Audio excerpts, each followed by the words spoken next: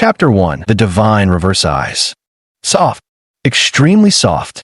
Super soft. In a dazed state, Yifeng felt as if his head had suddenly been split open, the intense stabbing pain causing his hands to flail uncontrollably. Like squeezing a sponge, a soft yet incredibly elastic sensation instantly filled his entire palm, shooting straight to his brain. This wondrous feeling seemed to make Yifeng forget the stabbing pain from his splitting headache, his entire being suddenly becoming energized. Forcing his eyes open, the bashful, budding gaze of Zhang Kursin was the first thing that met his sight. Her fair cheeks were flushed with a rosy hue, a delicate mix of shyness and petulance, as if they might drip with moisture at any moment. "Boss lady, where's this place? Why are you here?" Facing Zhang Kursin's dewy, captivating gaze, Yifeng forced out what he thought was his most charming smile. His memories still lingered on the moment before he lost consciousness. "You're finally awake? Thank goodness you're awake. Thank goodness. Where else would we be now?" "Of course it's the hospital. You fainted in the shop yesterday. You've been out for a full day." Seeing Yifeng regain consciousness, Zhang Kursin seemed to forget the strange sensation in her chest, taking a deep breath as her anxious heart finally settled. Hospital? Scanning his surroundings, Yifeng's mind fully cleared only when his gaze landed on the sheet bearing the words, Pingchuan City First People's Hospital. He remembered clearly, yesterday morning while cleaning, the moment he picked up a jade spring pot from the high-end display cabinet. It shattered. Then as he bent down to collect the fragments, he accidentally cut his finger and lost consciousness, remembering nothing afterward. That jade spring pot was something Yifeng had wiped at least 100 times before. Moreover, whenever he cleaned the antiques on that premium display cabinet, he always took extra care. Logically speaking, such an incident should never have happened. Yet against all expectations, the moment he picked up that Yachin teapot, it inexplicably shattered into pieces without warning. After carefully pondering the incident, Yifeng suddenly recalled something from the night before last. As he was leaving the shop after work to rest, he heard the sound of something breaking inside. At the time, he'd specifically returned to ask about it, only to have Li Yun nervously explain it was just a teacup he'd accidentally dropped. No big deal.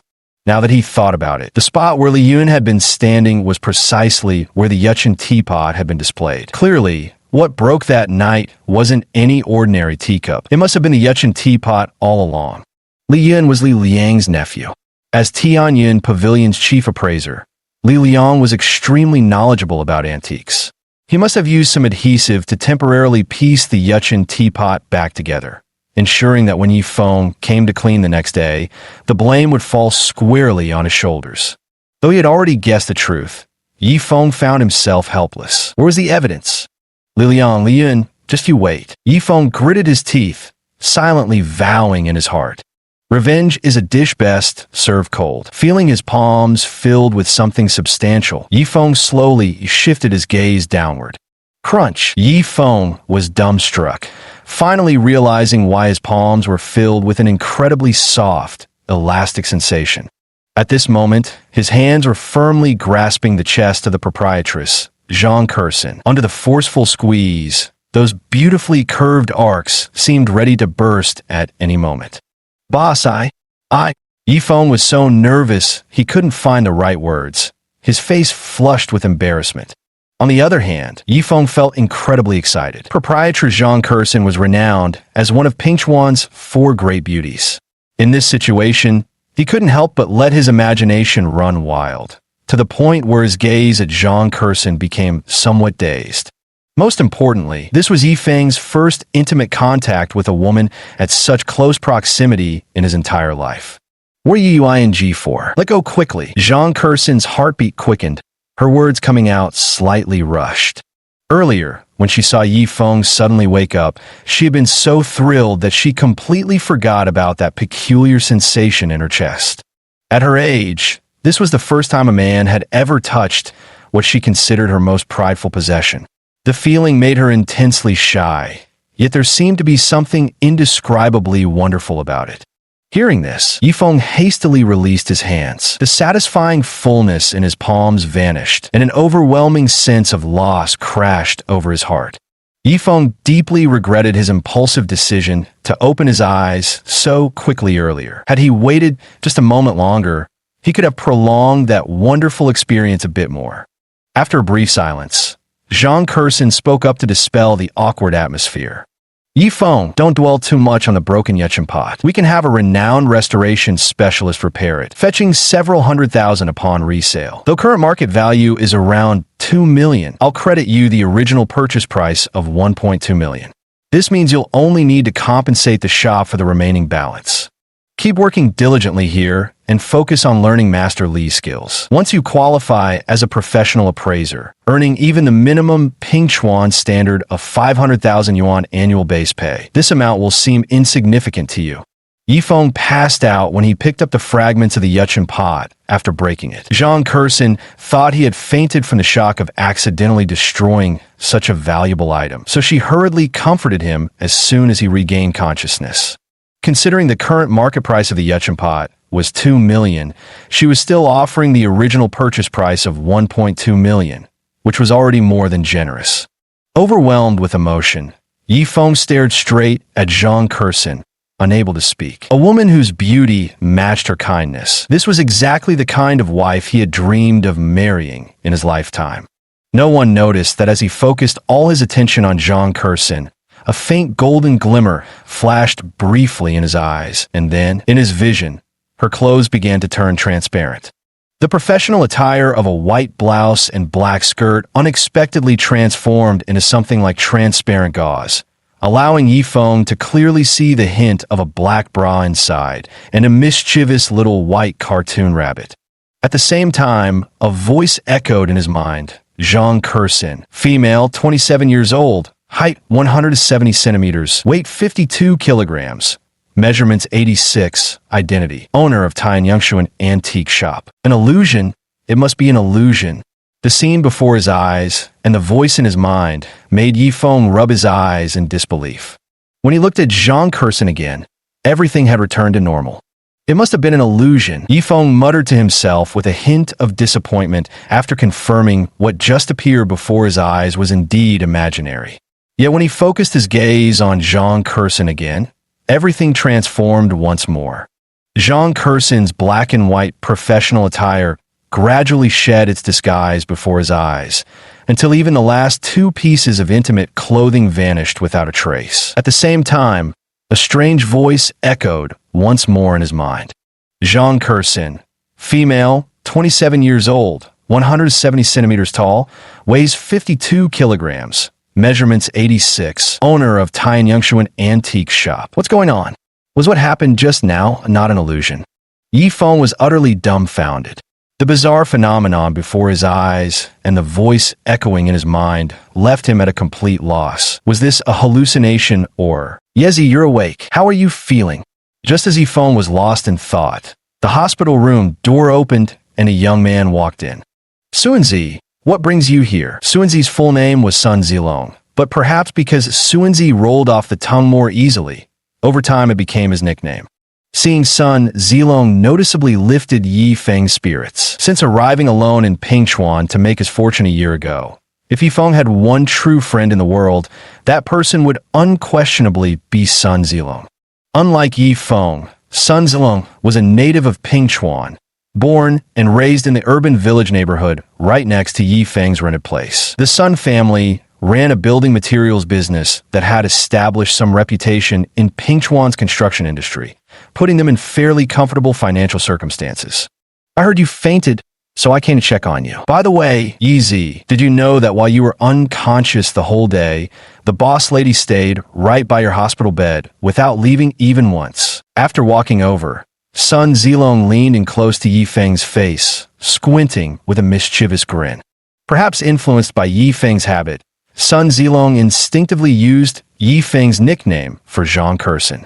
What? The boss lady had been guarding me at the hospital from the moment I lost consciousness until now. Hearing this sudden news, Yifeng's mind buzzed into chaos as excitement sent involuntary tremors through his body. What was happening? Fragmented thoughts collided in his mind. Zhang Kursin blushed instantly upon hearing this, standing up to say, "Well, Since Yifeng has woken up and Xiaolong is here too, I'll head back first. Haven't been to the shop all day. Need to check on things. With that, she hurried away. The stiletto heel's momentum made her sculpted derriere, tightly wrapped in a black miniskirt, sway rhythmically from side to side. I reckon there's a 90% chance the proprietress has taken a shine to you, Sun Zilong remarked with a knowing grin, watching Zhang Kerson's retreating figure. Get out of here, stop bullshitting. She's a classic rich, beautiful, and elegant type. No way she'd spare a glance for poor losers like us. Yifeng gave a self-deprecating laugh. Though he spoke those words, his thoughts were racing in an entirely different direction. Ever since he first laid eyes on the proprietress at Tianyun Pavilion a year ago, Yifeng had buried those feelings deep in his heart. He'd always secretly hoped that one day he might marry a woman like her, not just beautiful in appearance, but even more radiant in soul and character. Chapter 2.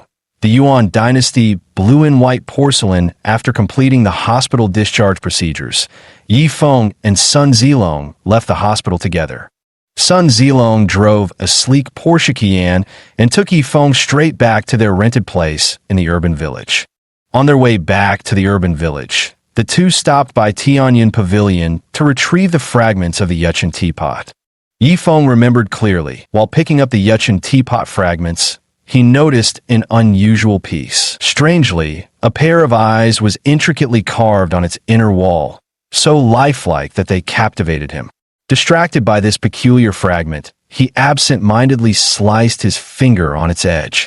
Bright red blood trickled down his finger and dripped onto the carved eyes inside the fragment. Then, a faint golden glow flashed across the inner wall as the sculpted eyes transformed into two streams of pale golden light, surging into his own eyes, before everything went black. "Grandson, I've got things to attend to, so I'll head back first. Let's catch up when we're free." Arriving at the rented house in the urban village, Yifeng bid Sun Zilong a quick farewell before hurriedly getting out of the car and rushing back to his place. Inside the rental, Yifeng immediately locked the door behind him and eagerly began sifting through the fragments of the jade spring pot. 10 minutes passed, then 20. A full half-hour later, after going through the jade spring pot's pieces at least 3 times, Yifeng could now be absolutely certain. The changes in his eyes were undeniably connected to the eye patterns carved on the inner walls of these pot fragments. After figuring out the issue, Yifeng couldn't wait to start conducting experiments. He remembered very clearly at the hospital. Both times the female shopkeeper changed only when he focused his energy.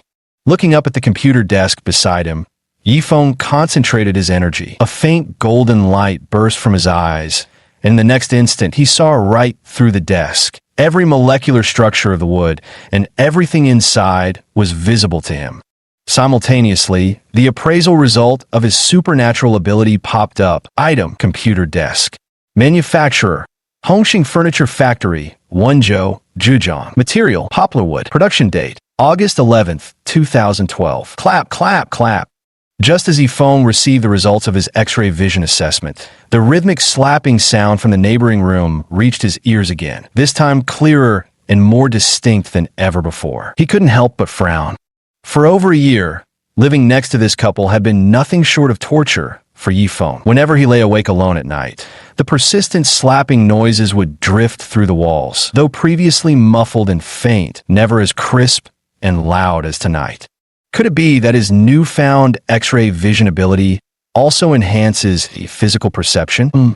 Next door, following a brief moment of panting, a woman's voice chimed in. "Honey, do you think this porcelain piece we stole from that old man is the real deal? I don't know, it does have an antique feel to it, but something doesn't seem right. This is Yuan Dynasty Blue and White Porcelain.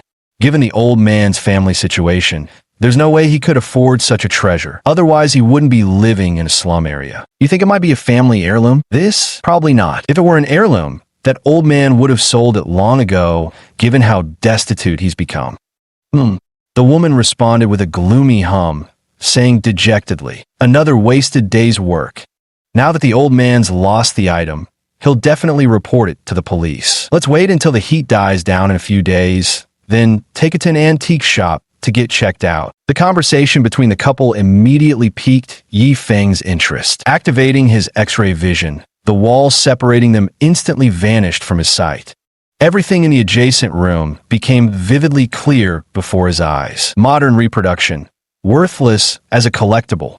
Modern reproduction, worthless as a collectible. Late Qing Dynasty official kiln porcelain. Average collectible value. Yuan Dynasty blue and white porcelain. Extremely high collectible value. The thieving couple's room contained many antique-looking items, but most turned out to be fakes, which deeply disappointed Yifeng. However, when appraising the blue and white porcelain mentioned by the couple moments earlier, his body began trembling uncontrollably. Yuan blue and white porcelain. This is the king of ceramics. Even the most ordinary piece of Yuan blue and white is worth millions, with many pieces fetching tens of millions or more. If I could get my hands on this Yuan blue and white, settling a mere 700,000 in debt would be no problem at all, and I'd even have a hefty sum left over. X-ray vision for appraisals? Gambling on uncut jade? With such supernatural abilities, what's a mere Yuchen teapot in comparison? Yifeng, are you home? Just as Yifeng was pondering how to acquire this blue and white porcelain from this lucky pair of thieves, a knock came at the door, followed by a captivating voice from outside. The voice was strangely familiar. It was none other than his beautiful landlady Kong Xiaoyu. In his mind, Kong Xiaoyu had left a very favorable impression. There were many pretty women in the world, but rare were those like Kong Xiaoyu, who was not only stunningly beautiful, but also kind-hearted. The beautiful restaurant owner Zhang Kursin was one of the few exceptions. Sister Kong, were you looking for me? Collecting himself, Yifeng walked over and opened the door to ask. As the door swung open, his gaze fell upon Kong Xiaoyu, dressed in a white blouse, a black miniskirt, sheer black stockings, and slender high heels. Her fair skin glistened like a water lily fresh from the pond, so dewy it seemed drops could fall at any moment. Her delicate features, high-bridged nose, sharply defined chin, and clear, sparkling eyes were like a crystal-clear mountain stream. Dressed in professional attire, her perfect figure was outlined just right, tall and slender with well-defined curves. The fabric of her white blouse strained slightly at the chest, the size 36 tightly restraining what lay beneath, tracing an alluringly graceful arc. With the second button undone at the collar, it revealed more of the skin at her neck, paired with the side of her legs mostly wrapped in sheer black stockings. An undeniably tempting sight. The faucet in my bathroom is broken. Could you help me fix it? Kong Xiaoyu leaned lazily against the doorframe with one arm, striking a pose that sent an immediate thrill through Yifeng's heart. Yifeng couldn't help but activate his penetrating vision ability. Instantly, Kong Xiaoyu's clothes became transparent, as if she were merely draped in a thin veil. Then, even this translucent veil vanished, leaving Kong Xiaoyu completely exposed in his line of sight. Voluptuous curves, a slender waist, long legs, and those dangerously blood-rushing regions. Yifeng, what's wrong with you? Are you okay? Facing Yifeng's dazed stare, Kong Xiaoyu felt something odd. She sensed today's Yifeng seemed like a different person. Even his gaze toward her had suddenly changed. Kong Xiaoyu was a native of Pingchuan. Her family owned a 3-story building in the urban village where they lived on the first floor, while renting out standard rooms on the remaining 2 floors. Yifeng occupied one such standard room on the second floor. For a long time, Kong Xiaoyu had held a rather favorable impression of Yifeng. Having struggled in the workforce for years, she'd encountered all kinds of people among the many tenants here. Nearly every male tenant couldn't hide the desire in their eyes when they glanced at her, except Yifeng, who was the sole exception. This was precisely why she always turned to Yifeng whenever she needed help with anything. "Oh no, it's nothing," Yifeng hurriedly replied as he withdrew his special vision abilities. Kong Xiaoyu's body instantly returned to normal. "Really? You seem a bit off today, distracted, absent-minded. Could it be you're seeing someone?" Kong Xiaoyu teased with a laugh. "Sister Kong, I'm just a poor boy from the countryside. What girl would be blind enough to fancy me?" Yifeng said self-deprecatingly. "Hee, you shouldn't say that. I think you're quite outstanding. Sister's sure there'll be girls who like you." Kong Xiaoyu replied. "Miss Kong, stop teasing me. Let's just go change the faucet," Yifeng said. MHM. Kong Xiaoyu responded and turned to walk downstairs. Her sexy, perky bottom swayed evenly from side to side with each step in her high heels. Following behind, Yifeng couldn't help but activate his special vision again as he watched the tight curve straining against her skirt. In an instant, he got an unobstructed rear view in extreme close-up. Her delicate skin, voluptuous curves, and those long yet shapely thighs visible from behind, perhaps due to her professional training, radiated a beauty bursting with explosive vitality. In an instant, Yifeng felt a certain part of his trousers seem to become uncomfortably tight. After heading downstairs to Kong Xiaoyu's room, he swiftly replaced the faucet, which she had bought on her way home from work, in the bathroom, finishing the job in just over 10 minutes. Yifeng, you're done already? Here, have a drink to quench your thirst. Kong Xiaoyu had somehow changed into a loose silk nightgown and was approaching him with a bottle of beverage. The loose nightgown did nothing to conceal her stunning figure. Instead, it revealed a tempting expanse of skin below her neck. The sight of her bare legs, half exposed to the air, was utterly bewitching. In an instant, Yifeng uncontrollably activated his X-ray vision again.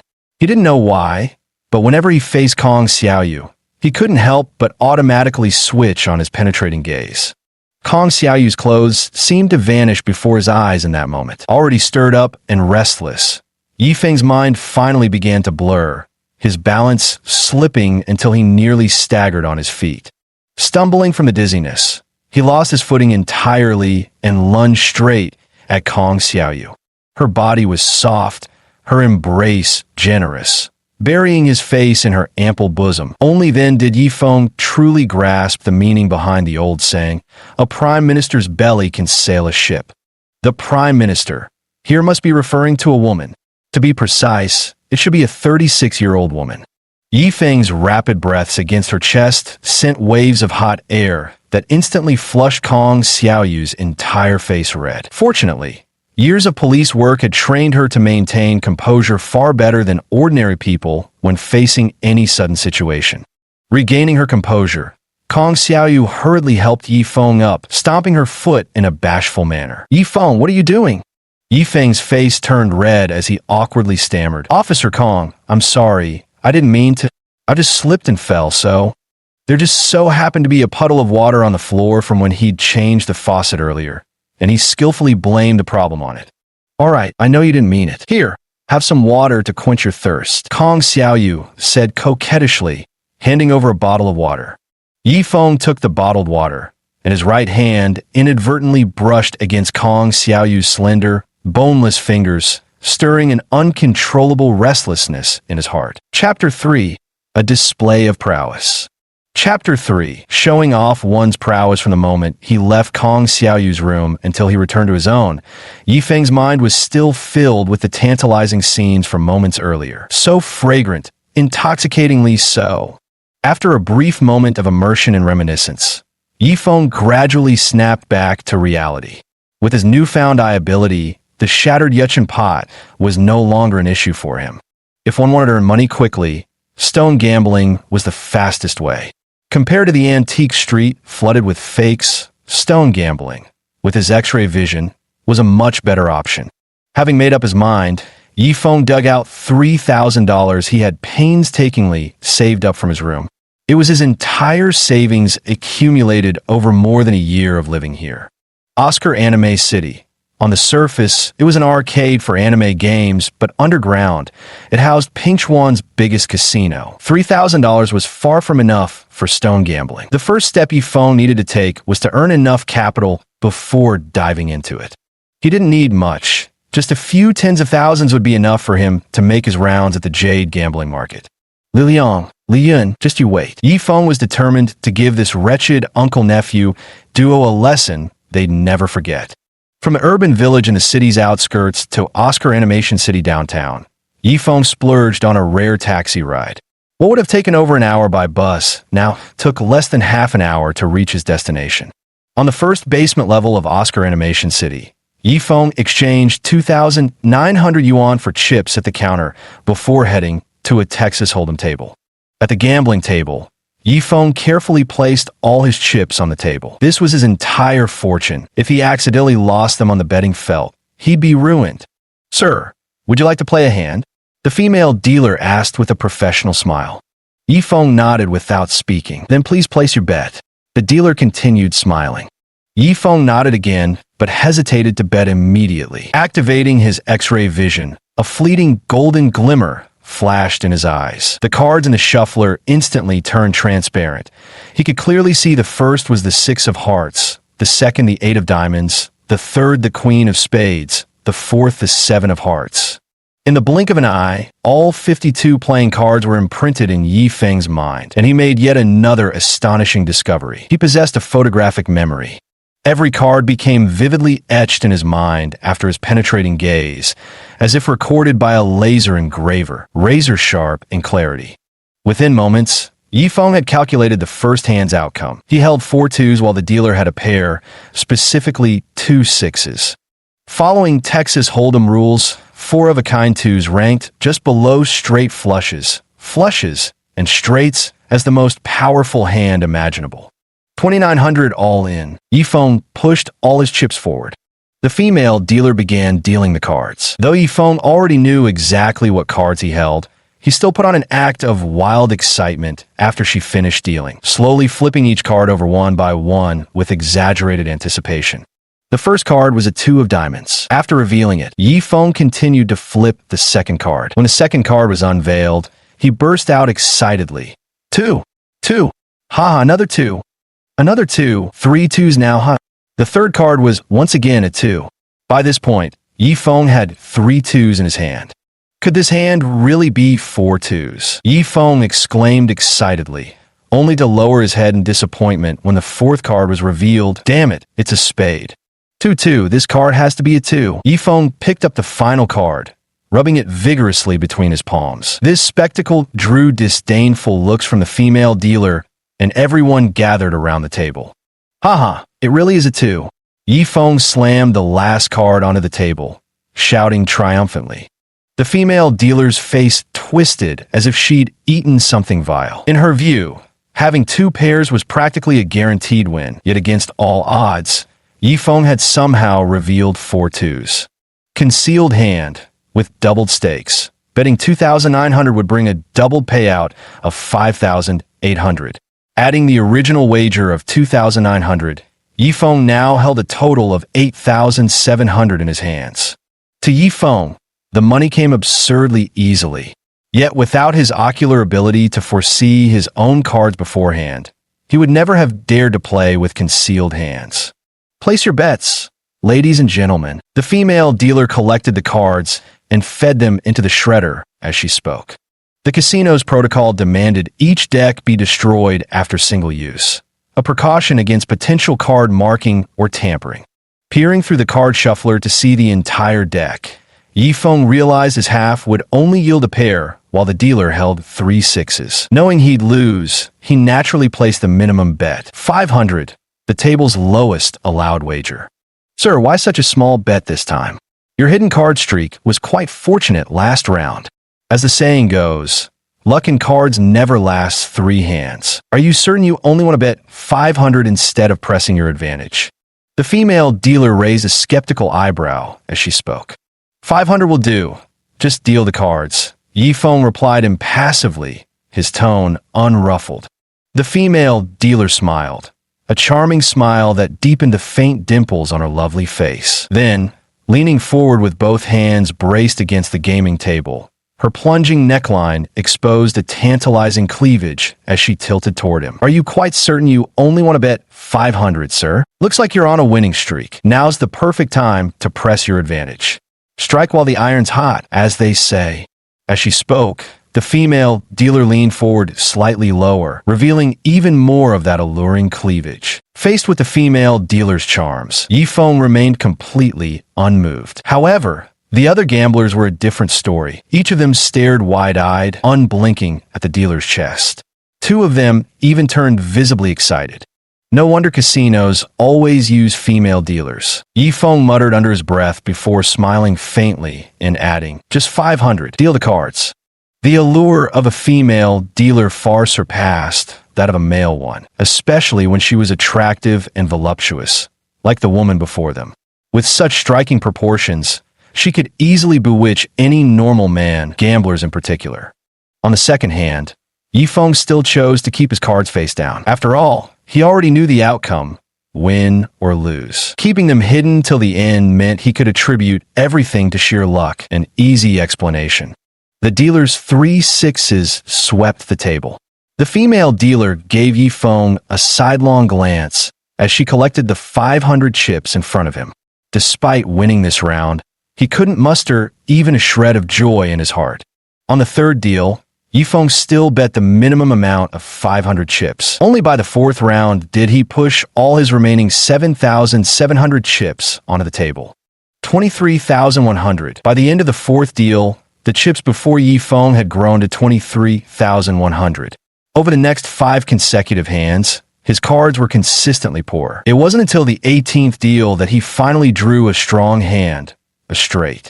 For this round, Yifeng staked his entire stack of 20,100 chips. 60,300. By the end of the 10th hand, the chips in front of Yifeng had grown to 60,300. In the following rounds, Yifeng continued using his X-ray vision to observe the cards. He placed large bets when the hand was strong and the minimum when it was weak. After 7 losses and 3 wins, his stack gradually increased from 60,300 to 370,000. Of course, this was the result of Yifeng deliberately holding back. If he had gone all in every time he knew he could win, it would have drawn far too much attention. As time ticked by, Yifeng maintained a strategy. Whenever he was certain of victory, he would place a massive bet in every third hand, supplementing with moderately sized wagers in the other 2. This careful cycling allowed him to keep the dealer from noticing anything unusual while squeezing in more chances to play.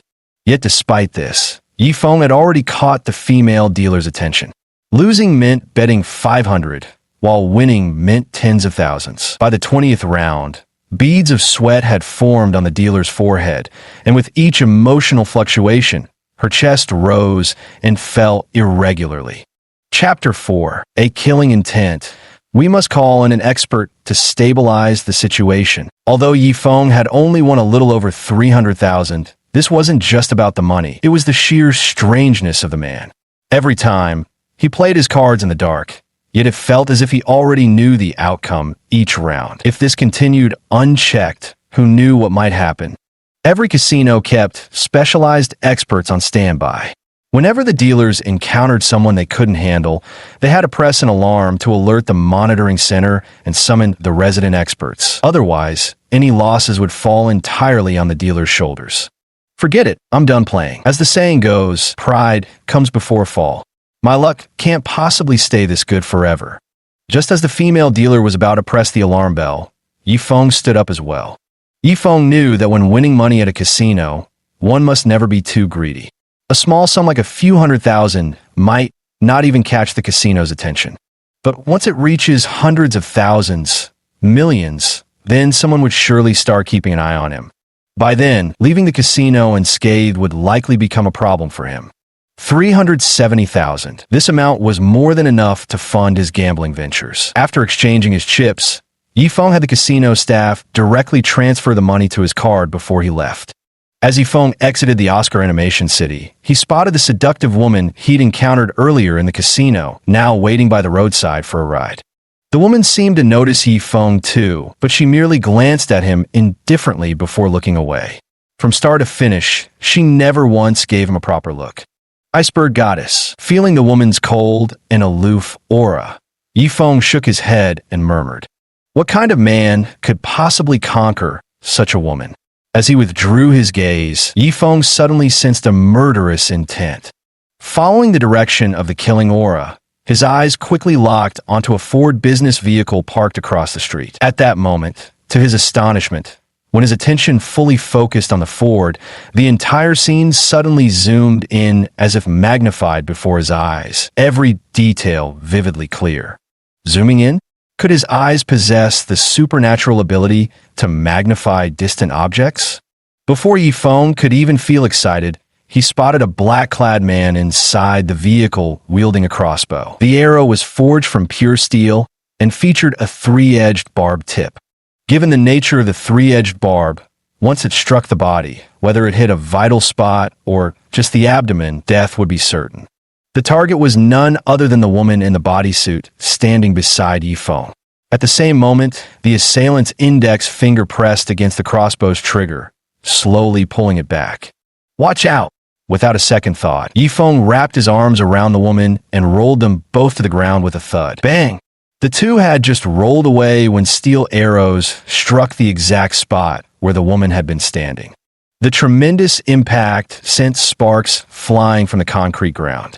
Not daring to pause for even a second, Yifeng hugged the skin-tight clad woman tighter as they continued rolling. Thud! Thud!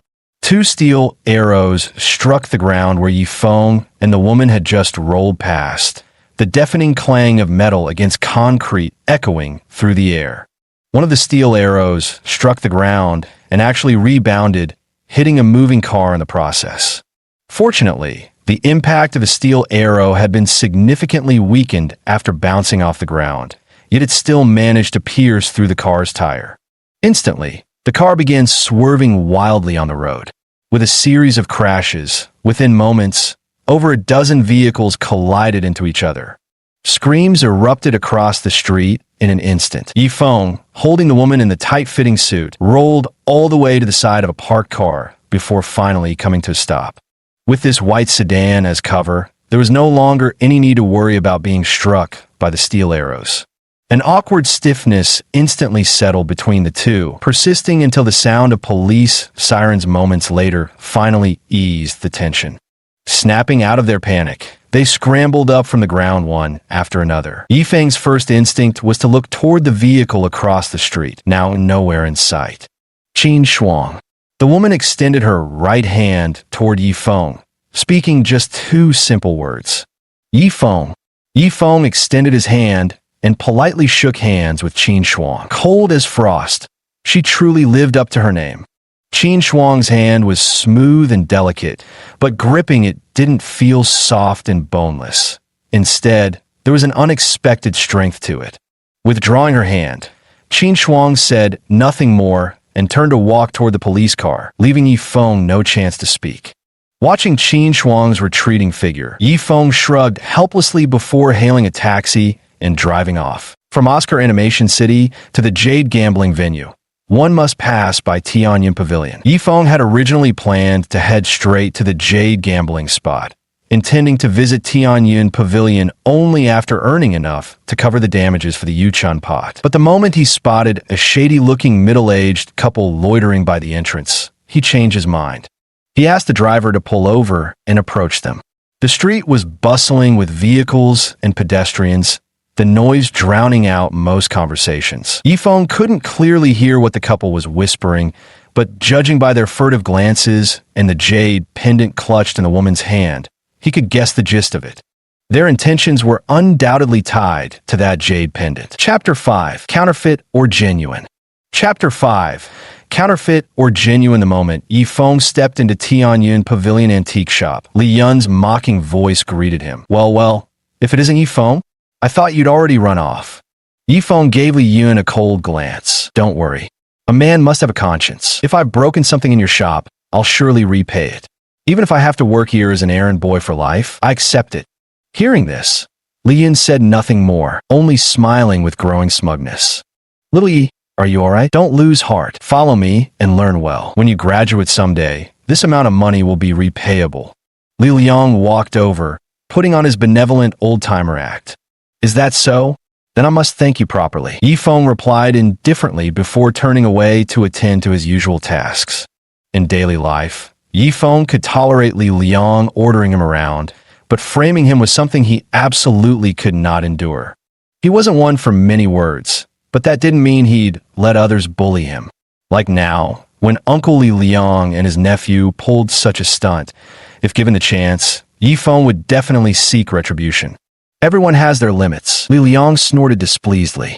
After about 3 minutes had passed, a middle-aged woman with delicate features and tasteful, well-dressed attire walked in.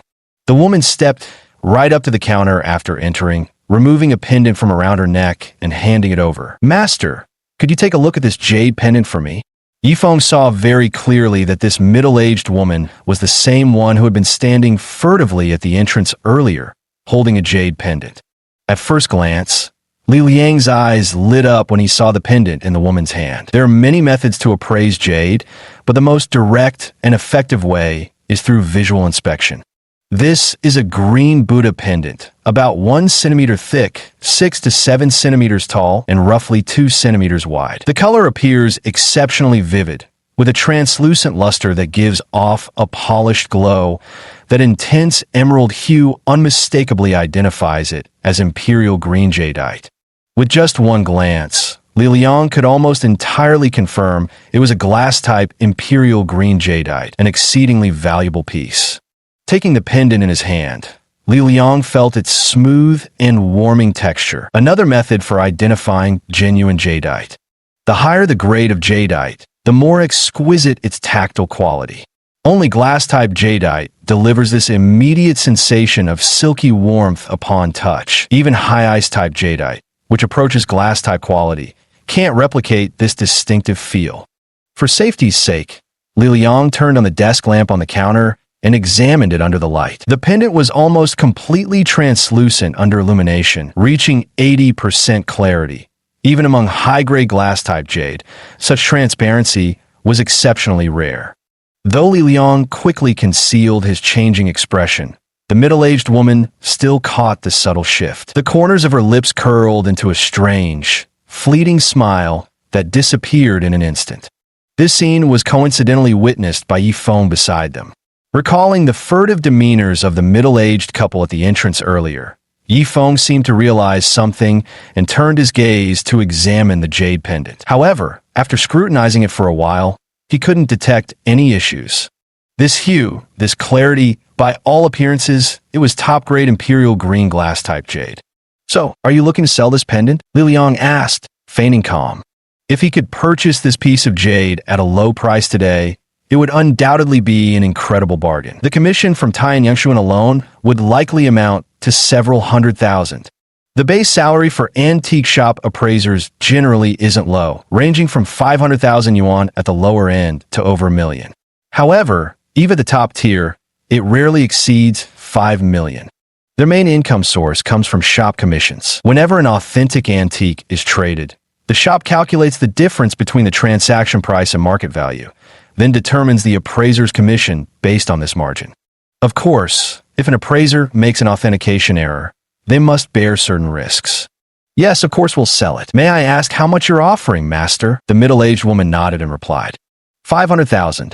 Though this jade is decent, it's a pity it's only ice grade, so its value is limited, Li Liang said tentatively. The middle-aged woman shook her head. "No, 500,000 is way too low. I had it appraised. This isn't ordinary ice grade, but high ice grade, almost glass grade." Li Liang was secretly delighted. It seemed his gamble today would pay off. He had no idea who the woman had hired for the appraisal. That clearly glass-grade jade had been mistaken for high ice grade. The middle-aged woman kept stealing glances at Li Liang from the corner of her eye, a fleeting look of smug satisfaction flickering across her face. Yifeng's expression grew even graver. After putting on another show of careful examination, Li Liang nodded and said, "Not bad. It is indeed high-grade ice jade. I must have misjudged it earlier. How about this? I'll give you 1 million for it. Whether to sell or not is up to you." "That's too low. 3 million. Can't do it. Just 1 million. How about this? 2 million then. 1.5 million. Take it or leave it. This piece of jade is too small. Even if it's high-grade ice jade, its value is quite limited." Li Liang shook his head firmly as he spoke. After hesitating for a moment, the middle-aged woman finally nodded in agreement. "All right, 1.5 million it is. If I weren't in such urgent need of money, I really wouldn't be willing to sell it. 600,000 is just too low. This is a family heirloom we're talking about." After settling on the price, Li Liang asked Li Yin to go upstairs and fetch the shop owner, Zhang Kersen. Though he was the appraiser for Tianyun Pavilion, any transaction exceeding 500,000 required Zhang Kersen's approval. Moments later, Zhang Kursin descended the stairs. "Boss, this lady here has a piece of high-grade ice jadeite she wants to sell. We've already negotiated the price at 1.5 million. Please take a look." Upon seeing Zhang Kursin, Li Liang spoke. Zhang Kursin froze in astonishment. Li Liang had worked as an appraiser in the shop for over a decade. A lump of high-quality ice jadeite this size absolutely shouldn't have been priced as high as 1.5 million yuan. After all, even if it's high ice jadeite, the relatively small volume would significantly reduce its value. While the middle-aged woman wasn't paying attention, Li Liang shot a meaningful glance. Noticing Li Liang's look, Zhang Kursin seemed to realize something. After staring at the jadeite pendant for a moment, her expression grew serious. "This isn't some high-grade ice jade at all. It's unmistakably glass-grade imperial jade. No wonder Li Liang paid a whopping 1.5 million for it. A glass-grade jade pendant of this caliber, with such exquisite craftsmanship, could easily fetch over 10 million at auction. And if it catches the eye of a passionate collector, selling for tens of millions wouldn't be out of the question." Zhang Kursin cast a meaningful glance at Li Liang. Receiving his confirming nod, she felt completely at ease. After all, who doesn't love stumbling upon an undervalued treasure? After obtaining the middle-aged woman's bank account details, Zhang Kursin prepared to make the transfer. At that moment, a fleeting gleam of triumph once again flashed across the woman's eyes. From the woman's furtive behavior at the entrance to her peculiar, shifting expressions inside the shop, Yifeng grew increasingly uneasy. Something felt profoundly wrong about this transaction. "Wait a minute." Just as Zhang Kursin was about to transfer the money, Yifeng finally called out. Zhang Kursin stopped, looking at Yifeng with some confusion. Li Liang's expression also changed, while the middle-aged woman panicked inwardly. "Boss lady, could you let me take a look at that jade pendant too? What's it to look at? I've already confirmed it's high-quality ice jade. No need to check again." Li Liang replied unhappily, convinced that Yifeng was simply jealous of his extraordinary bargain and couldn't stomach it. "How do you know it's high-grade ice jade? What if it's not?" Yifeng countered. "What do you know about these things? Who says you get to decide what I understand? Besides, I'm just taking a look. What's the harm in that?" "You." Before Li Liang could continue, Zhang Kursin intervened, handing the jade pendant to Yifeng. "Masterly. If Yifeng wants to examine it, let him have a look." Li Liang glared at Yifeng with displeasure, but said nothing more. Taking the pendant, Yifeng began examining it with his eyes. Most fake jadeite on the market nowadays is made from high-density synthetic glass, whose internal molecular structure differs fundamentally from real jadeite. Therefore, without even needing to activate his special detection ability, he could simply use his penetrating vision to observe the pendant's internal molecular composition. Glass fibers, jadeite powder. Yifeng's hand trembled slightly, nearly dropping the pendant, startling the others whose hearts leaped to their throats. Now he finally understood the change in the woman's expression and why she had deliberately misrepresented this obvious glass-grade jadeite as high ice-grade jadeite that had been authenticated by others. The whole affair was clearly an attempt to deceive. If not for his extraordinary ability, Tianyan Pavilion might very well have fallen for this scam today. Originally, given Yifeng's dislike for Li Liang, he would have just let him be fooled, teaching him a lesson to behave better in the future, which would also strengthen his own standing at Tianyanxian. But after all, this shop belonged to Zhang Kursin, and whether it was her usual kindness or her generosity after the jade teapot incident, the proprietress had treated him very well. No matter what, he couldn't let her lose out because of this. Li Liang snatched the pendant and gripped it tightly in his hand, warning, "Be careful. If you break it, you'll be responsible." Then he turned his gaze back to Zhang Kursin, making his intention clear. The transaction should continue. Zhang Kursin was equally anxious and was about to proceed with the transaction. Just then, Yifeng suddenly snatched the computer and said, "Boss lady, this thing is fake. It's a high-tech imitation, not true glass-grade jade. Currently, there's an advanced imitation technique called 3D printing technology. It involves crushing high-density glass and mixing it with jade powder and some chemicals. Using 3D printing technology, it's replicated without altering its molecular structure, making it look and feel identical to genuine jade. Most appraisers can't tell the difference unless they're top-tier masters. Li Liang clearly didn't possess that level of expertise. Otherwise, he wouldn't be working as an appraiser at Tai and Yangshuan. Zhang Kerson's face changed color, and so did Li Liang's. Now that Yi Feng had exposed the truth, it was unlikely they could still get the pendant for 2 million yuan. As for the woman, her face grew even paler. However, she had concealed it well, and no one noticed except for Yi Feng, of course. After a moment of contemplation, the woman feigned composure and said, "All right, I'm not selling anymore. Now I understand why you were willing to pay 2 million for this supposedly high-ice jadeite. Turns out it's not high ice, but glass grade." With that, the woman made a show of trying to retrieve the pendant from Li Liang. Enraged, Li Liang glared at Yi Feng furiously. "Yi Feng, you just ruined a done deal. You're responsible for this loss. It's fake, not glass grade." Yi Feng repeated once more. "Fake? I didn't even notice anything wrong, yet you spotted it? Where did you learn such appraisal skills? Didn't you learn everything by observing me? And now you dare claim this item is fake." "Master Li, in the appraisal business, just like in studies, I did learn everything by watching you work. But objects are rigid while people are flexible. Have you ever seen anyone who rigidly follows textbooks achieve great things? When I say this thing is fake, it's fake." "Fine. Show me your proof then." Li Liang snapped angrily. Chapter 6. The Boss Lady's Special Regard.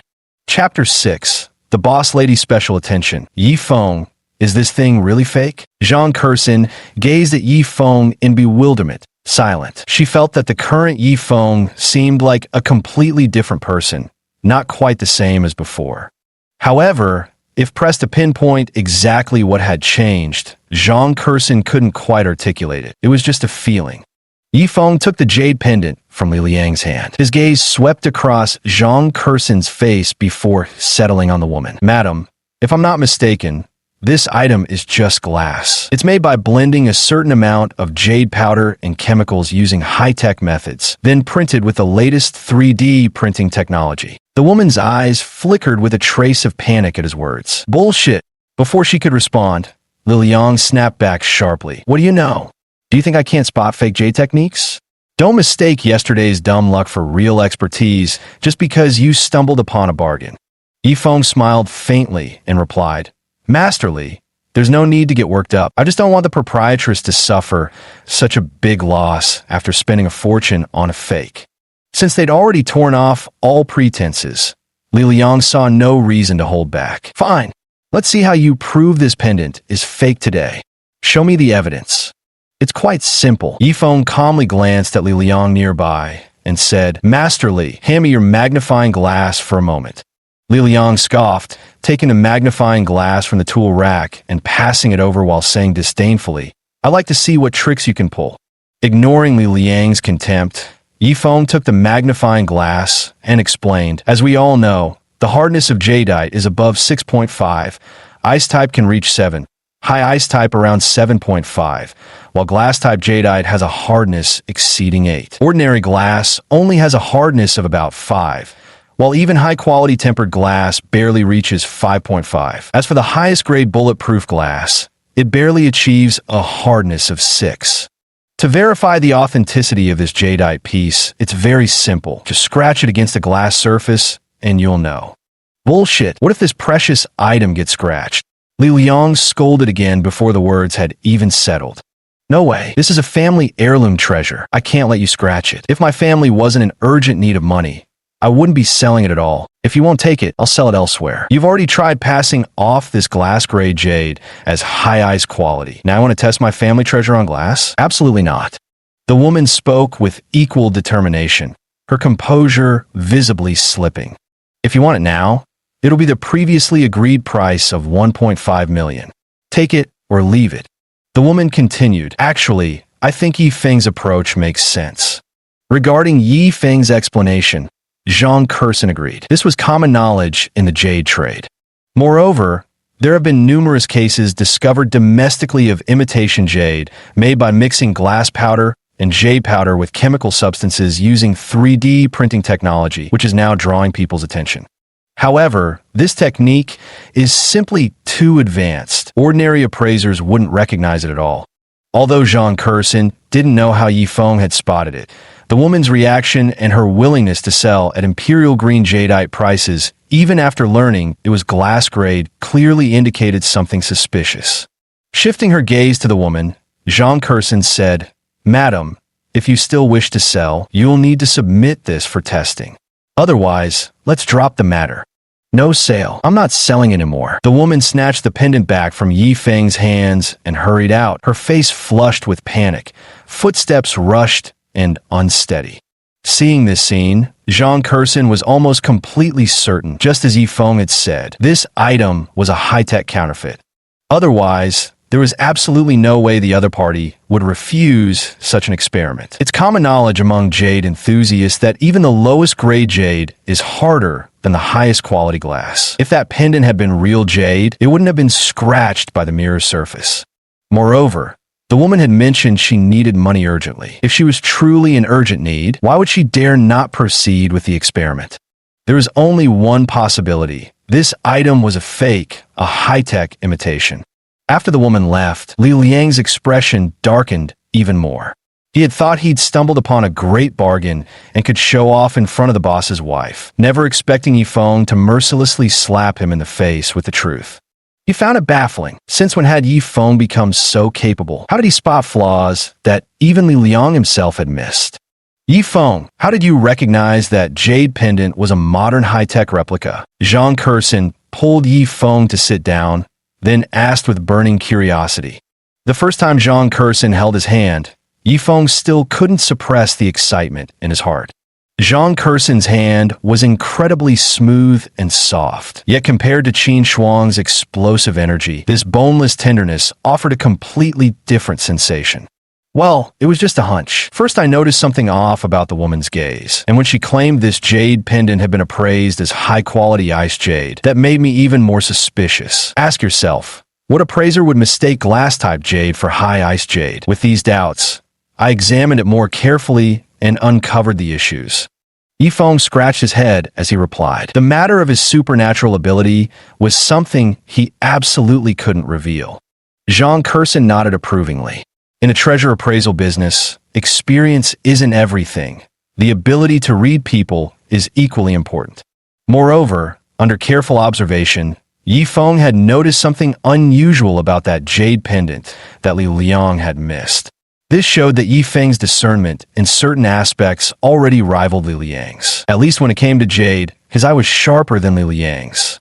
Of course, Jean Curson harbored a trace of doubt in her heart. She couldn't understand how Yi Feng had attained such profound knowledge of jade that even professional appraiser Li Liang had missed what he'd spotted. While this certainly owed something to Yi Feng's people-reading skills, his innate discernment was undoubtedly remarkable. "Yi Feng, keep up the good work. Starting tomorrow, you'll be assisting with appraisals in the shop too. The probation period is 1 month. If after a month your skills truly meet the standards of an appraiser, you'll officially become an appraiser at Tianyangxuan too. At that point, I'll guarantee you an annual salary of at least $500,000. Jean Curson said with a smile. Li Liang excels in antiques, while Yi Feng possesses extraordinary knowledge of jadeite. The combination of these two will undoubtedly elevate Tianyangxuan to new heights. Jean Curson still felt a twinge of regret. Why hadn't she discovered Yi Feng's exceptional insight into jadeite earlier? Yi Feng froze for a moment, saying nothing. Such a small amount of money would have thrilled him beyond measure before, but now, it didn't stir even the slightest excitement in his heart. Just in the short span of less than an hour at Oscar Anime City earlier, he had already earned over 300,000. What was a mere 500,000 in comparison? With such an extraordinary supernatural ability to see through objects and treasures, settling for the status quo simply wasn't an option. Failing to achieve something remarkable would be a disgrace to this heaven-defying gift. Moreover, only after establishing his own career and attaining the capability to protect the proprietress would he earn the right to confess his true feelings. Yi Feng, 500,000 is just the base salary. If you're lucky enough to earn commissions, you might even repay that 1.2 million Yechen teapot within a year. Jean Curson thought Yi Feng was simply overwhelmed by the sudden news. Smiling, she continued. Boss lady, thank you. Yi Feng responded with a grateful smile. Although 1.2 million meant nothing to him now, He knew Zhang Kursin was genuinely trying to help him. At this moment, in his eyes, she appeared more beautiful than ever before. A beautiful soul with outward beauty. Yifeng felt that Zhang Kursin was the epitome of feminine perfection crafted by the creator. Yifeng was tempted to use his X-ray vision on Zhang Kursin, but he ultimately suppressed the urge. He couldn't bear to tarnish the beauty she held in his heart. Zhang Kursin smiled and was about to say something when an elderly woman walked into the shop, holding a calligraphy scroll. The mounting was corroded. Unless artificially aged, it was surely an antique. This was left to me by my late husband. He said it's a treasure, a calligraphy piece by Wu Changshuo, quite valuable. The old lady walked up to the counter and addressed Li Liang directly. Without saying a word, Li Liang took the calligraphy scroll, unfurled it, and began examining it carefully. As the chief appraiser of Tianyun Pavilion, Li Liang had a keen eye for antiques. He could tell at a glance that this was indeed an old piece, likely dating back to the Republican era. However, while the calligraphy scroll had some age to it, it was clearly not the work of any renowned master. As for it being by Wu Changshuo, that was absolutely impossible. The brushstrokes noticeably lacked vigor. The composition felt stiff and lifeless, and the seal was completely faded. What's more, there wasn't even a signature to be found. Furthermore, the material of the scroll itself was of poor quality, something any connoisseur could spot immediately. Chapter 7. An authentic Wu Changshuo. Chapter 7. The authentic Wu Changshuo calligraphy, ma'am. Perhaps you should take this calligraphy somewhere else for an appraisal. Li Liang shook his head as he spoke. It was an unspoken rule in the trade. Even when spotting a fake, one never outright denounced it in person. But his implication was crystal clear. Any sharp ear would catch his drift instantly. Master, when my husband left this calligraphy copybook to me, he truly said it was a rare work by Wu Changshuo and very valuable. If it weren't for urgent family matters requiring money, I would never sell this. It's the only thing my husband left me. The old lady spoke, a faint smile appearing on her face as if recalling days gone by. Take this somewhere else, please. How much can you give me if I sell it here? After a moment of silence, the old woman asked. 500, that's the absolute most. I'm only giving you 500 out of pity for an old lady like you. Otherwise, it wouldn't exceed 300. Li Liang said indifferently. Not a cent more. Li Liang shook his head without speaking. Upon hearing this, the old woman looked somewhat crestfallen. She folded the calligraphy piece and turned to leave. Seeing the old lady's expression, Yifeng felt she wasn't lying and quickly followed up. Madam, may I take a look at that calligraphy piece in your hand? The old woman glanced at him, recognizing Yifeng as one of the shop assistants, then cautiously handed it over. Be careful. Don't damage it. My husband says this is an authentic Wu Changshuo piece, but your master appraiser here can't recognize true treasure. Her husband was an exceedingly knowledgeable man, though the old woman herself had never received any education. To her, her husband was an idol whom she deeply revered. Since he declared this to be a genuine Wu Changshuo, then it must be so. Clearly just the shop's master appraiser who failed to recognize its worth. Taking the calligraphy with a smile, Yifeng replied, Don't worry, ma'am. Let me examine it first. If it meets my standards, I'll pay to purchase it. With his enhanced vision ability, there was no need to worry about buying counterfeits. If it was genuinely a Wu Changshuo calligraphy piece, he'd purchase it. If it was fake, he could simply claim it didn't meet his standards. A faint golden glimmer flashed imperceptibly through his eyes. The surface of the calligraphy scroll gradually turned transparent as his vision penetrated through it. Yifeng clearly saw another scroll hidden inside, the signature unmistakably bearing Wu Changshuo's name. The strokes of the calligraphy were vigorous and powerful, the signature crisp and clear. Unless it was an exceptionally skilled forgery, this was undoubtedly an authentic Wu Changshuo masterpiece. A genuine Wu Changshuo work, extremely high collectible value, worth a considerable fortune. Simultaneously, the familiar voice of his supernatural appraisal ability echoed once more. After verifying the results with his supernatural vision, Yifeng was stunned. It was indeed an authentic piece by Wu Changshuo. How much are you asking for this calligraphy piece, ma'am? Yifeng inquired casually. 200,000, not a single cent less. My grandson is seriously ill and needs surgery. Exactly 200,000. The elderly woman replied. All right, 200,000 it is. I'll take it, replied Yifeng. Witnessing this scene, Li Liang was stunned, staring at Yifeng in disbelief. Had this kid gone mad with dreams of striking it rich? The calligraphy piece was clearly not an authentic work by Wu Changshua. For this fool to spend 200,000 on such a piece, he must have been kicked in the head by a donkey. Xiaoyi, are you really going to buy this calligraphy? 200,000. Do you even have that kind of money? Of course there is. Don't forget the fragments of the Yuchen pot are still worth something. Though the money from selling them is far from the original value of the pot, we still got about 300,000 for them. Consider this money as a kind-hearted gesture for me to help this old lady out. What's wrong with that? Yifeng replied indifferently. Oomph, you brat, taking kindness for weakness. Fine, buy it if you want, but don't come crying afterward. Besides, you still owe Boss Zhang 1.2 million. You got 300,000 from selling the Yuchen pot fragments and didn't even pay off your debt first. Instead, you're playing the Good Samaritan. Who do you think you are? The merciful Guanyin Bodhisattva? You don't need to worry about this. I said I'll keep working here until I've repaid every cent I owe. Yifeng replied indifferently. Oomph. Li Liang snorted coldly and stopped speaking. Witnessing the scene, Zhang Curson stepped forward to mediate. Yifeng, you really shouldn't buy this thing. Don't worry about the money you owe me. I've already told you that starting tomorrow, you'll be working as a trainee appraiser. After a 1-month probation period, if you qualify, I'll give you an annual salary of 500,000 plus commissions. While 120,000 isn't small change, it'll become insignificant if you truly become Tian Yunxian's certified appraiser. Zhang Curson had considerable faith in Li Liang's expertise as an appraiser. Within Pingchuan's antique circles, Li Liang was indeed a respected figure. Moreover, Zhang Curson herself had quite a bit of knowledge about antiques. Though not as expert as Li Liang, she could still discern the basics. Take this calligraphy piece before her. Even she could tell at a glance that it was no authentic Wu Changshua original, but a complete counterfeit. Although Yifeng had demonstrated excellent discernment with that piece of glass-forged imperial emerald produced by 3D printing technology, his performance revealed more about his ability to read people's expressions than his true eye for gems.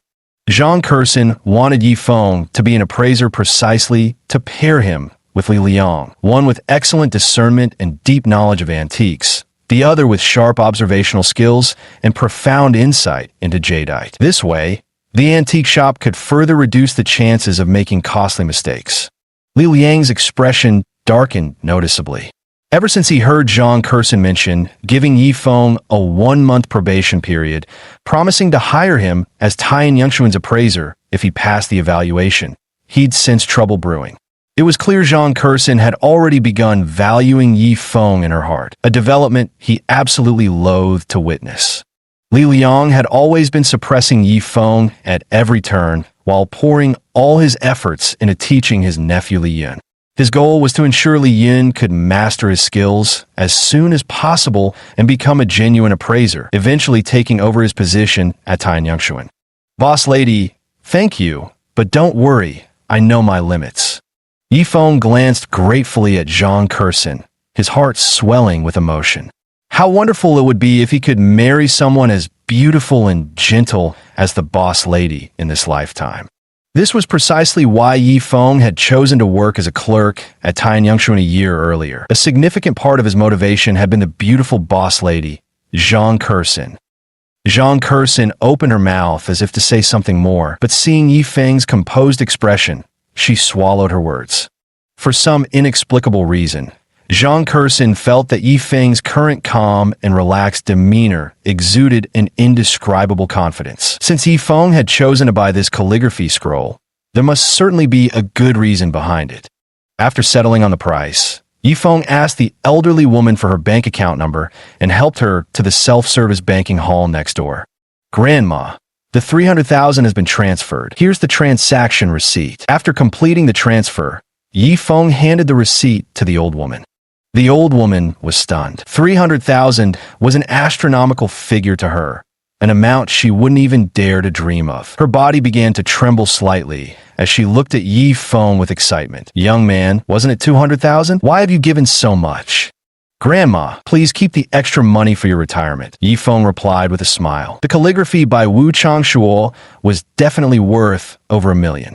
Given the old woman's difficult circumstances, if he didn't need to set aside some money for gambling on jadeite, he would have given her the full $370,000. After all, having just won so much money at Oscar Animation today, it wouldn't be wise for Yifeng to return anytime soon.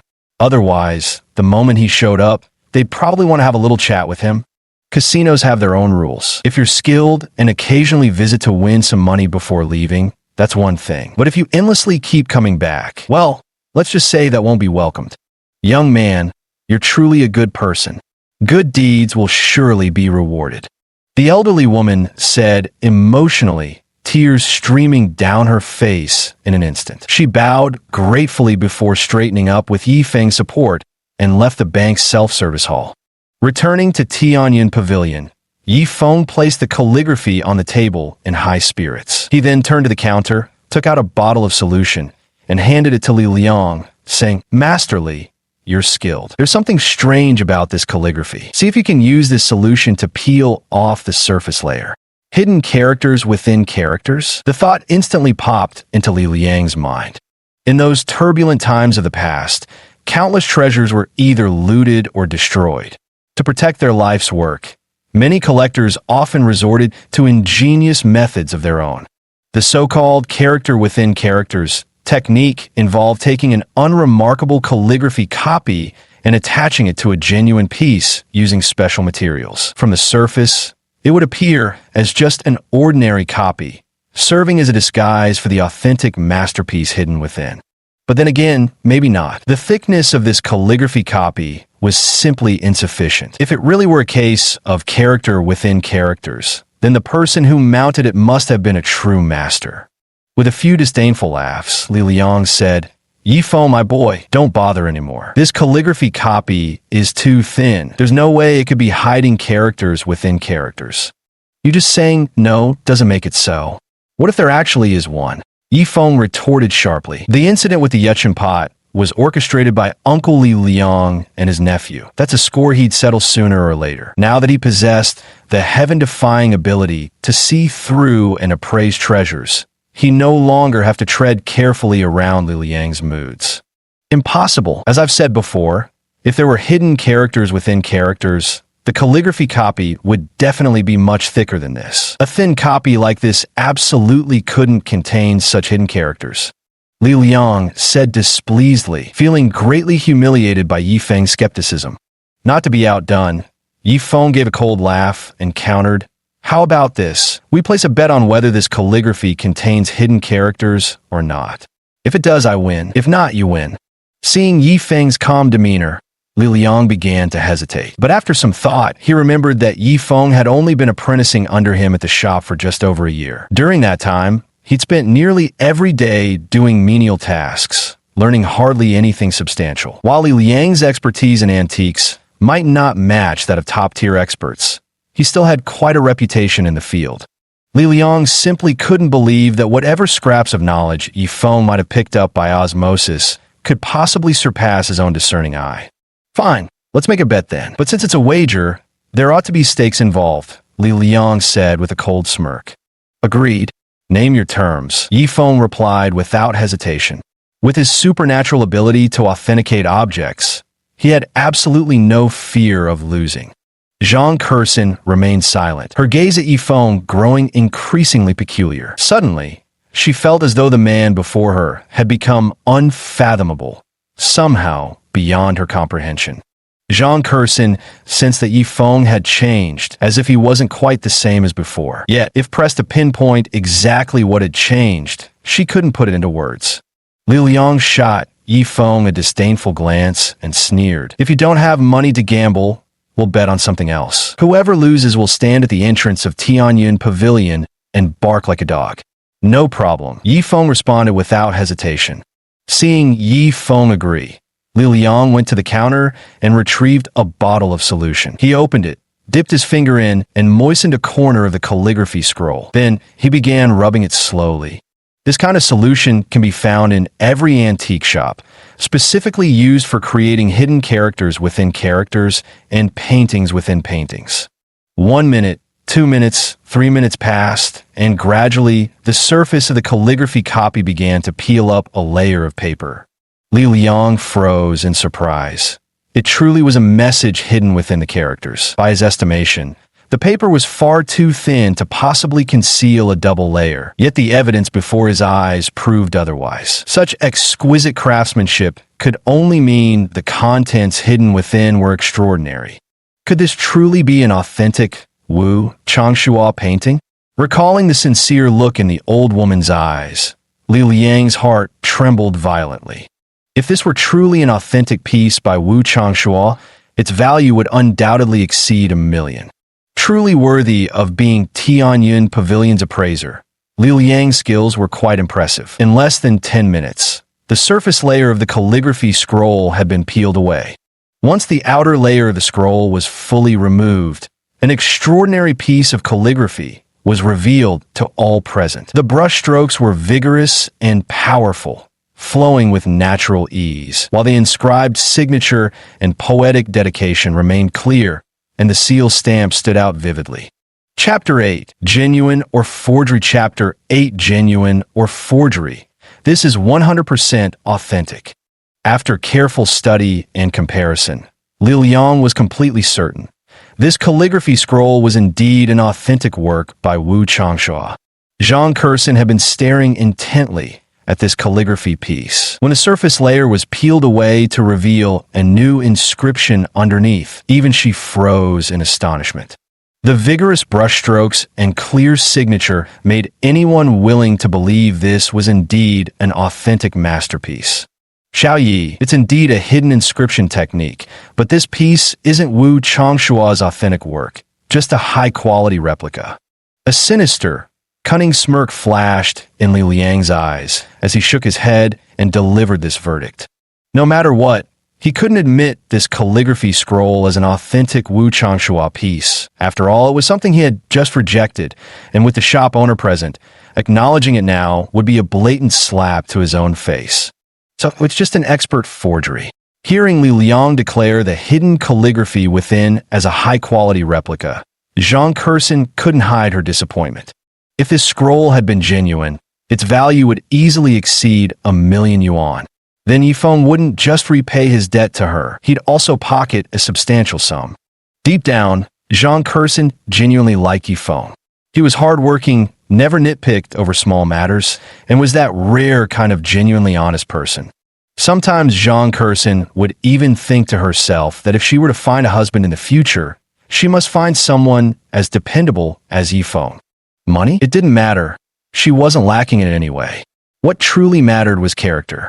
Who knows what Yifeng would think if he knew what was on Zhang Kurson's mind? Oh, really? Then Masterly, how much do you say this calligraphy is worth? Yifeng sneered as he asked. Had it been before, he might have fallen for Li Liang's bluff. But now, with his supernatural eyes, Li Liang was far too inexperienced to trick him. It's a high-quality replica, but no matter how similar, it can never be the real thing. At most, it's worth around $1,000, Li Liang said poker-faced. Yifeng burst into laughter. Masterly, whether this calligraphy is Wu Changshua's authentic work, you know better than I do. I've worked here for over a year, and the boss lady has treated me well. That's why I plan to sell this piece to the shop. Otherwise, if I took it to an auction, the price would at least double. If you insist on calling this a replica, then I'll have no choice but to take it elsewhere. Li Liang frowned deeply. Yifeng had only been with him for a little over a year, and he had hardly taught him anything.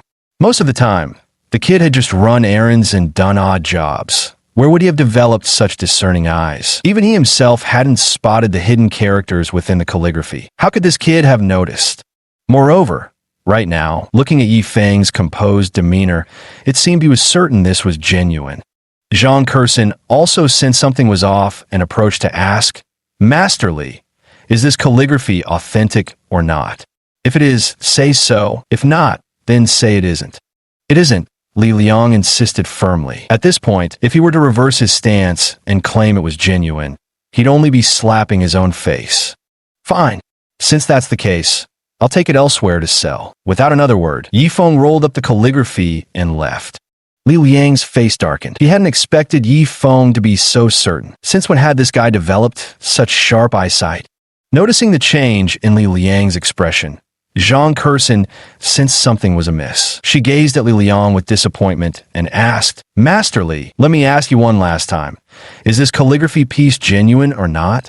Seeing the proprietress's anger, Li Liang reluctantly nodded in acknowledgement. "Umph." Zhang Curson snorted coldly and fell silent. Li Liang's heart trembled with growing unease. Beyond this, Li Liang harbored deeper concerns in his heart. He feared that if things continued this way, before long, Yifeng's standing at Tianyan Pavilion might even surpass his own. The antique shop primarily dealt in jade and relics. Having just misjudged a piece of glass-type imperial green jade and failed to discern the hidden characters in the calligraphy, it at least proved that in these two areas, his discernment fell short of Yifeng's. That left only porcelain, bronzeware, and miscellaneous antiques. If in the coming days he still couldn't outshine Yifeng in these remaining categories, he truly would hit the end of his rope.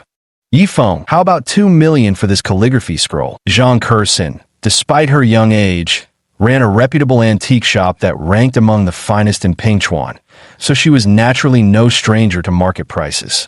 Yifeng nodded. "No problem, boss lady." Seeing Yifeng agree so readily, Zhang Curson smiled. After deducting the 1.2 million for the shattered Yechun pot, she still needed to pay Yifeng 800,000. "Give me your bank card. I'll transfer the money to you now." Zhang Curson extended her delicate hand and said, "Well, boss lady, the current market price of the Yechun pot is 2 million. Now that I have money, let's just go with 2 million. Zhang Curson shook her head with a smile. "I said it's 1.2 million, so 1.2 million it is." "No." Yifeng shook his head firmly. "Boss lady, you valued Wu Changshua's calligraphy at today's market price, so this Yechun teapot must also be appraised at current market value. Both happen to be worth 2 million exactly. Let's consider them offset." This was typical of Yifeng's character. He'd rather suffer losses himself than take advantage of others, a principle deeply ingrained in him since childhood by his parents' teachings. Poor in wealth, but not in spirit. Though we country folk may lack money, we've got backbone.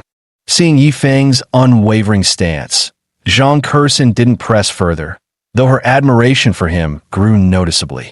Taking his hand, she prepared to lead him to their seats. Right now, she couldn't wait to figure out how Yifeng had managed to spot the hidden characters within the calligraphy. Even Li Liang hadn't noticed it, yet Yifeng, an apprentice who had only been in the trade for a little over a year, had seen through it. His discernment was truly astonishing. An unintentional action left Yifeng overwhelmed by the unexpected favor. As Zhang Curson grasped his hand once more, his heart trembled violently. That delicate, cool sensation was almost too much to bear.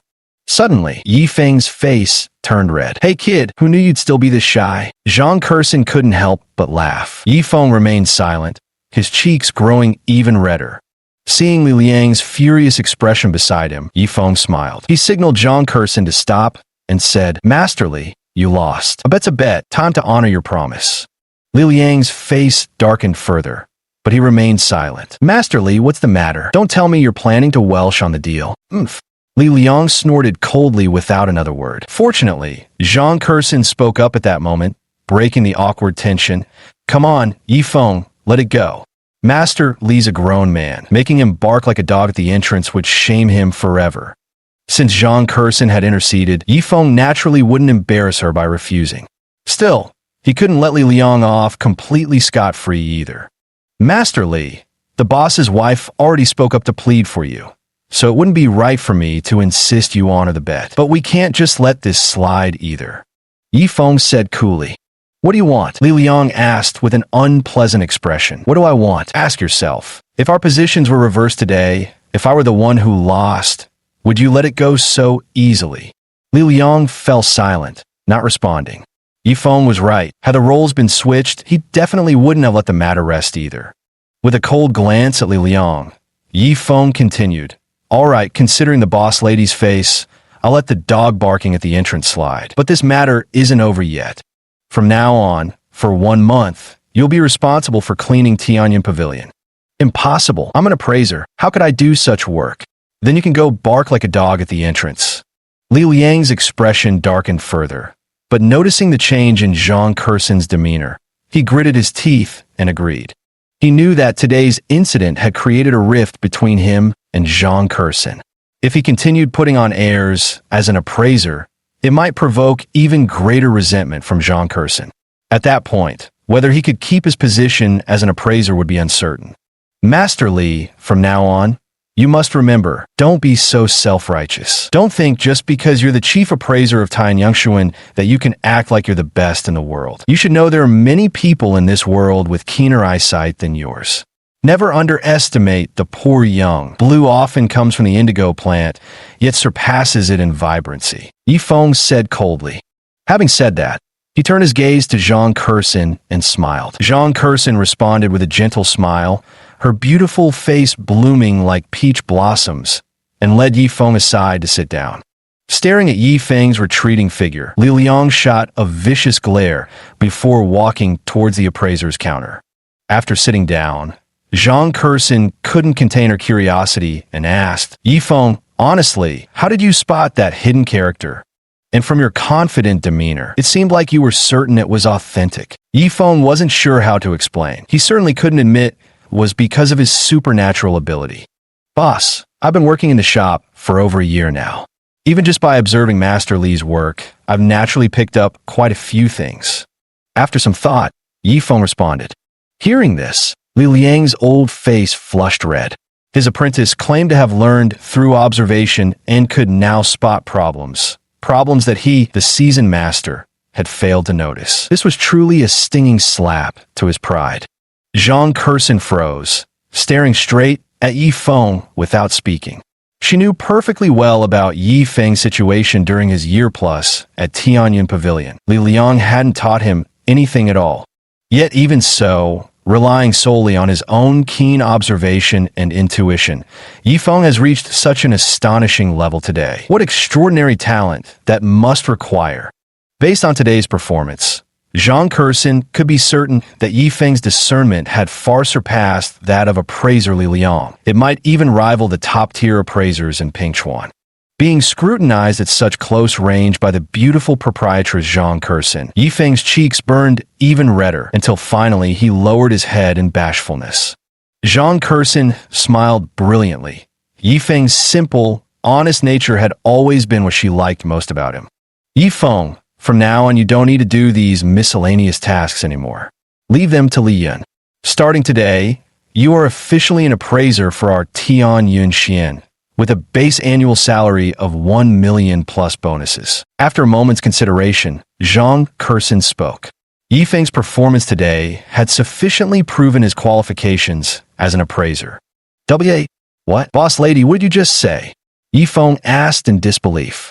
I said, starting today, you are also an appraiser for Tianyang Xian, with a base annual salary of 1 million plus bonuses. Zhang Kerson replied with a smile. Chapter 9, A Hero Saves the Beauty. Chapter 9, A Hero Saves the Beauty. Yifeng was stunned by this sudden stroke of good fortune. The beautiful proprietress Zhang Kerson making such a decision indicated she had truly begun to appreciate him. Zhang Kerson smiled, a radiant smile that blossomed on her delicate cheeks like enchanting peach blossoms. All right, from today onward, stop calling me boss lady all the time. Just call me Sister Zhang from now on. Zhang Jia, Yifeng stammered as he called out, his face turning even redder the moment the words left his lips. Seeing Yifeng so shy, Zhang Kerson couldn't help but laugh, her impression of him growing even warmer. After chatting for another 10 minutes or so, Zhang Kerson finally stood up to leave. Staring at Zhang Kerson's retreating figure, Yifeng suddenly had a thought. He needed to make money, earn even more. Only when he had made enough to match her status would he tell her he liked her.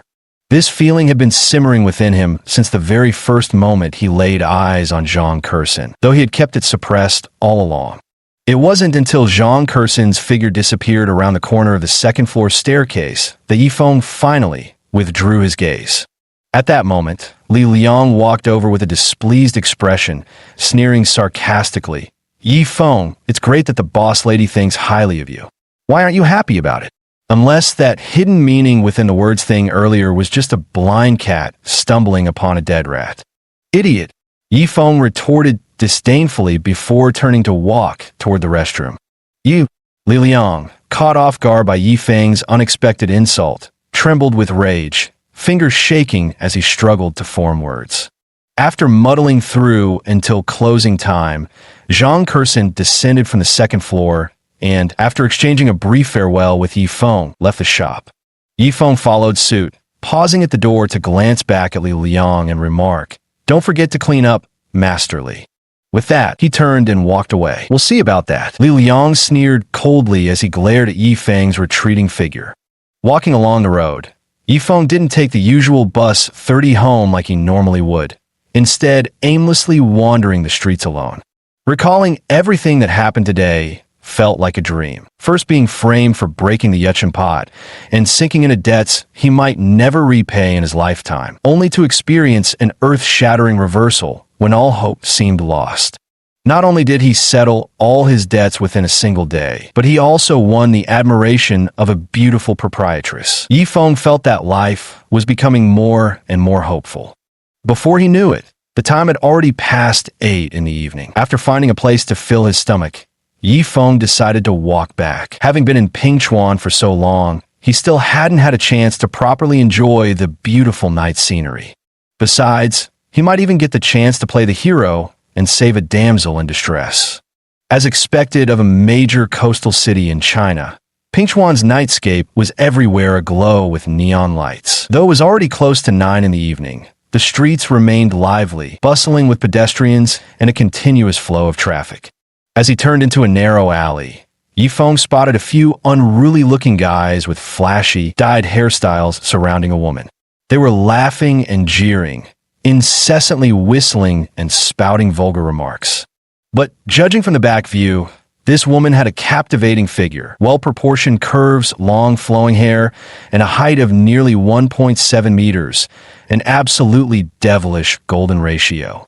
As a red-blooded man, Yifeng didn't hesitate for a second when he saw a beautiful woman being harassed. He never considered himself a hero. He simply believed that when a situation called for a man to step up, he would never back down. He wasn't a hero, but he'd never be a coward either. "What are you trying to do? Get away from me." Zhang Kursin retreated step by step, her face pale as she spoke. "What do you think, sweetheart? What else could a bunch of guys and a girl do together besides, you know? Hey there, pretty ladies, since you're both so gorgeous, why don't you have some fun with us? You're going to be with men sooner or later anyway. Might as well make us happy first." One of the guys with dyed yellow hair spoke lustfully, practically drooling. Hearing this, Zhang Kursin's face turned even paler. She'd suddenly wanted to try this place's wontons today, but never imagined she'd encounter something like this after their meal. Now she found herself cornered in a narrow alley, a secluded spot where hardly anyone passed by. Even if she screamed, no one would likely hear. Moreover, Zhang Kursin worried that shouting might provoke them faster, making the situation even more dangerous. Zhang Kursin was so anxious that tears were about to spill from her eyes. At this moment, she didn't even know why. Her mind involuntarily conjured up the image of Yifeng. If only he would appear here and save her, how wonderful that would be. Zhang Kursin retreated step by step, her legs trembling uncontrollably. "Come on, grab them. Tonight, brothers are going to have a real good time." The blonde-haired guy barked an order, and before his words even settled, the rest of the thugs rushed forward eagerly. Their demeanor resembled a pack of starving wolves pouncing on 2 timid little lambs. "Ah!" Zhang Kursin screamed in shock. By now, she had retreated to the corner with no escape left. She shut her eyes in despair while the lewd laughter of the thugs grew louder around her. As Yifeng walked over, he spotted a familiar figure, a stunning woman in a black dress who turned out to be none other than his glamorous boss, Zhang Kursin. At first glance earlier, he had sensed it might be her, though he hadn't been certain at the time. In an instant, Yifeng was filled with rage and rushed forward without hesitation. "Stop!" A furious shout rang out. The thugs never expected someone to pass by at this moment, let alone interfere with their business. They instinctively halted and turned to glare at Yifeng. Zhang Kursin immediately recognized the familiar voice.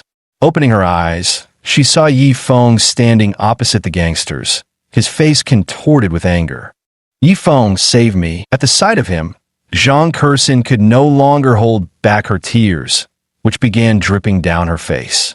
Yi Feng rushed in and shielded Zhang Kursin behind him, his gaze icy as he stared at the gang of hoodlums led by the bleached blonde troublemaker. These scoundrels actually dared to harbor ill intentions toward the boss lady, utterly unforgivable. He recognized these thugs. The leader, the blonde punk, was called Brother Dao. Yi Feng vowed that once he earned enough psychic points to master the diamond prajna technique, he'd teach these despicable trash a lesson they'd never forget. Kid, ever heard of Brother Dao? I advise you to mind your own business. Unless you want an accident to happen the next time you walk alone at night. Wouldn't want that, would you?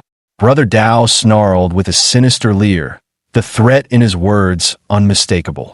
There were 5 punks on their side, while only Yi Feng stood alone.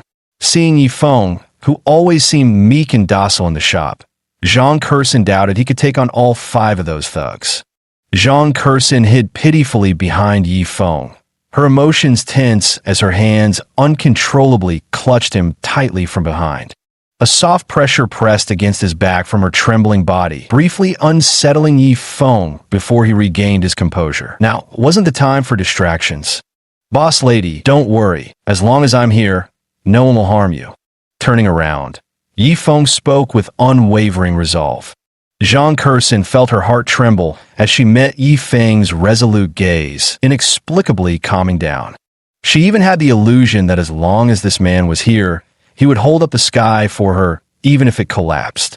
Kid, seems you've swallowed a weight and made up your mind to meddle in this business. Brother Dao's expression grew even darker, finally encountering such a stunning beauty, only to be interrupted by this unexpected interference.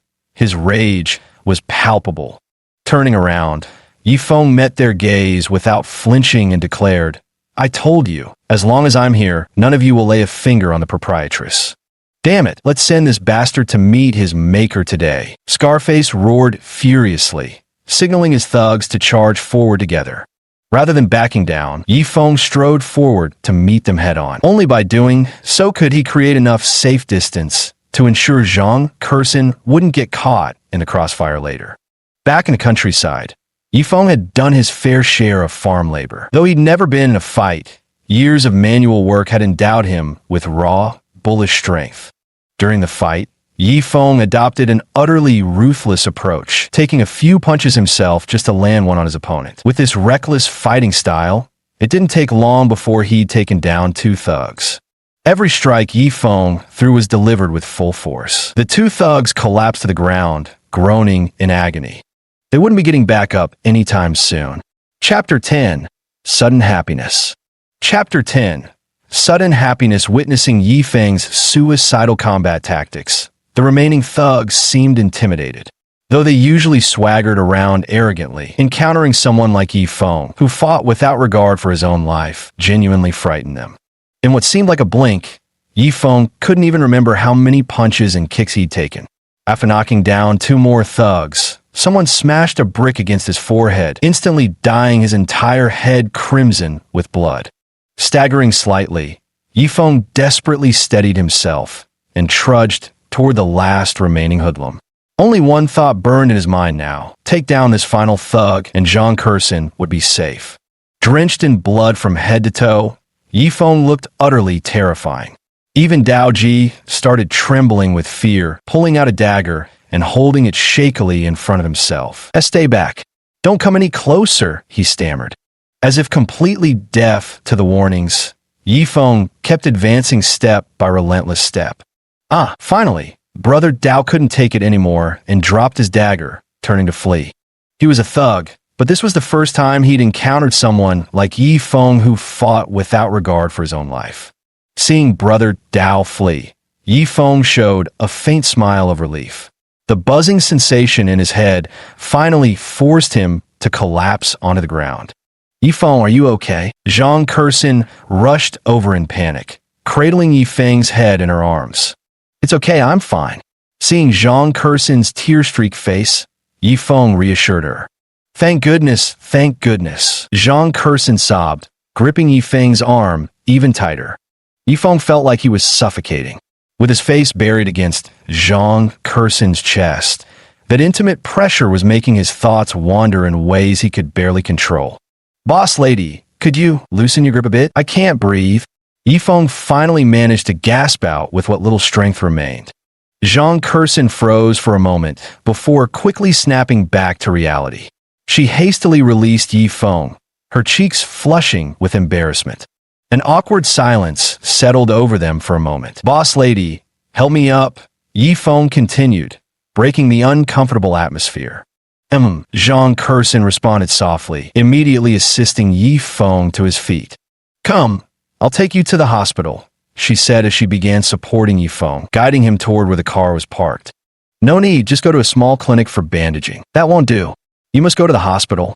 Without waiting for further discussion, Zhang Kursin helped Yifeng to the parking area, got into the car, and drove to the hospital. Over 40 minutes later, at Pingchuan City First People's Hospital, Zhang Kursin supported the now-bandaged Yifeng as they walked out. Staring at the bandage on Yifeng's head, Zhang Kursin's heart suddenly trembled. It was this man who had risked his life to save her moments ago. She felt something stirring in her heart, her gaze toward Yifeng growing increasingly tender. Yifeng felt happy. Although he got hit by a brick on the head, he managed to save the landlady, and that was enough. Moreover, the way the landlady looked at him seemed even more tender now. After leaving the First Municipal People's Hospital, Zhang Kursin drove Yifeng home. The streets had grown quiet, with only occasional pedestrians and vehicles passing by. The dim light from the street lamps on either side filtered through the car windows, casting a glow on their faces, creating an atmosphere that seemed to grow subtly intimate. Zhang Kursin pretended to focus on driving without glancing elsewhere, but out of the corner of her eye, she kept stealing looks at Yifeng. He was no different, unable to resist the urge to glance at Zhang Kursin from time to time. However, he quickly averted his gaze after just a fleeting glance. Clearly, he was still quite shy. The atmosphere inside the car was stifling, with no one speaking a word. It wasn't until they reached the alley in front of Yifeng's rented apartment that the heavy silence was finally broken. Boss lady, I'm home, please drive carefully on your way back. Yifeng said to Zhang Kursin, noticing her eyes fixed on him before hurriedly lowering his head again. Zhang Kursin was staring at Yifeng in a daze, when unexpectedly he looked directly back at her. Feeling somewhat awkward, she stammered, I understand. You should go rest now. Take tomorrow off at home too. Only return to work after you've fully recovered. It's nothing, just a minor injury. I'm fine. That won't do. You must rest properly. All right then. Yifeng reluctantly agreed. After getting out of the car, Yifeng walked into the alley. Zhang Kursin remained seated in the vehicle, gazing absently at his retreating figure. 1 step, 2 steps, 10 steps. Yifeng counted about 20-some paces before finally turning around. He figured the landlady should have left by now. Just as he turned around, Yifeng froze. Zhang Kursin's car was still parked where she had left it. Under the illumination of the streetlight along the road, he could clearly see her face. At that moment, she was staring intently in his direction, lost in thought. Yifeng's face flushed red as he turned away and hurriedly fled the scene. Zhang Kursin couldn't help but laugh. This kid was actually getting shy again. What a silly fool. Back at home, Yifeng touched his burning cheeks. It took quite some time for his emotions to settle down. In the room, Yifeng lay down and closed his eyes, only for everything that happened that day to replay in his mind like a dream. Yet it had all been so undeniably real. It wasn't until late into the night that he finally fell into a deep sleep. Early the next morning, Yifeng woke up bright and early. The habit he developed since childhood had made him accustomed to rising at dawn, even though the landlady had given him a few days off. After getting dressed and stretching, he felt remarkably refreshed, his head completely light, as if he'd never been injured at all. With a puzzled mind, Yifeng went to the bathroom to wash up, finally unable to resist peeling off the gauze bandage on his head. The moment the gauze came off, Yifeng was stunned. The wound on his head had completely vanished, as if he'd never been injured in the first place. Could it be that the supernatural ability of my eyes also has a self-healing function? After some thought, Yifeng figured this was the only possible explanation. He went out, had a simple breakfast, then eagerly headed to Tianyuan Pavilion. Yifeng and the beautiful owner, Zhang Kersin, arrive at the entrance of Tianyuan Pavilion almost simultaneously. Seeing Yifeng, Zhang Kersin's expression darkened. Yifeng, didn't I already say you should take a few days off? Come back to work only after you've fully recovered. Yifeng scratched his head sheepishly and replied, boss, look, I'm fine now. See? Completely healed. Zhang Kersin was stunned. In her anger earlier, she hadn't noticed, but now that she took a closer look, Yifeng's head had completely healed, as if he'd never been injured at all. How was that possible? Muttering in disbelief, Zhang Kersin felt that Yifeng had seemed different since yesterday. Now, with this bizarre incident, her suspicions only grew stronger. She couldn't shake the feeling that Yifeng was hiding some secret. But as for what exactly that secret was, she had no idea. After exchanging a few more casual words, Yifeng and Zhang Kersin walked together into Tianyuan Pavilion. This scene was witnessed by Li Liang and his nephew, who simultaneously lowered their heads, a trace of malice flashing through their eyes before being concealed even deeper. The antique business is usually quite slow. Making a dozen or so sales in a day is considered good. Although business may be slow, the profit margin on each sale is substantial. Taken together, the yearly income is still quite impressive.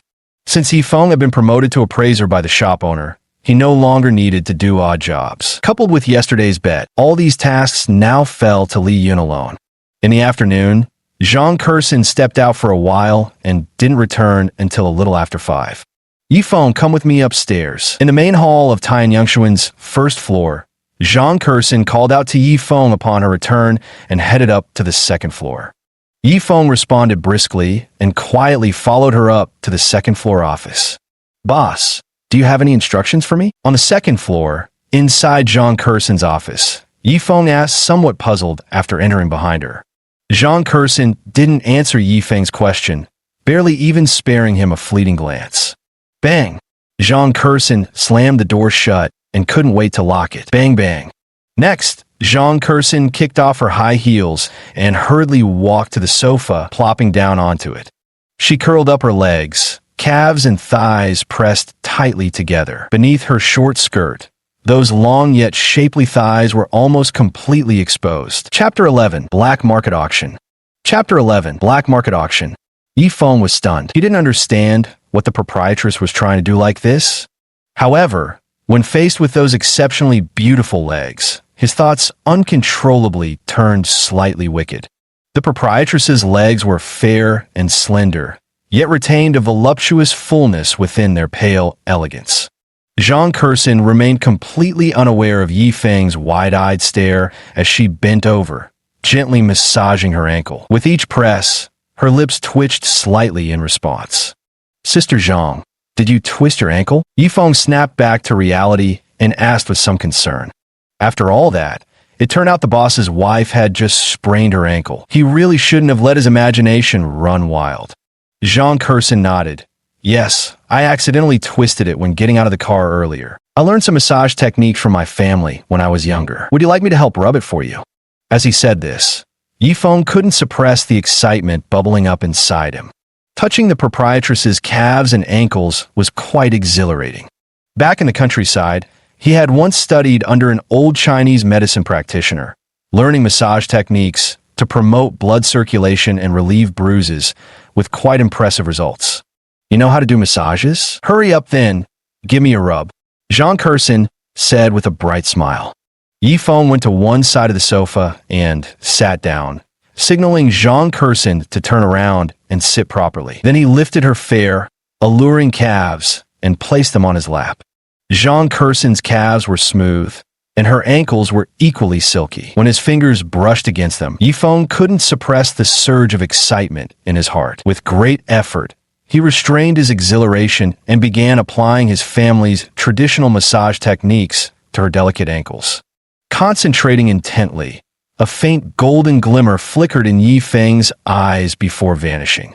Instantly, the skin of Jean Cursin's ankle became transparent to his gaze, allowing him to peer directly into its inner structure. He saw clearly, at the spot where her ankle was twisted, the flow of qi and blood was blocked, forming a small patch of stagnation. This sudden revelation left him uncontrollably thrilled. So, his newfound ability of supernatural vision could not only discern the molecular structure of objects, but also penetrate the human body's internal conditions.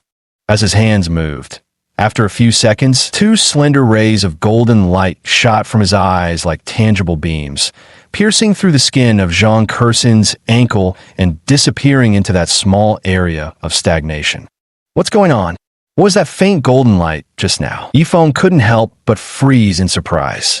At the same time, Jean Cursin's body trembled slightly as she instinctively closed her eyes and let out a pleasurable moan. Yifeng, your family's massage techniques really work wonders. This feels amazing. Could it be the effect of that golden light earlier? Yifeng contemplated with a startled realization. Focusing all his attention on Jean Cursin's ankle, within mere seconds, two golden beams shot out from his eyes again. This time, Yifeng was prepared, activating his newfound X-ray vision as the twin beams penetrated deep beneath the skin of Jean Cursin's ankle. Yifeng could clearly see that when the two faint golden rays penetrated the area of accumulated congestion around Jean Cursin's ankle, they immediately seeped in. The small patch of congestion visibly spread at sluggish speed, and after another dozen or so seconds, another two rays of light shot in. With these, the congestion completely disappeared. As the congestion vanished, the muscles and blood vessels around Jean Cursin's ankle underwent significant changes, appearing stronger and more resilient compared to before. Could it be that the supernatural ability of my eyes isn't just limited to seeing through things, but can also heal injuries and enhance physical constitution? Lost in thought, Yifeng continued to massage Jean Cursin's ankle while conducting his experiments. After several minutes, he could be completely certain that when maintaining his X-ray vision beyond a certain duration with concentrated focus, pale golden rays would emanate from his eyes. These rays not only healed injuries, but also enhanced one's physical constitution. What was somewhat frustrating, however, was that each emission of these rays required double the waiting time compared to the last. For instance, the first time took 5 seconds, the second time 10 seconds, the third time 20 seconds, and so on. Yifeng, your massage technique is truly special. Since you're already being so kind, why not massage me a little longer?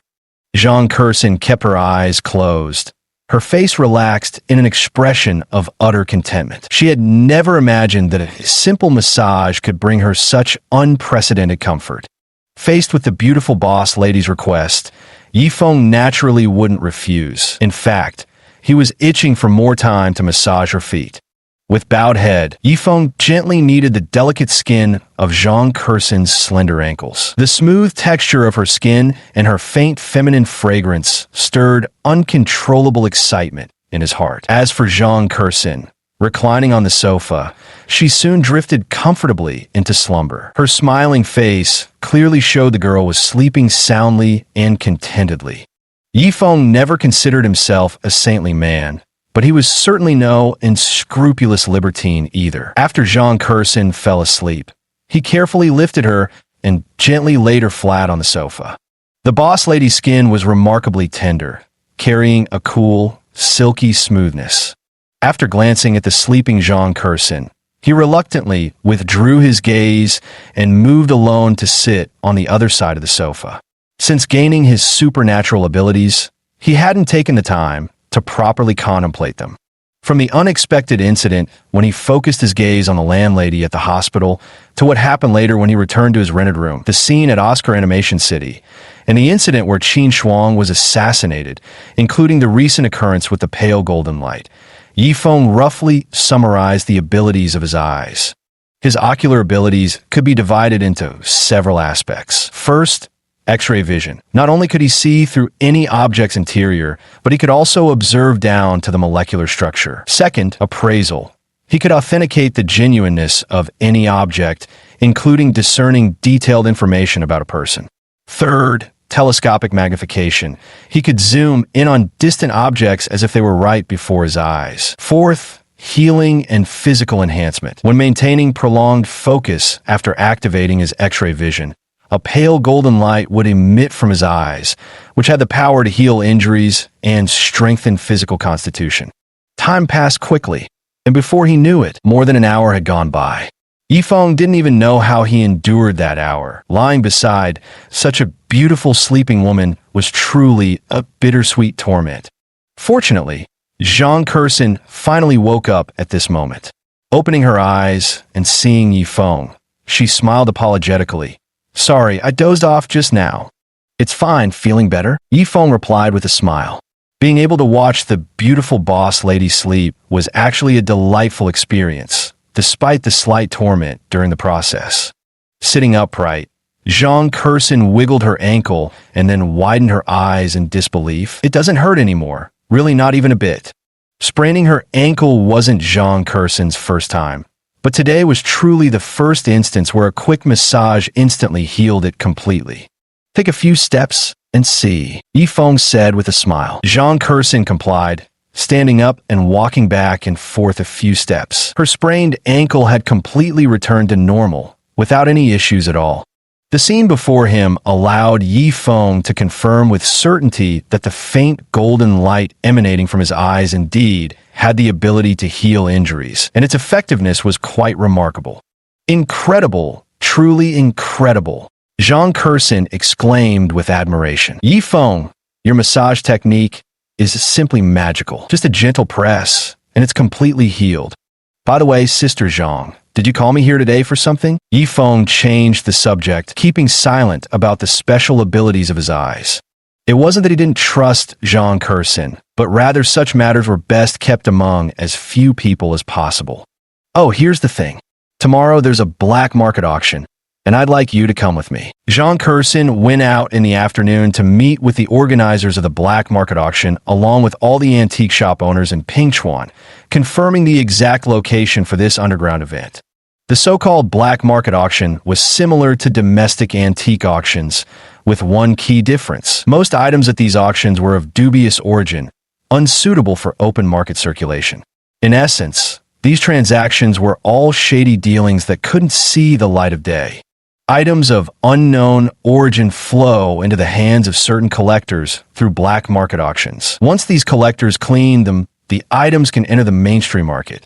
Of course, compared to items from legitimate auctions, the prices in the black market are significantly lower. Black market auction? When is it tomorrow? Yifeng asked excitedly. Having worked in the antique shop for over a year, although he'd never attended a black market auction before, he was quite familiar with how they operated. Previously, Zhang Kershin had always taken appraiser Li Liang to these black market auctions. This time, the shop owner decided to bring him along instead, filling Yifeng's heart with excitement. The appreciation of the proprietress Zhang Kershin meant more to him than anything else. Yifeng felt that his persistence at Taiyan Yangchuan for the past year had been worth it. Finally, he could see the dawn of opportunity. "Tomorrow at 9 in the morning, Zhang Kershin said with a smile. "No need to come to the shop tomorrow. I'll pick you up, and we'll head straight to the black market." "Got it. What about Masterly?" Yifeng nodded in agreement. Most items at the black market auction are things that can't see the light of day. For security reasons, the auction has strict entry rules. Each antique shop owner attending can only bring one appraiser. This time, I plan to take you along. "So, do you feel confident?" Zhang Kershin turned to Yifeng with a gentle smile, her face full of anticipation. In her heart, Zhang Kershin's curiosity about Yifeng grew heavier. Over the span of just over a year, through daily exposure and immersion, he had actually developed such exceptional skills. Whether it was jadeite or antiques, his abilities far surpassed those of appraiser Li Liang. Coupled with the unique massage technique Yifeng had just demonstrated, Zhang Kershin felt there must be some undisclosed secret about him that others didn't know. "Don't worry. There won't be any problems." Facing his boss's gaze, Yifeng straightened his back confidently. Chapter 12. The Plan. Chapter 12. The plan at the beginning of the black market auction. The items were indeed genuine artifacts unearthed from the ground. However, as time passed, the organizers, blinded by greed, began mixing in some counterfeits. This was why every antique shop owner who participated in the black market auctions would bring along an appraiser. To put it more bluntly, if you managed to buy something genuine, it was your good luck. But if you ended up with a fake, it was your own lack of discernment, and you had no one else to blame. However, most of the items at the black market auction are genuine treasures. Because of their unclear origins, they're sold at very low prices. That's why many antique shop owners are willing to participate, even though they know the goods' quality varies greatly. As for counterfeits, they could just choose not to buy after identifying them. Facing Yifeng's upright posture, Zhang Kershin didn't speak, merely watching him with a beaming smile. Such an undisguised direct stare made Yifeng lower his head awkwardly. Puffed. Noticing Yifeng's reaction, the girl couldn't help bursting into laughter. Sister Zhang, do you have anything else? If not, I'll head out first. Yifeng scratched his head sheepishly. There was no helping it. Pretty boss ladies really packed a lethal gaze. Zhang Kershin glanced at her phone and realized she'd been asleep for well over an hour, something she'd never normally allow herself to do in the office. Surprisingly, she awoke feeling exceptionally refreshed, even more so than after a full night's rest. Let's go. It's past 6. We're way past closing time. As she spoke, Zhang Kershin found herself making a mental note. Next time insomnia struck, she might just ask Yifeng for another one of those surprisingly effective massages. Having left her family and come alone to Pingchuan, in over 2 years, she had never slept so soundly and peacefully as she did today. Yifeng snapped out of it. All right, quitting time had already passed. After leaving Zhang Kershin's office, the two walked out together. When they reached the first floor, Li Yan was already gone, but appraiser Li Liang was still in the shop. A barely detectable shadow flickered through Li Liang's eyes before he quickly masked it. Boss Zhang, what time are we heading to tomorrow's black market auction? The black market auction in Pingchuan is held regularly every 3 months at fixed intervals. According to past practice, tomorrow happens to be the scheduled date for the black market auction. Master Li, I plan to take Yifeng with me to tomorrow's black market auction. There's no need for you to come along. Zhang Kershin said calmly, wearing an air of composed indifference and a confident smile throughout. Upon hearing this, Li Liang's gaze toward Yifeng flickered with a trace of cold resentment once more. In the appraisal profession, nothing is more dreaded than being overshadowed by someone else's discerning eye. The proprietress choosing to bring Yifeng rather than himself to the black market auction clearly indicated that in her mind, she had placed Yifeng above him. There's no doubt this is absolutely a dangerous sign. Boss Zhang, Yifeng has only been an apprentice at Tianyangxuan for just over a year. Is he really capable? Li Liang asked gloomily. Zhang Kershin smiled faintly as she looked at Yifeng, remaining silent as if waiting for his response. Master Li, who are you to decide what's possible? Yifeng replied indifferently. Having gained the supernatural ability to appraise objects through X-ray vision, he no longer needed to regard Li Liang seriously, especially since Li Liang and his nephew Li Yun had previously framed him over the Yuchen teapot incident. Naturally, he felt no need to be polite now. Yifeng, young man, don't get too arrogant. You can't seriously consider yourself an appraiser just because you happen to recognize that fake jade and Wu Changshua's authentic work by coincidence. Li Liang felt extremely displeased with how Yifeng treated him. Arrogant? Master Li, if you think this is arrogance, then so be it. Yifeng retorted bluntly. A coincidence that you identified both fake jade and Wu Changshua's authentic artwork? Why don't you show me such a coincidence yourself? Foolishly mistaking fake jade for imperial green jadeite. If I hadn't stopped you, you would have lost a full 1.5 million. Could you bear that responsibility? As for Wu Changshua's authentic work, you can't even spot the hidden characters. I truly don't understand how you became an appraiser. If I were you, I'd have long crawled into some crack to hide, rather than stand here acting so smug. Aren't you ashamed of yourself? Ew. Li Liang's face flushed crimson as he trembled, finger pointing at Yifeng, yet unable to form a retort. Though he longed to refute, the facts spoke for themselves. Enough, Master Li. There's no need to say more. I've already made my decision regarding tomorrow's black market auction.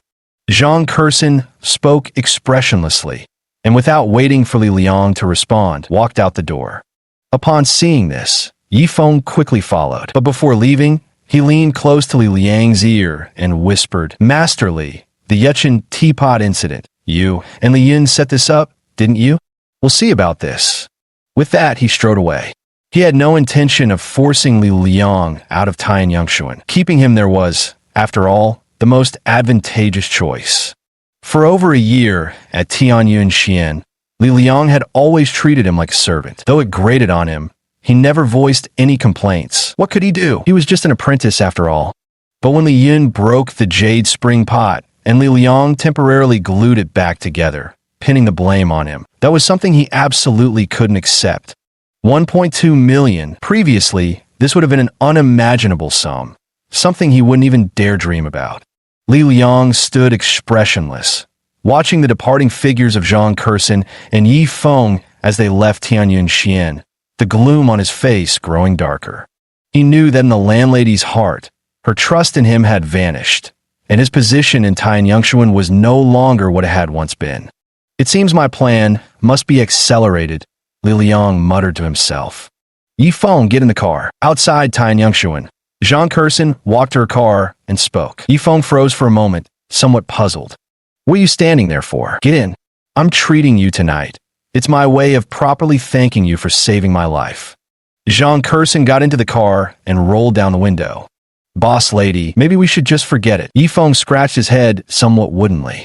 Although he'd often fantasized about scenarios where he'd be alone with the boss lady, now that it was actually happening, he found himself shrinking back. "What's wrong? Am I that frightening?" "No." Yifeng shook his head. "Then am I ugly?" No. Yifeng shook his head repeatedly, uttering 3 denials in quick succession. "Boss lady, you're one of Pingchuan's 4 great beauties. If someone like you could be called ugly, then there truly wouldn't be any beautiful women left in this world." Faced with the beautiful boss's direct gaze, he couldn't help but speak his mind. Truth be told, Zhang Curson's background remains a mystery in Pingchuan. Over 2 years ago, she arrived alone in the city and founded Tianyun Pavilion. In just over 2 years, Tianyun Pavilion has become Pingchuan's premier antique house, and Zhang Curson herself has been crowned the new reigning beauty of Pingchuan's 4 great beauties. Given Zhang Curson's striking looks, one would expect endless harassment from wealthy playboys. Yet curiously, not a single top-tier dandy has ever bothered her, and the occasional second-rate troublemakers always end up quietly backing off. A playful smile curved Zhang Curson's lips as she teased. "In that case, why aren't you pleased when a beauty invites you to dinner?" Zhongqing Pavilion. Half an hour later, Zhang Curson slowly parked her car in a parking spot in front of Zhongqing Pavilion Hotel. This was a distinctive local hotel in Pingchuan. Although not part of any star-rated chain, it was a century-old establishment with approximately 300 years of history.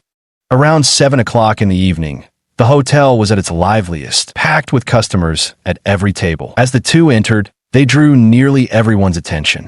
Unsurprisingly, almost all eyes were on Zhang Curson. No helping it, the reputation of Pingchuan's 4 great beauties was simply too legendary. However, there were some who didn't recognize Zhang Curson, and upon seeing such a stunning beauty, they couldn't help but murmur, "God, who is that woman? I had no idea we had such a beauty in Pingchuan." "No idea, but you're right. That woman is seriously beyond ordinary pretty," another chimed in. "Damn. You guys don't even know about the 4 great beauties of Pingchuan? I'm starting to doubt you're even locals." At that moment, another voice filled with disdain rang out. "The 4 great beauties of Pingchuan. I think I've heard of them, but never seen them in person. All right, let me educate you today, buddy. The 4 great beauties of our Pingchuan are Zhang Curson, the proprietress of Taiyan Yangshuan Antique Shop; Du Xiaoxiao, the violent policewoman; Luo Yun, the most beautiful office lady; and Bai Yue, the innocent nurse. The one here now is Zhang Curson, the proprietress of Taiyan Yangshuan." The guy continued proudly, as if knowing Pingchuan's 4 great beauties was something to be extremely proud of. Since gaining the extraordinary abilities in his eyes, Yifeng's body had also undergone tremendous changes. This was proven by the fact that he could clearly hear the sounds of the thief couple next door engaging in their baby-making activities from his rented room. Now, although the hotel was bustling with some noise, He could still hear the whispers of these few people clearly. Glancing around at the wide-eyed stares of the beasts surrounding them, Yifeng whispered, "Boss lady, your popularity is truly extraordinary." Suddenly hearing Yifeng's words, Zhang Kerson's expression froze for a moment before she noticed the gazes fixed upon them from all sides. Though she felt some disgust toward all this, Zhang Kerson had long grown accustomed to such attention. There's no helping it. Eyes grow on other people's bodies, and you can't very well stop them from looking. Fortunately, a private room had been reserved in advance. After a few words at the front desk, a server approached and escorted the pair upstairs to their private room. Chapter 13. Cash Transaction. Chapter 13. Cash transaction. The meal passed quite pleasantly, lasting well over an hour. It wasn't until past 9 p.m. that the two finally left the hotel. Zhang Kerson first drove Yifeng back to his rented room in the urban village before heading home herself. At night, Yifeng lay in bed, his mind filled with scenes from both the afternoon in the office and the evening at the hotel. Though the one-on-one encounters left him slightly nervous, they also filled him with immense excitement. Dreams leave no trace. Early the next morning, Yifeng got up well before dawn. After quickly preparing some breakfast, he headed to the intersection of the urban village to wait for Zhang Kerson. After obtaining this supernatural ability, Yifeng made another astonishing discovery. It seemed he now needed very little rest to maintain abundant energy, something he had never experienced before. At 8 o'clock sharp, Zhang Kerson's car appeared punctually at the intersection of the urban village. Once Yifeng got in, she drove off. Seated in the passenger seat, Yifeng found his gaze involuntarily drifting toward the beautiful proprietress, Zhang Kerson. Today, she had swapped her black and white professional attire for a black, figure-hugging mini-skirt that barely covered her hips. Her curvaceous rear stretched the skirt to the brink of bursting, while her stunningly alluring legs were exposed almost up to the thighs. Through the car's rearview mirror, Zhang Kerson noticed Yifeng's furtive glances clearly, yet she pretended to be completely unaware. Strangely, under his gaze, she felt no disgust at all. Instead, there was an inexplicable restlessness stirring within her. The streets were bustling with ceaseless traffic and pedestrians, creating a somewhat noisy, even clamorous urban atmosphere. Yet inside the car, the mood was quiet. So quiet it felt almost charged with ambiguity. When the crimson glow of the rising sun streamed into the car, casting light on Zhang Kerson's breathtakingly beautiful legs, the air of ambiguity grew even thicker. Yifeng's gaze involuntarily lingered on Zhang Kerson's stunning legs. The woman's face flushed slightly, her heartbeat quickening in response. 30 minutes later, the car slowly exited the city and entered the suburban highway. Zhang Kerson drove through several turns before finally stopping at the gates of a deserted factory on the outskirts. Beep beep, the horn sounded. Moments later, the iron gate of the factory slowly opened a crack, and two burly men walked out. Their muscles were well defined, and they stood ramrod straight, clearly ex-Special Forces veterans. "Please show your invitation." One of the burly men approached the car, bent down, and said expressionlessly.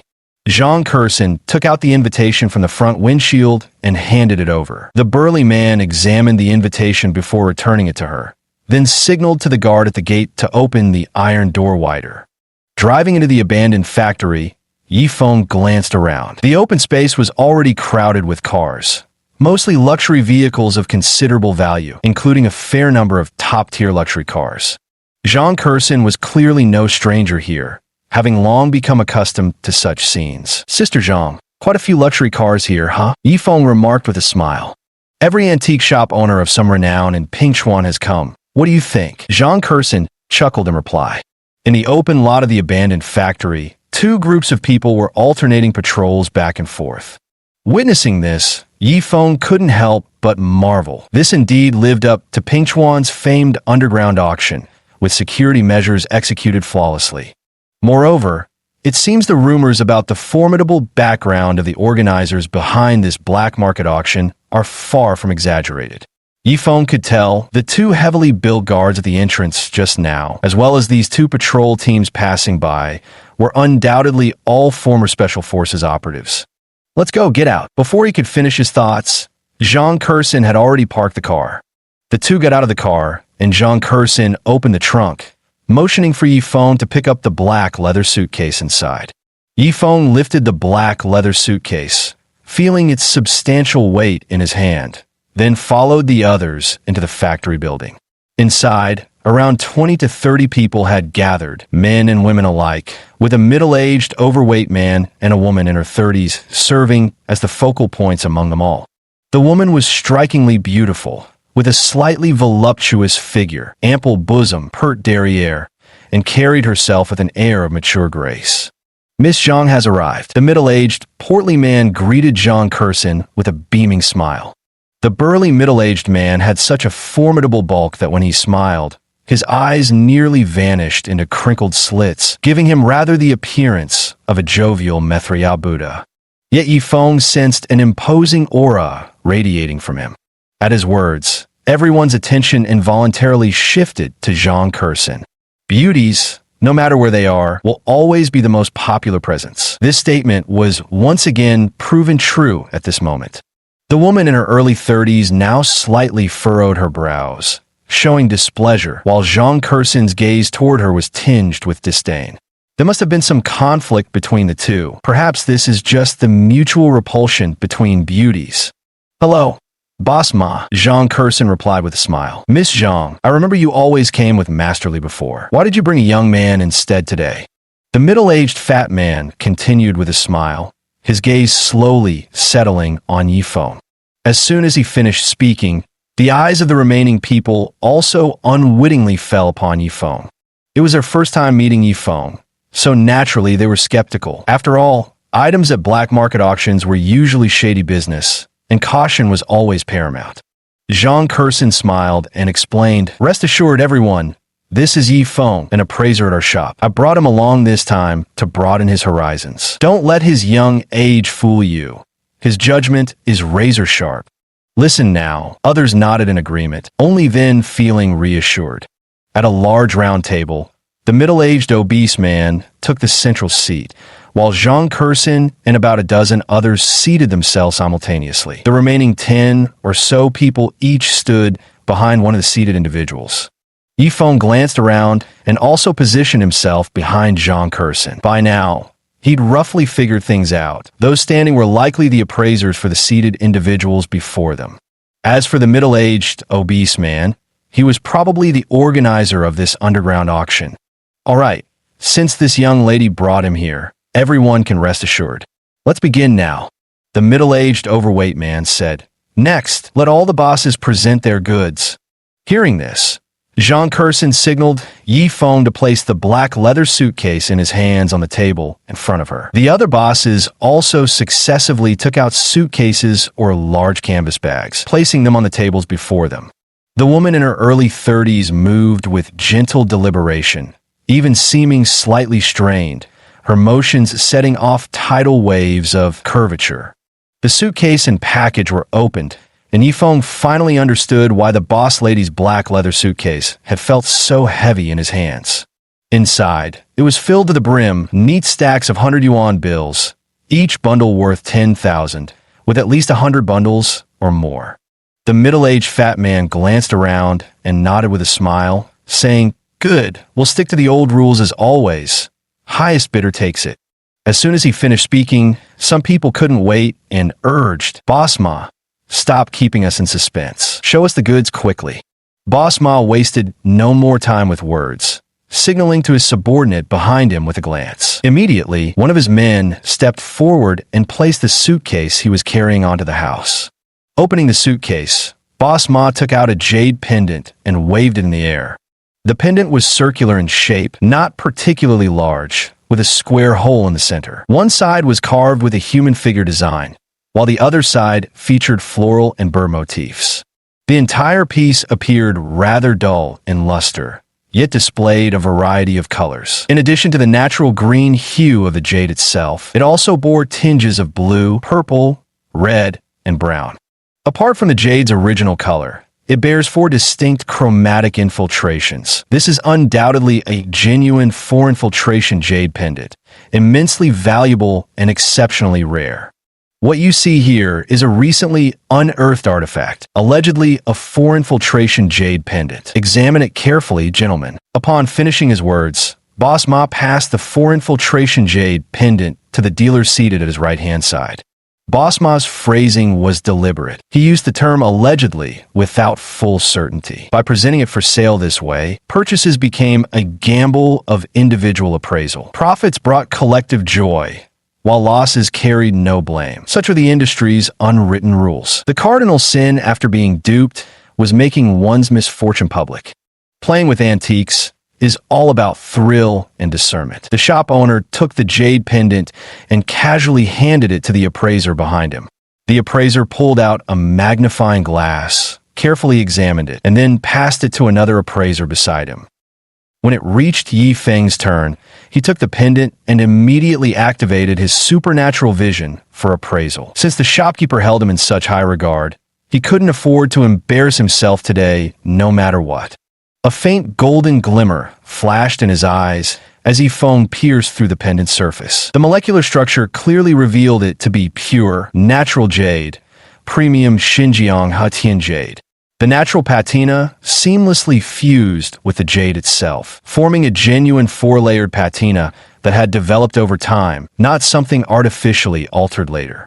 After confirming the authenticity of both the jade and its patina, Yi Feng expanded his supernatural appraisal. The jade was real, and the patina was naturally formed. However, he still had no idea exactly how old it was.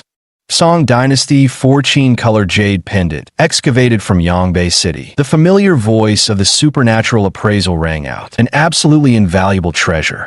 After all the appraisers had taken turns examining it, Boss Ma put the pendant away. The starting bid is 500,000, with each increment no less than 50,000. Highest bidder takes it. The gathered bosses each exchanged glances with their respective appraisers. Receiving confirming nods, they all began raising their bids. Women generally adore jade, and beautiful women are no exception. However, when jade pendants are buried as funerary objects, they're typically worn by the deceased during interment. Items carrying such associations hold no appeal for beauties, especially discerning women like Zhang Curson. Zhang Curson's expression also clearly revealed her attitude toward this piece of jadeite. In her view, buying it at a low price and reselling it for a profit wouldn't be a problem. But given the current situation, with nearly all the appraisers confirming its authenticity, getting it at a bargain price was simply impossible. Bringing Yi Feng to this underground black market auction, Zhang Curson had her own agenda too, hunting for hidden treasures. Although the chances of finding hidden gems here were slim, it wasn't completely impossible. Zhang Curson firmly believed that since Yi Feng had spotted the concealed characters that even Li Liang missed and identified the 3D printed fake jadeite, he might just make another surprising discovery in this place. Chapter 14. The 7-star Dragon Abyss Sword. The translucent jade pendant was a rare treasure, and the bidding process was intense. Zhang Curson followed the bid twice, but then stopped increasing her offer. In the end, a lean middle-aged man secured it for 3.5 million yuan. 3.5 million is already a considerable price. Although it's a bit less than what you get at a legitimate auction house outside. This is the black market, a place for shady deals. So fetching such a price is indeed impressive. Next, Boss Ma instructed his men to bring out the second auction item. It was a rusty bronze longsword, its blade about 70 centimeters long, completely covered in verdigris. The hilt was also severely corroded. If taken outside, 9 out of 10 people would likely toss it aside as junk. Old Ma, for your second item, you're not seriously trying to fool us with some worthless scrap sword like this, are you? One of the bosses chuckled as he spoke. Yes, Old Ma, this piece is corroded too badly. Even if it's ancient, its value is quite limited. Another shop owner chimed in. Let's just move on to the next treasure already. Some people were already impatiently urging them along. This item was also something Old Ma had acquired, and at a very low price. Objects like this, heavily corroded, have very limited value. He'd taken it on a whim, hoping to get lucky, but it seemed no one was interested. All right, let's move on to the next item. Boss Ma forced an awkward smile and was about to put away the bronze sword to proceed with the next auction piece. At first, Yifeng had little interest in such an item. However, after activating his X-ray vision, he was astonished to discover that beneath the heavily corroded rust lay a gleaming, razor-sharp longsword. A bronze longsword, named the Seven-Star Dragon Abyss, forged jointly by the renowned swordsmiths Oyezi and Ganjiang. Simultaneously, his mind completed the appraisal of the gleaming sword hidden within the decayed bronze exterior. Yifeng was stunned, never expecting that this seemingly worthless sword could actually be the 7th-ranked 7-star Dragon Abyss sword among China's top 10 famous swords. Wait a moment, Boss Ma. May I take a look at this ancient sword? Yifeng suddenly spoke up. Boss Ma smiled and handed it to an underling to pass over. After examining it for a while, Yifeng barely managed to suppress his excitement and said with a calm expression, Boss Ma, how would you like to sell this long sword? This thing? Since you're someone brought by Miss Zhang and you like it, you could just take it. Boss Ma said very generously. After all, this item only cost a few thousand yuan to acquire. The 4-color jade pendant from earlier had already earned him quite a profit, so this small amount of money naturally didn't matter to him. No way, Boss Ma. One thing has nothing to do with another. Just name your price. Yifeng smiled and replied. If Boss Ma were to simply give it to him for free, what if he regretted it later after Yifeng extracted the 7 stars and Azure Dragon longsword hidden inside? It felt more reassuring to pay for it properly. Zhang Curson glanced back at Yifeng and asked, Do you like this thing? Yifeng nodded. Boss Ma, business is business. Name your price for this item. Zhang Curson inquired. Boss Ma smiled and replied, In that case, let's make it 3,000 yuan. I acquired this piece for 3,000, so I'll sell it to you at cost. Without another word, Zhang Curson pulled out a stack of bills from her pocket and counted out 30 notes. Sister Zhang, I've got money on me. Yifeng hurriedly interjected, hastily producing his bank card that still held 70,000 yuan. Put it away. Only cash transactions are allowed here. Zhang Curson said with a smile, handing over 3,000 yuan. Yifeng was momentarily stunned before understanding dawned on him. No wonder the shop owner and other antique dealers had brought so much cash. It turned out the black market only dealt in direct cash transactions. As a first-time visitor to the black market, he clearly hadn't known this rule. Next came the 4th and 5th items. Among the two, there was one expertly forged counterfeit, so convincing that even professional appraisers couldn't tell. In the end, the two pieces were sold for 1.2 million and 680,000 yuan respectively. Yifeng was certain the buyer who got the fake would be crying their eyes out later. Then again, someone else might mistake it for the real deal and buy it again. After all, if even the appraisers couldn't spot it, how could the average person? The 6th auction item is a yellow rosewood brush holder. While these pieces do hold some value, they typically fetch prices in the range of several hundred thousand at most, making their worth quite limited. Starting bid is 50,000, with minimum increments of 10,000 per bid. The bidding began, but compared to the first item, a jade pendant with 4 distinct color veins, the yellow rosewood brush holder saw much cooler interest. Although there were indeed bids, they only increased by 10 or 20,000 at a time, with the highest single increment being no more than 50,000. After a few minutes, the brush holder had only been bid up to a price of 180,000. Having worked over a year as an apprentice in an antique shop, Yifeng was well aware of the brush holder's market value. The bid of 180,000 was already nearing its peak price in the black market. After all, even in a regular auction, such an item would typically sell for just over 300,000.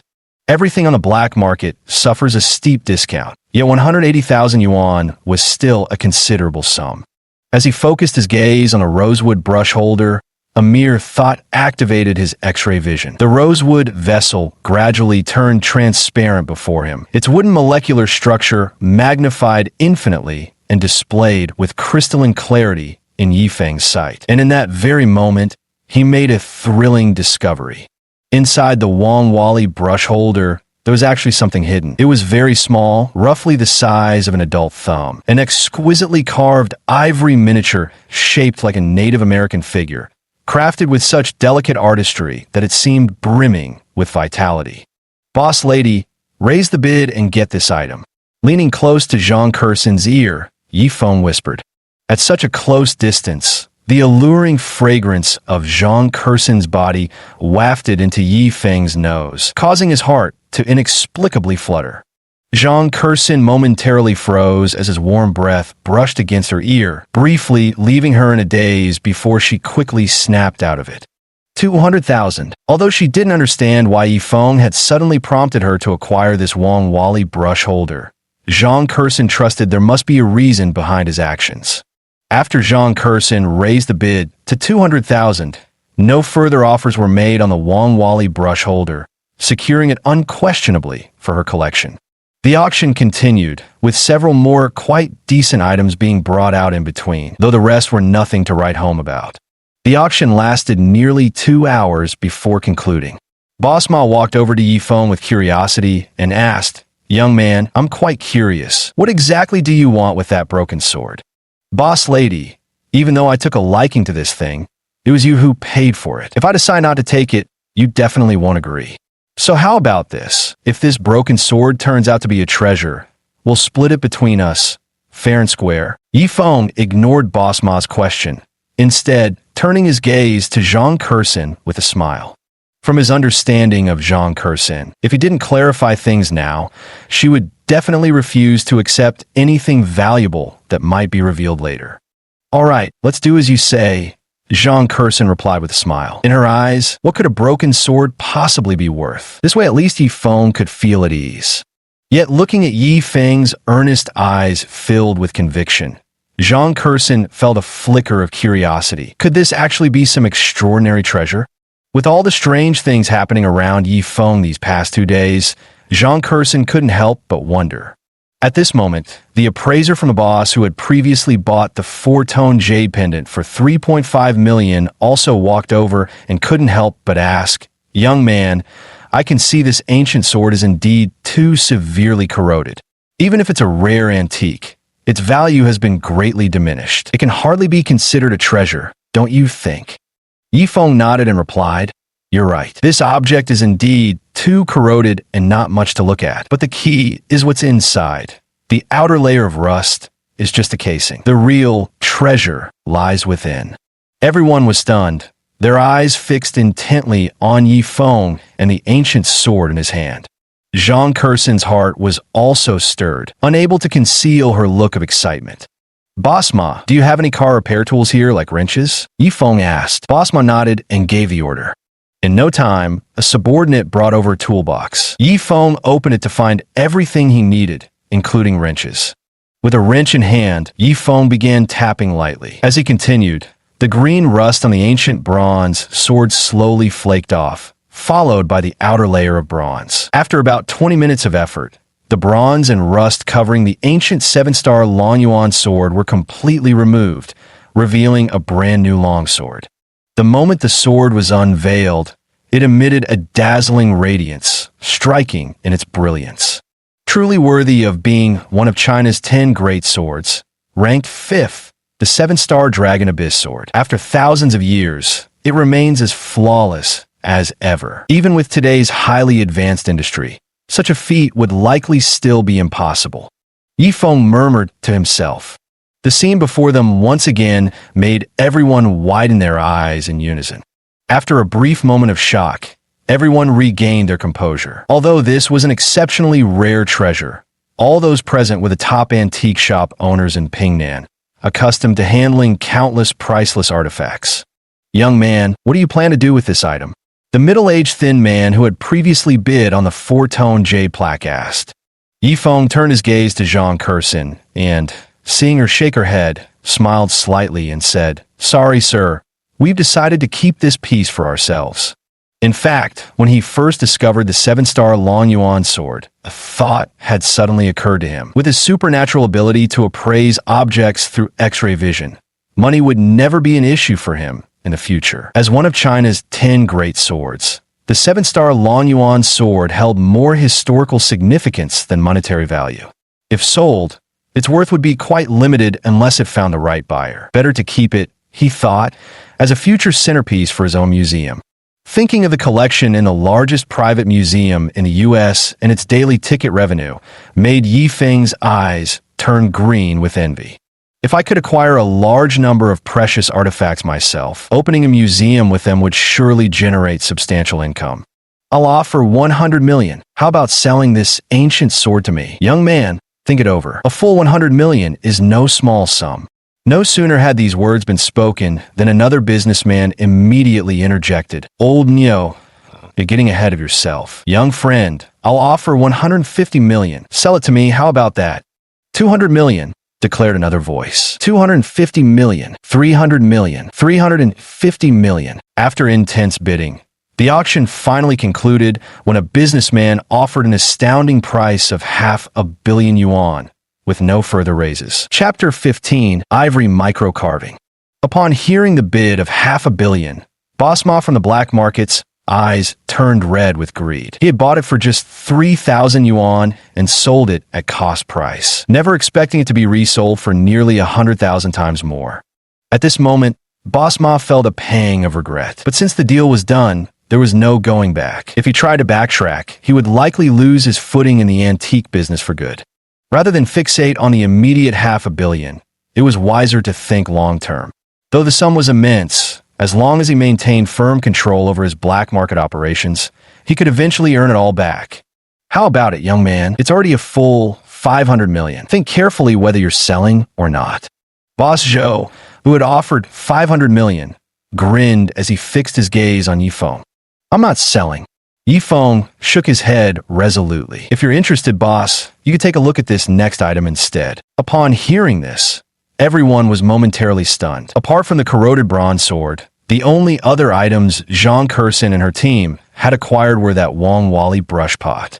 Is this kid really talking about the Wang Wali brush pot? Stop joking around. While this thing might be worth some money, its value is nowhere near that high. Otherwise, they would have kept bidding earlier. Young man, stop joking. We have zero interest in this Wang Wali brush pot, one of the bosses said with a chuckle. Exactly, we truly have no interest in this thing. Yifeng smiled knowingly, maintaining an air of mystery. The more he acted this way, the more suspicious the bosses became.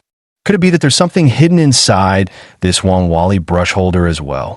Recalling the 7-star Dragon Abyss sword concealed within the corroded bronze longsword, the group shuddered slightly and couldn't help but speculate.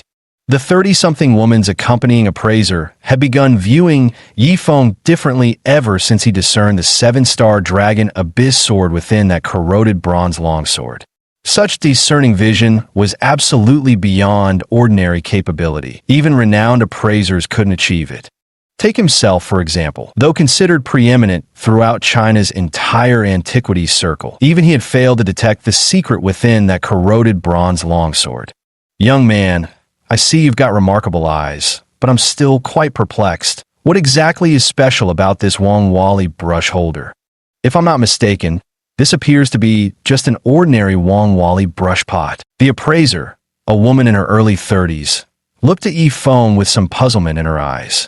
Yes, this Wang Wali brush pot is indeed just an ordinary piece. Yifeng nodded in confirmation. In that case, then you... The female appraiser left her sentence unfinished, confident that Yifeng understood the unspoken implication behind her words. Master, to be honest, what caught my eye wasn't this Wang Wali brush holder itself, but rather what's inside it. Yifeng said with a smile. Since he was about to publicly reveal the secret within the Wang Wali brush holder, there was no point in hiding it anymore. The female appraiser, around 30 years old, was momentarily stunned upon hearing this. Inside the brush holder? Isn't it empty? Are you suggesting there's a hidden compartment within the outer walls? Yifeng nodded, turning the brush pot upside down. With his penetrating X-ray vision, he clearly spotted the hidden ivory microcarving concealed at the bottom, along with the intricate mechanism hidden there. After the Wang Wali brush pot was flipped over, a faint circular seam became visible where the base connected to the body, something easily overlooked unless studied carefully. Even upon close inspection, this seam could easily be missed, as it blended seamlessly with the natural joint between the base and the body. Do you have an engraving knife? Yifeng asked, scanning the room. Yes, of course. responded the female appraiser in her early 30s, swiftly producing a personal engraving knife from her belongings and handing it over. He was far from an ordinary appraiser, being quite a renowned figure in the jade carving circle as well. Yi Feng took the engraving knife, pressing it against the circular mark at the base of the brush holder, and began rotating it in circles. Soon, the circular indentation grew increasingly distinct. A hidden compartment? There's a hidden layer inside the brush holder. Witnessing this scene, nearly everyone could confirm that this Wang Wali brush holder contained a secret compartment, though what treasure might lie within remained a mystery. The engraving knife was exceptionally sharp. After a few careful rotations, the base of the brush holder showed faint signs of loosening. With a deft flick of the knife, Yi Feng gently pried open the bottom layer. Yi Feng, wait a moment. Just as Yi Feng was about to remove the base of the Wang Wali brush pot, the beautiful shop owner Zhang Kerson's voice rang out. Sister Zhang. Yi Feng looked at Zhang Kerson with confusion. Yi Feng, although this item was purchased by me, it was thanks to your reminder. So, if there really is something hidden in the secret compartment at the bottom of the brush pot, no matter how much it sells for, we'll split it evenly. Zhang Kerson said with a gentle smile. Yi Feng understood Zhang Kerson's intention. Facing her resolute smile, he finally nodded in agreement. All right. The base of the pen holder was removed, and Yi Feng took out an ivory miniature carving sealed in paraffin wax. The front was engraved with a statue of a Native American, while the back bore some strange characters. Though he didn't recognize the script, it was undoubtedly related to the Native American figure. Yi Feng had already seen these things through his special vision, so naturally, he found nothing surprising about them. However, the others were stunned, staring wide-eyed and slack-jawed as Yi Feng pulled the ivory miniature from the hidden compartment at the bottom of the pen holder. The female appraiser, in her early 30s, was the first among the group to regain her composure. She took out a magnifying glass she carried with her and carefully examined the wax-sealed ivory miniature handed to her by Yi Feng. The magnifying glasses these appraisers used were not the ordinary ones sold in stores. They were specialized for archaeology with a magnification power of at least 30 times. After all, for professional appraisers, every artifact required meticulous examination, and even the tiniest detail couldn't be overlooked. With just one glance, the appraiser in her early 30s froze momentarily upon seeing it, though she expertly concealed her reaction in the blink of an eye. After examining it, the appraiser in her early 30s handed the ivory miniature carving back to Yefeng before returning to stand beside her. The other appraisers took turns receiving the ivory miniature from Yefeng's hands, each examining it carefully. For fragile items like these, there's an established protocol. You return the object to the person from whom you received it. This way, if any issues arise later, you bear no responsibility whatsoever. Master Lu, what do you think? Is this piece genuine? The woman in her early 30s asked in a hushed voice. It's authentic. The carving is exquisitely refined, undoubtedly a master-level piece. It rivals any known ivory miniature currently on the Western market. Buy it. The woman in her early 30s uttered these words calmly before falling silent again. Only her gaze toward Zhang Kerson and Yi Feng shifted subtly. Her look toward Zhang Kerson carrying even sharper hostility, while the glance she cast at Yi Feng brimmed with unmistakable flirtation and provocation. Most tellingly, she deliberately pressed her arms together to accentuate her cleavage. Yi Feng felt a chill run down his spine. Now he roughly understood why the landlady felt such deep disgust toward this woman. It likely had much to do with her lifestyle. Miss Zhang, how about selling this item to us? As for the price, you can name your own figure. The appraiser, a woman in her early 30s, turned her gaze to Zhang Kerson and spoke unhurriedly. Though this item had been retrieved from inside the brush holder by Yi Feng, the holder itself had been purchased by Zhang Kerson. Thus, this exquisite ivory miniature technically still belonged to her. Yi Feng, what do you think this item is worth? Zhang Kerson turned her gaze to Yi Feng and inquired.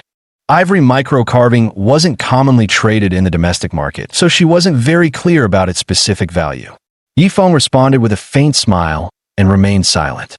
To be honest, he wasn't entirely sure about the exact worth of this ivory micro-carving either. Yet, judging from a reaction of the female appraiser in her early 30s, he could be certain that this piece was undoubtedly priceless. Although the expression of the female appraiser in her early 30s had been subtle, vanishing almost instantly before anyone could notice, this fleeting moment had nonetheless been captured by his keen observation. With his extraordinary X-ray vision, not the slightest change in anyone's expression could escape his notice. "Boss, you surely understand the value of this exquisite ivory miniature carving better than I do. If you're genuinely interested, just name a fair price to show your sincerity." Yifeng smiled as he turned his gaze to the woman in her early 30s, his eyes natural without any lingering scrutiny. By saying this, he had effectively tossed the ball back into the court of the 30-something woman. Yifeng knew that this woman had her appraiser step forward and asked him to name the price. She was playing psychological warfare. They were betting against him, gambling that he didn't know the true value of this ivory miniature carving. Zhang Kershin had been observing Yifeng's reaction ever since the woman in her early 30s cast a blatantly provocative glance at him. Now she smiled a relaxed, knowing smile.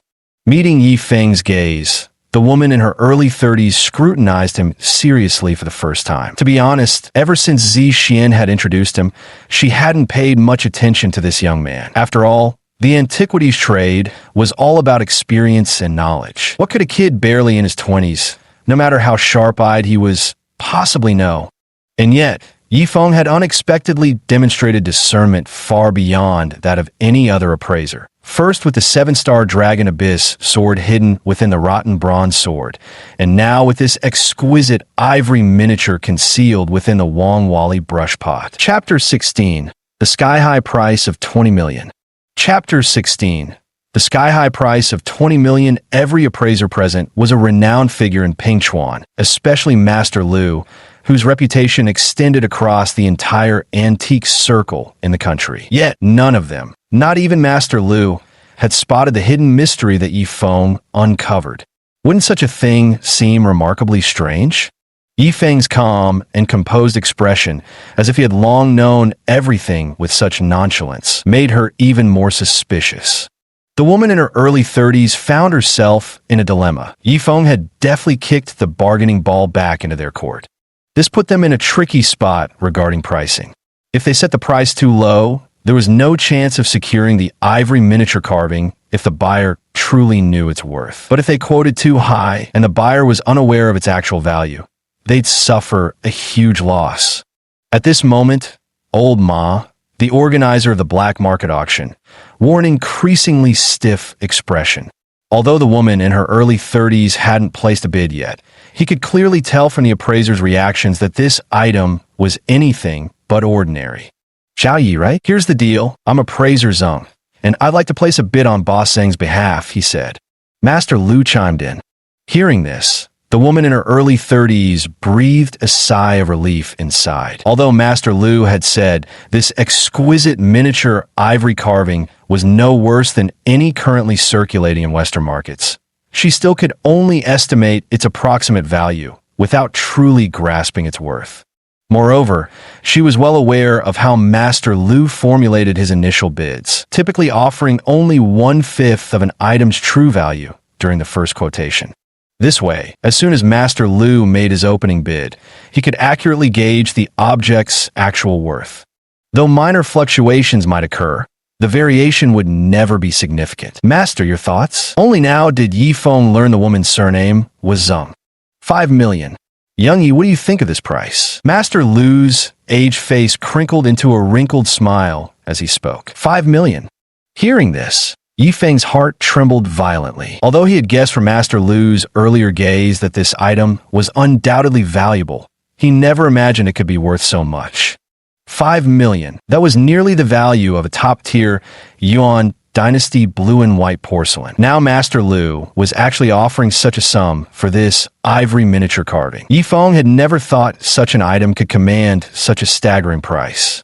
Of course, the most crucial point was that from Master Lu's probing gaze, Yifeng could tell if Master Lu offered 5 million, then this item's true value had to be at least 10 million or more. The expression on the face of the black market auction organizer, Boss Ma, froze completely, his features darkening with frustration. He was deeply aggrieved. Within a single day, the same person had managed to unearth two priceless treasures right under his nose. First, selling the 7-star Dragon Abyss sword, one of China's top 10 famous swords, as worthless scrap metal, and now this, a Wang Wali brush holder with an ivory micro-carving hidden in its lining, another piece of immense value. When Ma the shop owner looked at Yifeng again, his expression turned cautious. He was deeply curious. How had Yifeng discerned the hidden treasures in these two items without even holding them in his hands? This young man was definitely no ordinary person. Little Yi, 5 million is already a generous offer. Are you really not planning to sell? You might not get another chance like this. Yifeng's expression remained perfectly hidden. Even the shrewd master, Lu, couldn't read it. Seeing his silence, Master Lu couldn't help but press further. Ba Seng just gave Yifeng a meaningful glance without saying a word. She knew that if she spoke now, even without raising the bid, Yifeng would likely seize the opportunity to drive the price even higher. In that case, securing the ivory miniature carving for 5 million would probably become much more difficult. Master Lu's offer of 5 million indicated that this ivory miniature carving was worth at least 25 million. With her connections and channels, a little maneuvering could easily fetch 30 million. But money? No one ever complains about having too much of it. Buying at the lowest possible price was naturally the best outcome. Master Lu, in the trade of buying and selling, a deal only happens when one is willing to sell and another is willing to buy. As for this ivory miniature carving, I've decided not to sell it. I'll take it back and display it in my antique shop as the centerpiece of Taiyan Yangshuan's collection. Yifeng smiled faintly as he spoke. The treasure of the museum. His words were also a test. As long as the item was genuine, finding a buyer wouldn't be a problem. Master Lu understood the meaning behind Yifeng's words all too well. It was clearly a rejection. He never expected that even after offering an astronomical price of 5 million, Yifeng would still refuse. Though the ivory micro-carving was indeed valuable, it wasn't very popular domestically, especially something like this Native American statue, which had no market in China at all. While it was certainly precious, that value was only recognized in specific Western markets. Xiao Yi, you really... Master Lu continued somewhat unwillingly, but his words were cut short by Ba Seng. So it's Xiao Yi, what sharp eyes you have. I'm really curious. How exactly did you spot the hidden layer inside this Wang Wali brush holder? Ba Seng's question voiced what all the appraisers and antique shop owners present were wondering. The antique dealers present all operated first-class antique shops in Pingchuan, and their appraisers were also the top experts in the region, especially Master Lu, who enjoyed some renown even nationally. These seasoned veterans, each with years of experience, failed to spot the trick hidden within the Wang Wali brush pot. So how did Yifeng manage to see through it? To them, Yifeng was merely an unremarkable youngster, hardly worth noticing. Yet, ironically, it was this very youngster they least expected who uncovered the flaw. To them, this was nothing short of a blatant slap in the face, leaving each of them utterly embarrassed. Ba Seng, it was just a lucky observation on my part. I noticed some traces of paraffin wax where the base connects to the body of the brush pot, which made me suspect there might be a hidden compartment inside. As for discernment and expertise, all of you here are seasoned masters. My trifling skills are hardly worth showing off. Yifeng had no intention of drawing everyone's attention. To him, keeping a low profile while raking in the profits was the wisest choice. At the very least, before he possesses sufficient self-protection abilities, his supernatural power of X-ray vision and appraisal must never be discovered. Coincidence? How could there be such a coincidence in the world? None of the masters present noticed this detail, yet you did. That's keen observation. Ba Seng walked over, extending her right hand while gazing at Yifeng with an ingratiating smile, her eyes brimming with flirtation. Little Yi, stop calling me Ba Seng repeatedly. My name is Zeng Xiao Xiao. You can call me Xiao Xiao or Sister Zeng. As soon as the words fell, Zhang Kerson's brows knitted together. She knew this woman's character all too well, which was precisely why she'd taken an instant dislike to her from the beginning. As the saying goes, those who walk different paths cannot make plans together. Though slightly displeased in her heart, Zhang Kerson didn't voice any complaints, choosing instead to focus all her attention on Yifeng. Well, I think it's more appropriate to call you Boss Zeng. Facing Zeng Xiaoxiao's outstretched right hand, Yifeng politely extended his own hand for a light handshake. As he tried to withdraw his hand, Zeng Xiaoxiao gave a forceful tug, letting her delicate fingers lightly brush across his palm during the motion. Yifeng's brow furrowed slightly. While he appreciated beautiful women as much as any man, someone like Zeng Xiaoxiao was another matter entirely. Xiao Yi, this ivory miniature carving, how about selling it to me for 20 million? Zeng Xiaoxiao was quite displeased with Lin Feng's attitude, but it only fueled the desire within her even more. She took another small step toward Yifeng, her arms brushing against her chest, accentuating a breathtaking sight. 20 million. As soon as Zeng Xiaoxiao uttered those words, everyone present was left stunned, their eyes wide, especially the black market auctions organizer, Boss Ma. His eyeballs nearly popped out of their sockets, and the twitching corners of his mouth clearly betrayed the turmoil in his heart. At this moment, the word regret alone could no longer describe Mr. Ma's state of mind. The broken sword bought for 3,000 yuan eventually yielded the 7-star Long Yuan sword, ranked 5th among China's top 10 famous swords, with bids reaching 30 million.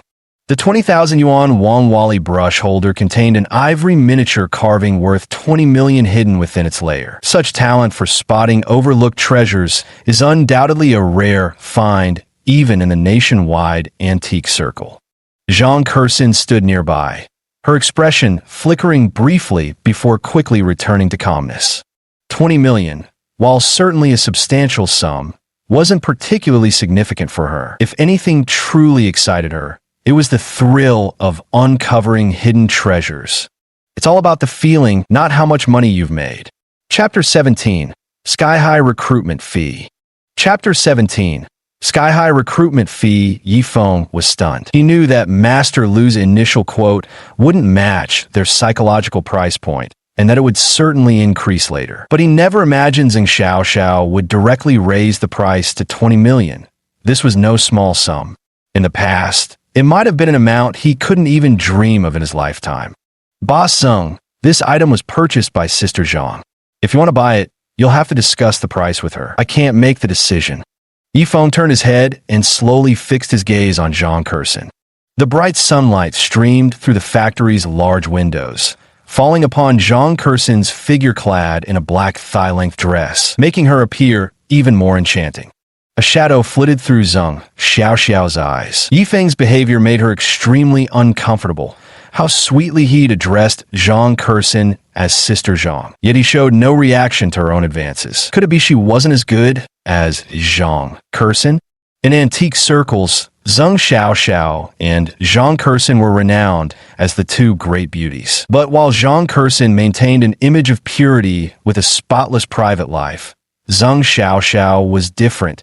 She wouldn't hesitate to trade her body for profit and material gains. Miss Zhang, how about selling me this ivory miniature carving for 20 million? Facing Zhang Kershin's innocent expression, Zeng Xiaoxiao spoke with noticeably less confidence. Perhaps trying to prove she wasn't inferior, she conspicuously straightened her posture. Zhang Kershin gave Zeng Xiaoxiao a light glance and said indifferently, "No problem. If Miss Zeng likes it, take it. 20 million is yours." To her, the value and significance of ivory micro-carving paled in comparison to the 7-star Long Yuan sword. After all, this was China, where the prestige of one of China's 10 famous swords far surpassed any ivory carving. When Yifeng previously agreed to leave the 7-star Long Yuan sword, she understood his intention was for it to become Tianyuan Pavilion's treasure showcase. Possessing this sword would undoubtedly make Tianyuan Pavilion outshine all other antique shops in Pingchuan, standing peerless.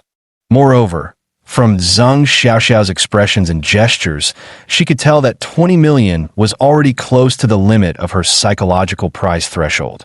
"Great, Miss Zhang, you're quite decisive." Zeng Xiaoxiao cast a wistful glance at Yifeng, took out a checkbook, and wrote a 20 million yuan check from Huaxia Bank before handing it to Zhang Kershin.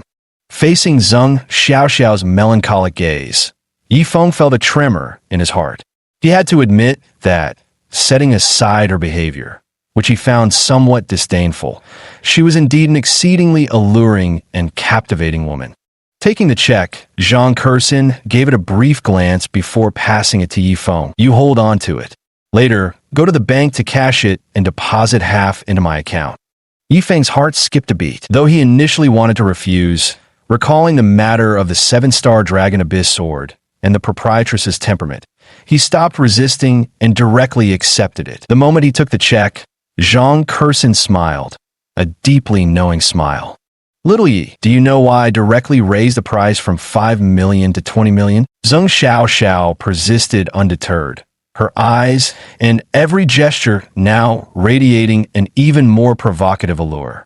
Yifeng shook his head, signaling his incomprehension. "Sister just wants to get to know you properly, to become friends." Zheng Xiaoxiao laughed, and as her smile widened, her chest rose and fell slightly, tremoring with her mirth. Yifeng gave an awkward smile, unsure of what to say. Fortunately, at that moment, an assistant walked over and whispered something to Boss Ma. Then, Boss Ma clapped his hands and announced, "All right, everyone, the food and drinks are ready. Let's begin the feast." The timing of each underground auction was always fixed, concluding around lunchtime. So every time the auction ended, the organizers would prepare a lavish banquet to entertain the antique shop owners. During the banquet, Zheng Xiaoxiao deliberately sat next to Yifeng, occasionally accidentally brushing her arm or thigh against him. This made Yifeng feel quite flustered. Everyone at the banquet clearly noticed Zheng Xiaoxiao's behavior, but remained silent, merely exchanging knowing smiles. After all, within their circle, everyone was familiar with each other's little secrets. Yet in their hearts, they secretly admired Yifeng. Though this woman Zheng Xiaoxiao would sometimes trade her body for certain gains, when she had no use for you, touching even a single finger of hers would be impossible. Little Yi, if not for you today, your sister wouldn't have had the chance to buy such exquisite ivory micro-carving. Come, let's share a toast. Zheng Xiaoxiao lifted her wine glass, gazing at Yifeng with a smiling expression. Unable to refuse, Yifeng had no choice but to raise his glass and clink it against Zheng Xiaoxiao's. Zheng Xiaoxiao probably had a constitution that made her cheeks flush a delicate pink after just one glass of red wine. Already effortlessly alluring, she now radiated an even more intoxicating charm. "Xiaoyi, when did you start working as an appraiser at Ms. Zhang's shop?" With an enchanting smile curling her lips, Zheng Xiaoxiao pressed on with her questioning. The moment these words left her mouth, all eyes instinctively turned to Zhang Kursin. It was obvious to everyone. Zheng Xiaoxiao was extending an olive branch to Yifeng. There was no choice. Who could blame them when Yifeng's performance just now was simply dazzling? The sword within a sword, the ivory miniature hidden in the brush holder's secret compartment. His discerning eye alone, demonstrated through these two pieces, was enough to make every antique shop owner's heart race. Truth be told, it wasn't just Zheng Xiaoxiao. Every antique shop owner present had the same thought of poaching him. They just refrained from showing it in front of Zhang Kursin. "The day before yesterday," replied Yifeng. "Oh, might I ask what annual salary Ms. Zhang is offering you?" Hearing that Yifeng had only joined Zhang Kursin's antique shop 2 days ago, Zheng Xiaoxiao couldn't suppress a surge of wild excitement. 1 million, plus commissions and profit sharing, Yifeng answered truthfully. Zheng Xiaoxiao smiled, her expression brightening even more. "Xiaoyi, with your exceptional talent and discernment in antiques, a mere 1 million annual salary is truly too little." With that, Zheng Xiaoxiao's gaze swept over Zhang Kursin before settling firmly on Master Lu. "Master Lu, why don't you tell Xiaoyi about your annual compensation?" Having worked under Zheng Xiaoxiao for years, Master Lu immediately understood her intentions. A trace of resentment flashed across his face as he nodded. 5 million annual salary, plus 10% equity in the antique shop. 5 million annual salary, plus 10% equity. These words sent a shockwave through every antique shop owner present. Now they understood how Zheng Xiaoxiao had managed to secure Master Lu, a top-tier national expert. While the 5 million salary was substantial, compared to the 10% shop equity, that sum suddenly seemed rather modest. All the esteemed shop owners present here operate the most prestigious antique shops in Pingchuan. It can be said that they control over 90% of the antique trade market in this region. The profit margins in antiques are enormous. Even the lowest annual income among them amounts to several hundred million. A 10% stake would mean tens of millions. Sweetie, given your abilities, staying at Tian Yangshuan for just an annual salary of 1 million plus bonuses and commissions is simply too much of a waste. How about this? Come work at my Purple Bamboo Pavilion, and I'll offer you an annual salary of 10 million plus 20% of the shop's shares. What do you think? Interested? Zheng Xiaoxiao confidently asked. She believed such an enticing offer would be impossible for anyone to resist. 10 million plus 20% of Zizhu Pavilion shares. This was no small sum. Given Zizhu Pavilion's current standing, a conservative estimate would put the annual earnings at well over 50 million. Even the CEO of a major conglomerate like Volkswagen only earns around 30 million a year. Zheng Xiaoxiao's offer was clearly a determined move to secure what she wanted. Everyone was stunned by Zheng Xiaoxiao's staggering offer. Some antique shop owners who had initially planned to approach Yifeng privately after the event unanimously abandoned the idea. Even Yifeng was taken aback by Zheng Xiaoxiao's extravagant proposal. Yet, just when everyone expected him to accept, he shook his head with a smile and said, "Boss Zheng, thank you for your generosity, but the proprietress has been very kind to me, so I'd rather stay at Tianyan Pavilion." As he spoke, his gaze shifted to Zhang Kursin, his mind filling with the image of her exhausted face, the first thing he saw when he woke up in the hospital. As he watched, Yifeng unconsciously activated his clairvoyant ability. All he saw was black. Wrapped within the figure-hugging black miniskirt was a full set of black lace lingerie. Meeting Yifeng's gaze, Zhang Kursin smiled brightly. She hadn't spoken a word since Zhang Xiaoxiao started poaching him, simply wanting to see how Yifeng would respond to such temptation. A rejection? Everyone present was stunned. None could comprehend why Yifeng would refuse despite such alluring temptation. An annual salary of 10 million plus 20% of Purple Bamboo Pavilion shares, compared to 100,000 salary with commissions and dividends from Sky Cloud Pavilion. Anyone who's not a fool could see the difference. A world of difference. Zheng Xiaoxiao's expression instantly froze. She stared at Yifeng incredulously, utterly unable to comprehend why he would refuse such generous terms. Could it be because of Zhang Kursin? After much thought, Zheng Xiaoxiao concluded this was the only possibility. She felt outshone by Zhang Kursin yet again, and her resentment toward the other woman deepened. "Xiaoyi, are you really not going to reconsider?" Zheng Xiaoxiao pressed on, unwilling to give up. "Sorry, Mr. Zheng." Yifeng shook his head and replied indifferently, his expression resolute. Faced with Yifeng's resolute response, Zheng Xiaoxiao's expression stiffened for a brief moment before she quickly masked it with practiced ease. "Xiaoyi, here's my business card. Take your time to think it over. If you decide, you can call this number. The gates of Purple Bamboo Pavilion will always be open for you." Chapter 18. The Wager. Chapter 18. The Bet the banquet continued uninterrupted. Throughout the meal, Zheng Xiaoxiao stubbornly persisted in engaging Yifeng in conversation until the very end of the festivities, when she finally rose to her feet with evident reluctance. After leaving the black market auction, Zhang Kursin drove Yifeng back to Tianyan Pavilion. Along the way, the girl couldn't resist leaning in to scrutinize Yifeng closely. Once, twice, thrice, facing the proprietress's gaze, Yifeng actually grew somewhat bashful under her scrutiny. "Huh!" Zhang Kursin chuckled and said with a smile. "Fengyi, with Boss Zheng offering such a high price, why haven't you gone to Purple Bamboo Pavilion yet? Aren't you tempted? 10 million in annual salary. That's equivalent to 10 years of your work at Tianyan Pavilion, not to mention the additional 20% stake in Purple Bamboo Tower. Moreover, from the way Boss Zheng looks at you and moves around, it seems she's quite taken with you. To be honest, in our Pingchuan, Boss Zheng is famously known as a beauty. Boss lady, no matter how beautiful Boss Zheng is, she can't compare to you. Besides, She's already in her 30s. Yifeng shook his head helplessly and said with a bitter smile, "To tell the truth, the astronomical annual salary Boss Sung offered is indeed very tempting to me. But since childhood, I've known that one should be grateful and reciprocate kindness. It's been nearly 2 years at Tainyungshuan, and you, boss lady, have always taken good care of me, not to mention the matter of the Yuchen teapot. A person shouldn't forget morality for the sake of profit." His response deeply moved Zhang Kursin. While the principle made sense, in today's society, those who could truly live by it were exceptionally rare, if they existed at all. Good, very good. Yifeng, if you work hard at Tianyun Pavilion from now on, I'll offer you an annual salary of 10 million plus 20% of Tianyun Pavilion shares.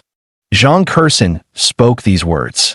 Yifeng was stunned. A 10 million annual salary plus 20% of Tianyun Pavilion shares. What a staggering offer. Having worked at Tianyun Pavilion for nearly 2 years, he understood its magnitude all too well. Boss lady, this. Yifeng's mouth hung open in astonishment. Keep up the good work, you've earned it.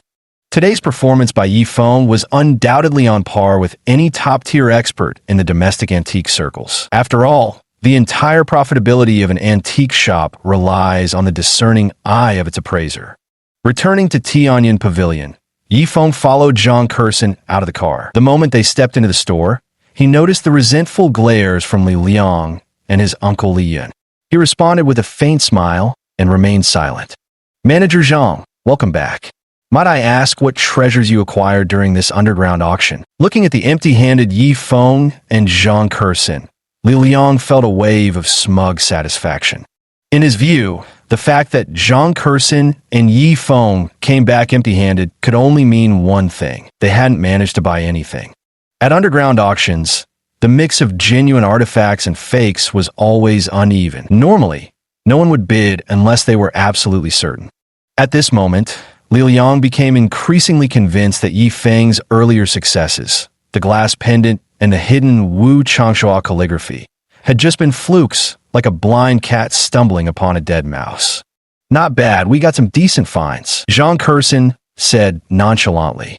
Li Liang was momentarily taken aback. "Oh? What treasures did our Tianyun Pavilion manage to acquire this time?" "Treasures?" Zhang Kursin was about to respond when Yifeng cut in. "Masterly, I know you're quite resentful that the proprietress didn't take you to this black market auction. Am I right?" "No, nothing of the sort." With Zhang Kursin present, Li Liang wouldn't dare admit it outright. Yifeng smiled faintly. "Come now. Masterly, no need to pretend. I know you're secretly delighted that the proprietress and I returned empty-handed from this black market auction." From Li Liang's expression and gaze, he could clearly tell that upon seeing both him and the proprietress empty-handed, the other man had absolutely concluded they'd returned from the black market with nothing to show for it. "Yifeng, you can eat recklessly, but you mustn't speak carelessly. As Tianyun Pavilion's appraiser, how could I possibly take pleasure in your failure to acquire treasures at the black market? Though I am rather curious, what sort of precious artifacts did you manage to obtain for our Tianyun Pavilion during this black market auction?" Li Liang's eyes kept darting between Yifeng's conspicuously empty hands. "Treasure?" Yifeng shook his head and said, "Nothing at all. I knew there was nothing there." "Young man, you shouldn't be so full of yourself." Li Liang's mockery was undisguised. "Empty-handed, with nothing at all. Isn't that perfectly obvious?"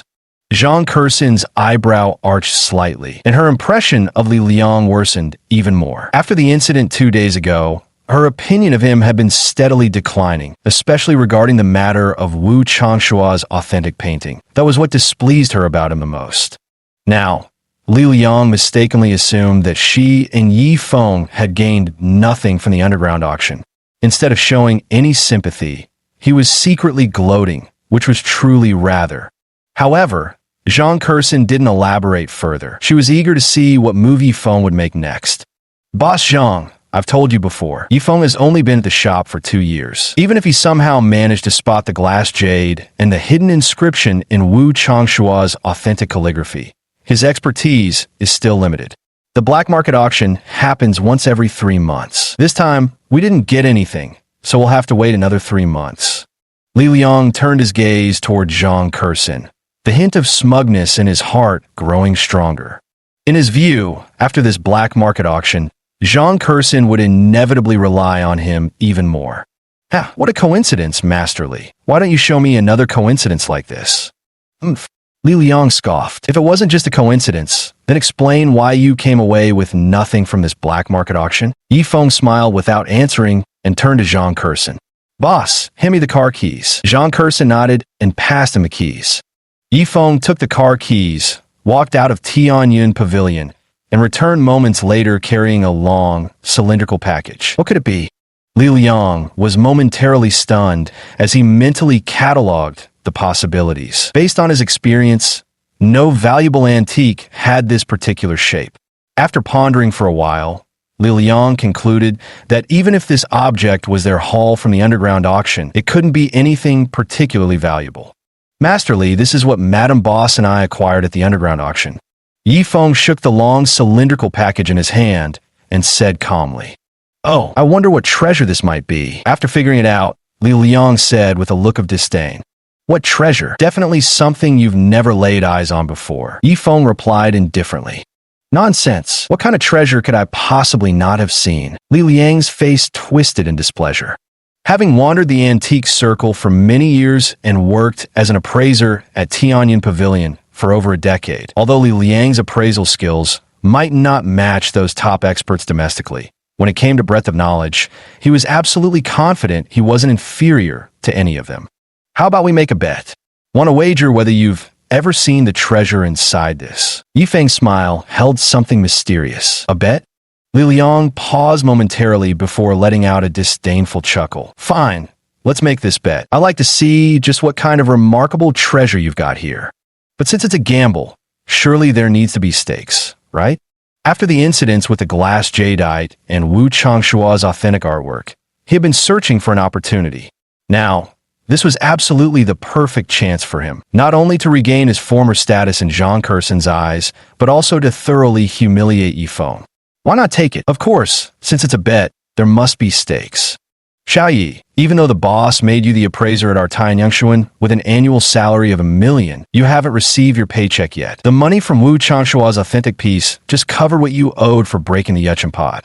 So I doubt you have any cash to bet. How about this? If you lose, you go back to being an apprentice, all right? Yi Feng nodded. No problem. But Master Li, what if you lose? Same as you. If I lose, you'll become the chief appraiser of Tianyunshuan, and I'll work under you, following your every order. Good. Yi Feng gave Li Liang a meaningful glance and slowly unwrapped the long, cylindrical package. He planned to teach the other party the same lesson as with the Yuchen pot. As the wrapping opened, a long sword was clearly revealed. The 7-star Dragon Abyss sword had been hidden beneath layers of rust and decay, its original scabbard long gone. The current sheath was simply made of cowhide they'd bought from a leather shop on their way back, plain and inconspicuous. Wrapped in this crude, cowhide scabbard, the 7-star Dragon Abyss sword even looked somewhat like trash. Yi Feng, is this the treasure you were talking about? Li Liang scoffed dismissively. In his eyes, a sword encased in such crude cowhide leather couldn't possibly be anything remarkable. Yes, this is indeed the treasure. Yi Feng nodded patiently. Treasure? How could this possibly be a treasure? Yi Feng simply smiled without responding, slowly drawing the blade from its coarse leather sheath. The blade unsheathed, emitting an intimidating cold glow under the lamplight. At first glance, it instinctively evoked a bone-chilling sensation in those who saw it. Although Li Liang didn't recognize the 7-star Dragon Abyss sword, the moment the blade was drawn, he could sense its extraordinary nature. Such a sharp blade would be difficult to forge even with today's highly advanced industrial technology. The sword is named 7-star Dragon Abyss, one of China's 10 great swords, ranked 5th, Yi Feng said slowly. Chapter 19. Yi Feng's plan, one of China's 10 great swords, ranked 5th, the 7-star Dragon Abyss sword. Li Liang was astonished once more. No matter how hard he tried, he could never have imagined that this long sword would turn out to be the 7-star Dragon Abyss sword, one of China's 10 famous swords. The 10 famous swords of China exist only in legends. To this day, no one has ever seen them. Among the well-documented ancient swords and collections, The most famous is nothing more than the sword of Gojian, King of Yu, housed in the Palace Museum. The 7-star Dragon Abyss sword? Ridiculous. How could this possibly be the real thing? Even the Palace Museum doesn't possess any of China's 10 famous swords. How could something like this possibly appear on the black market? Before Li Liang could speak, Li Yun had already scoffed in ridicule. In his view, Yi Feng's claim that the long sword in his hand was the 7-star Dragon Abyss sword was nothing short of a fairy tale, utterly impossible. Li Liang's heart stirred upon hearing this. His nephew had a point. What were the chances of one of China's legendary 10 great swords appearing at a black market auction? Yi Feng, are you joking? How could this rusty old sword possibly be the 7-star Dragon Abyss sword? Whether it's the 7-star Dragon Abyss sword or not, you'll know when you see it yourself. Too lazy to argue, Yi Feng simply handed the sword to Li Liang, who accepted it and began examining it carefully. As an appraiser at Tianyan Pavilion, Li Liang possessed profound knowledge of antiques. Although no one had ever personally witnessed China's 10 famous swords, the historical records about them were exceptionally detailed. Indeed, the long sword before his eyes matched exactly with the descriptions found in historical documents. Moreover, even with today's highly advanced technological industries, it would be virtually impossible to forge replicas of China's 10 famous swords. Therefore, this item absolutely couldn't be a modern imitation. After all, even if it were replicated, it would only be a superficial resemblance. Although this long sword perfectly matches the recorded descriptions of the 7 stars and Dragon Abyss sword, we can't conclusively identify it as such. As I mentioned earlier, no one has actually seen the real 10 great swords of China. Comparisons based solely on historical records don't guarantee complete accuracy. Despite being certain that this was indeed the legendary 7 stars and Dragon Abyss sword, one of China's 10 great swords, Li Liang stubbornly continued his rebuttal. Zhang Kerson's opinion of Li Liang soured further upon hearing this. She knew his argument was pure sophistry. Otherwise, how could so many appraisers at the underground auction have unanimously identified this sword as the authentic 7 stars and Dragon Abyss sword? Nor would so many antique shop owners scramble to bid. Master Li, surely you know why the 7-star Dragon Abyss sword, the Zhanlu sword, the Xinyuan sword, and the other 10 sharp blades are hailed as the 10 famous swords of China? Yi Feng said calmly. His X-ray vision allowed him to confirm with absolute certainty that this long sword was none other than the 7-star Dragon Abyss sword, one of China's 10 famous swords. Its authenticity was easily proven. A simple test would suffice. I know, it's because of the swordsmith Oyezi. Master Oyezi is indeed one reason, but not the most crucial one. Yi Feng shook his head and said, the sharpness, due to the unique material of these 10 swords, makes them exceptionally keen after forging. The ranking of China's 10 famous swords is actually based on their degree of sharpness. Li Liang's expression darkened as he spoke, already guessing Yi Feng's next move. With a slight glance at Li Liang, Yi Feng continued, since Master Li, you're also aware that the ranking of China's 10 famous swords is determined by their sharpness. Then testing the keenness of this long sword will tell us whether it's the genuine 7 stars Dragoon River sword or not. Test? And just how do you plan to conduct this test? Li Liang asked with a furrowed brow. The sword of Gojian from the Palace Museum can effortlessly slice through 3 stacked copper coins. I believe the 7-star Long Yuan sword certainly won't be inferior. How about this? Let's use 6 copper coins for the test. If this long sword can cleave through 6 coins, then it must be the genuine 7-star Long Yuan sword. Yi Feng said with some excitement. Any of China's 10 famous swords would undoubtedly surpass the sword of Gojian. Since the 7-star Long Yuan sword ranks 5th among these legendary blades, 6 copper coins should pose no challenge for it. Upon hearing this, Li Liang found it difficult to argue further. Zhang Kerson nodded at this point and said, Li Yun, go fetch a few Qianlong Tongbao coins. Copper coins are among the most common antiques. Most circulate widely in a market and hold little value, typically just a few dollars or a dozen yuan per coin. Truly valuable copper coins are exceedingly rare. Items like the Qianlong Tongbao coins were plentiful at Tianyangxuan. Moments later, Li Yun grabbed a handful of copper coins from a corner beneath a miscellaneous shelf and brought them over. With the copper coins ready, it was time for the experiment. The Tai and Yangshuan's first floor hall had a set of premium rosewood tables and chairs. Yifeng casually picked out 6 coins, stacked them neatly on the fine rosewood table, and raised the 7-star Long Yuan sword, aiming it at the coins. At this moment, everyone's attention was drawn to the raised sword, especially Zhang Kerson's. She had been present during the experiment with the sword of Gojian and had witnessed firsthand how easily it sliced through 3 copper coins. She was eager to see what would happen when the 7-star Long Yuan sword struck down these 6 coins. There should be absolutely no problem. Yifeng's emotions grew tense, his hands holding the 7-star Long Yuan sword even trembling slightly. Though legend had it that China's 10 famous swords could slice iron like mud, witnessing it firsthand was another matter.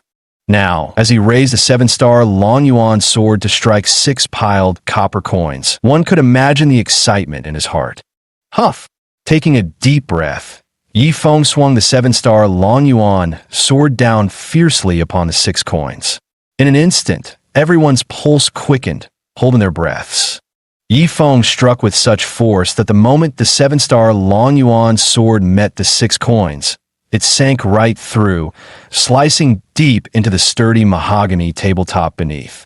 In just an instant, the 6 copper coins placed on the corner of the rosewood table split cleanly in 2, and even that corner of the table was cleanly shaved off.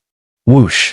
A chill ran down Yifeng's spine as he hurriedly checked his force, halting the descent of the 7 stars Dragon Abyss sword. Confronted with the scene before them, Yifeng, Zhang Kerson, and Li Liang all froze in unison, wide-eyed with shock. Despite having envisioned the sharpness of the 7 stars Dragon Abyss sword, and even estimating generously, they still underestimated just how keen its edge truly was. After slicing through 6 copper coins in one stroke, it continued to effortlessly cleave the high-quality mahogany table, and judging by its downward momentum, there seemed to be no sign of stopping. Such razor-sharpness could only be described as cutting through iron like mud. After all, the hardness of high-quality rosewood is in no way inferior to ordinary steel. Calculating based on the thickness of the tabletop, the 7 stars Dragon Abyss sword had just cut through 6 copper coins before slicing through 5 centimeters of steel plate. Its sharpness can well be imagined. Li Yin was completely dumbfounded at this moment. Initially, he absolutely refused to believe that the long sword Yifeng was holding could actually be the legendary 7-star Dragon Abyss sword. But now it seems abundantly clear that this long sword must undoubtedly be the 7 stars Dragon Abyss sword. Master Li, now tell me, is this long sword truly the 7-star Dragon Abyss sword? Carefully sliding the 7-star Dragon Abyss sword back into its leather scabbard, Yifeng looked down at Li Liang. Having witnessed just how sharp the blade was, he absolutely couldn't afford to be careless. One accidental brush against any body part, and things could turn ugly. Li Liang's face darkened, but he remained silent. No answer? Then I'll take that as confirmation. Yifeng continued with a smile. Li Liang remained silent, his gloomy expression growing even more solemn. Fine, since it's come to this, a bet's a bet. Starting today, you and Li Yun will be responsible for cleaning the Tianyun Pavilion's collection. Yifeng said indifferently. Having Li Liang and Li Yun jointly handle the cleaning of Tianyun Pavilion's collection had been part of his plan when he made the wager. The key to porcelain restoration lay in keen discernment. Now equipped with X-ray vision that could perceive the tiniest molecular structures within any object, repairing porcelain should pose no difficulty whatsoever for him. What goes around comes around. However Li Liang and his uncle Li Yun had schemed against him, he would repay them in kind. Yifeng, who the hell do you think you are? How dare you give orders to my uncle? Li Liang remained silent, while Li Yun shouted loudly. I believe you heard our wager quite clearly. A bet is a bet, according to our agreement. Master Li shall now be my assistant, and I may instruct him to do anything. Yifeng said calmly. Bullshit. Li Yun cursed loudly, but just as he was about to continue berating, Li Liang cut him off. Shut up. He knew that his standing in Zhang Kerson's eyes was now worlds apart from before. The best choice at this moment was to obediently shut up and not say another word. Second uncle, Li Yun opened his mouth, still wanting to speak, but under Li Liang's icy glare, he had no choice but to obediently close his mouth. Xiao Yi, rest assured, bet. Starting today, Li Yun and I will handle the cleaning duties at Tianyun Pavilion, including maintaining the collection items. Li Liang's face darkened as he spoke. He knew he needed to speed up his plans. With the matter of the 7 Stars Dragon Abyss sword settled, Zhang Curson glanced at Yifeng and said, "Wait here with the items for a moment. I'm going upstairs to fetch something." "All right, boss lady." Yifeng nodded in response. Zhang Curson went upstairs, retrieved what she needed, and soon came back down. Signaling to Yifeng, the two of them walked out of Tianyun Pavilion together. "Sister Zhang, where are we headed?" Standing by Zhang Curson's car, Yifeng asked in confusion. "Taking you to meet someone," Zhang Curson said mysteriously. "Who?" Yifeng froze in surprise. "You'll see when you meet them," Zhang Curson replied with a mysterious smile, her expression still secretive. Chapter 20. The Mysterious Old Man. Chapter 20. The mysterious old man, Yifeng, got into the car with some frustration. Though he didn't ask any questions along the way, the doubts in his mind only grew heavier. He had no idea who this mysterious person was that the proprietress was so secretively bringing him to meet.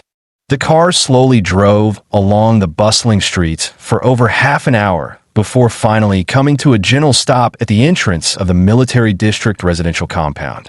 Several armed police officers stood guard there with loaded weapons. "Miss Zhang, it's you again, here to visit the old commander?" An armed police officer approached, giving Zhang Curson a crisp military salute. Witnessing this scene, Yifeng was stunned. The situation was clear. Zhang Curson was obviously a frequent visitor here. Shooting her a puzzled glance, his suspicions about her deepened even further. Anyone addressed by the guards as Old Commander must have held a considerably high rank during their service. If Zhang Curson regularly visited this senior officer, their relationship had to be extraordinary. But then, what did that say about Zhang Curson's own identity?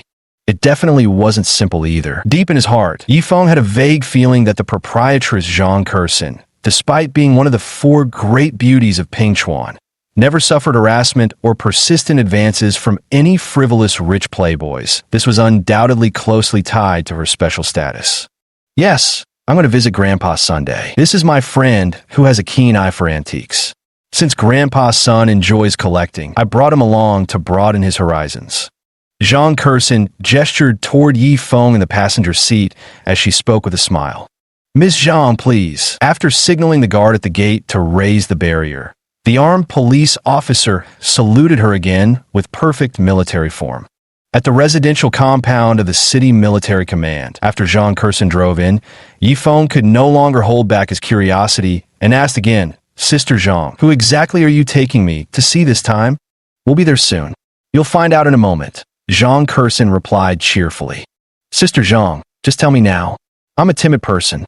If you don't tell me, what if I get too nervous to speak when I meet the big shot later?" Yifeng grumbled anxiously. Though he wasn't entirely sure about the identity of the person Zhang Curson was taking him to meet, he could clearly sense from her earlier conversation with the armed police guard that this old man must indeed hold an extraordinary status.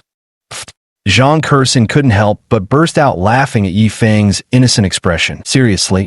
Of course. We country folks have never rubbed shoulders with important people before. You suddenly bring me to a place like this. How could I not be nervous?" "Sister Zhang, could you at least tell me who exactly we're going to meet later? That way I can mentally prepare myself in advance." "All right, I'll tell you then. The grandpa's son we're meeting this time, like my own grandfather, is a veteran from the War of Resistance. Previously, Grandpa's son served as the commander of our Pingchuan military subcommand, and now he's retired," Zhang Curson said slowly. "Commander of Pingchuan military subcommand?" Yifeng froze upon hearing this. This was undoubtedly the highest-ranking official he'd ever met. Located along the coast, Pingchuan was at the forefront of China's reform and opening up wave, standing as a first-tier city whose domestic and international influence was second only to Beijing.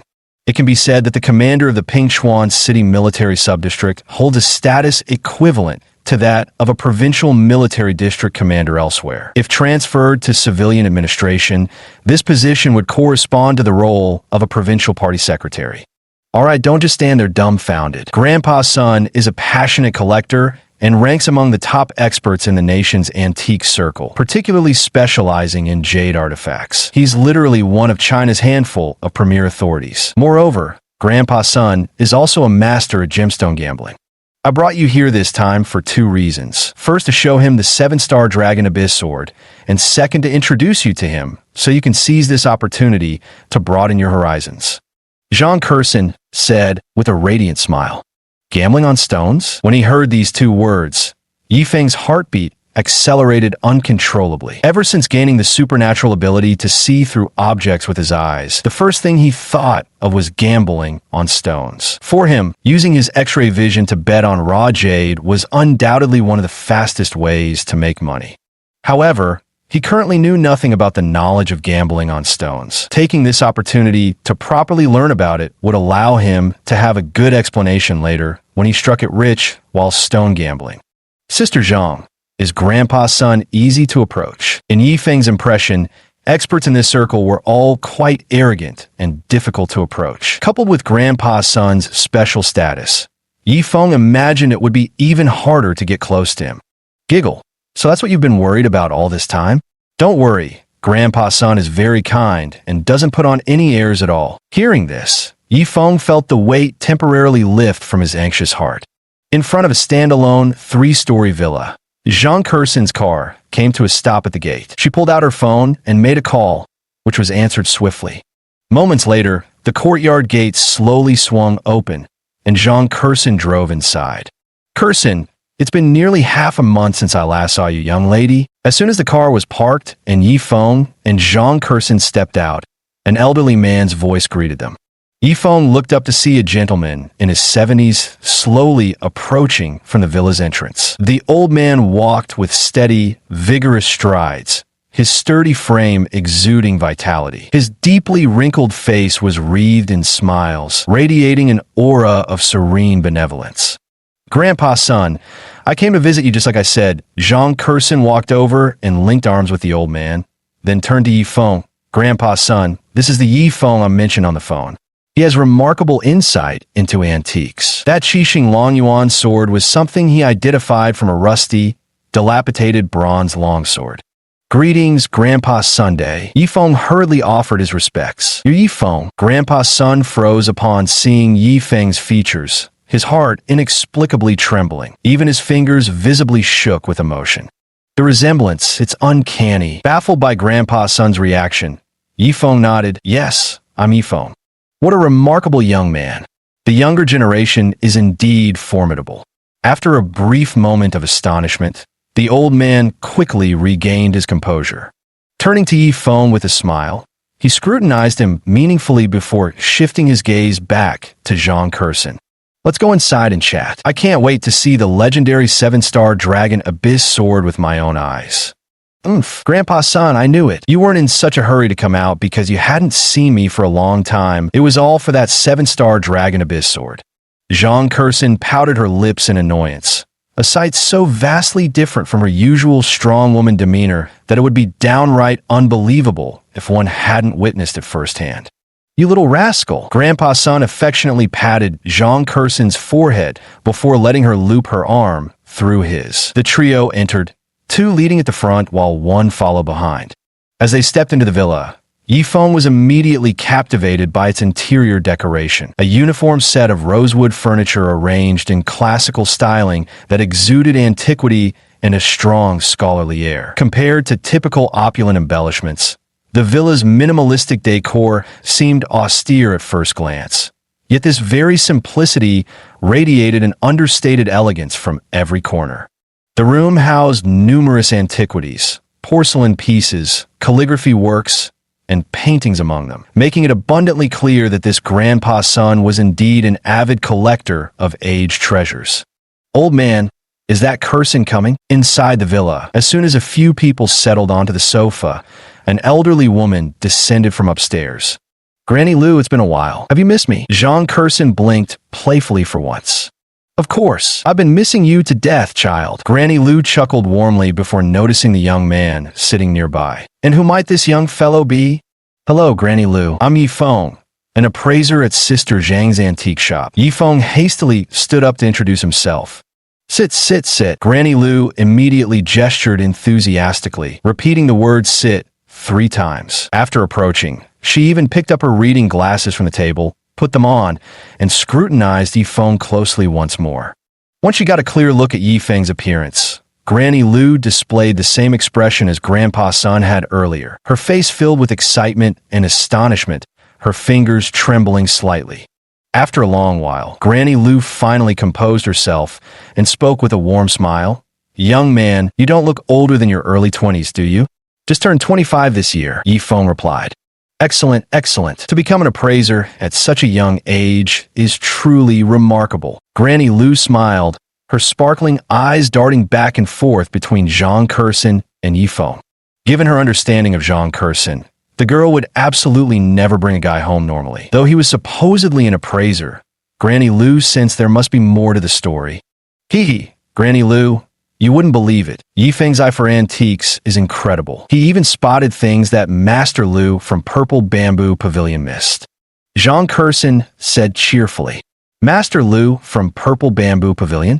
Grandpa Sun froze momentarily upon hearing this. As an avid collector, he naturally knew of Master Lu from the Purple Bamboo Pavilion. Not just in Pingchuan, Master Lu's discerning eye was renowned throughout the entire country. If even he had missed something, yet young Yifeng had spotted it, this struck Grandpa Sun as utterly unbelievable. For someone so young to possess such remarkable vision, given time, he would surely become a monstrous talent in this field. Master Lu from Purple Bamboo Pavilion? Who's that? Granny Lu didn't dabble in collectibles, so this name naturally meant nothing to her. A nationally renowned appraiser. In terms of expertise, while not quite Grandpa Sun's equal, he's nearly comparable, came the explanation. Zhang Kershin explained. Chapter 21, The Uncanny Resemblance. Chapter 21, The Uncanny Resemblance. Grandma Lu finally understood after hearing this. She knew her late husband's reputation in the antique circle all too well. Since this Master Lu's status was comparable to her husband's, he must undoubtedly be an extraordinarily skilled figure. Kershin, the item you mentioned must be that 7-star Dragon Abyss sword, right? Grandfather Sun said. Yes, but it's not just the 7-star Dragon Abyss sword. There's also an ivory miniature carving. Zhang Kershin briefly recounted the auction of the decayed bronze sword and the incident with a Wang Wali brushpot. Among these details, she naturally glossed over the involvement of the black market auction, mentioning it only as a small-scale auction instead. After listening to Zhang Kershin's account, Grandpa Sun couldn't help but nod approvingly at Yifeng.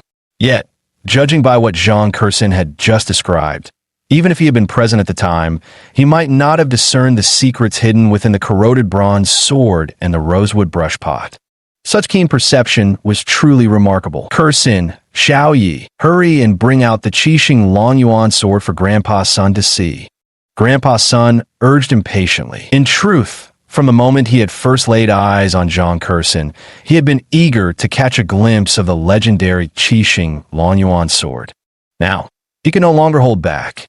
The 10 Great Swords of China. These were legendary artifacts, something no one had ever seen firsthand. For every domestic collector, the 10 Great Swords held a special place in the world of collectibles.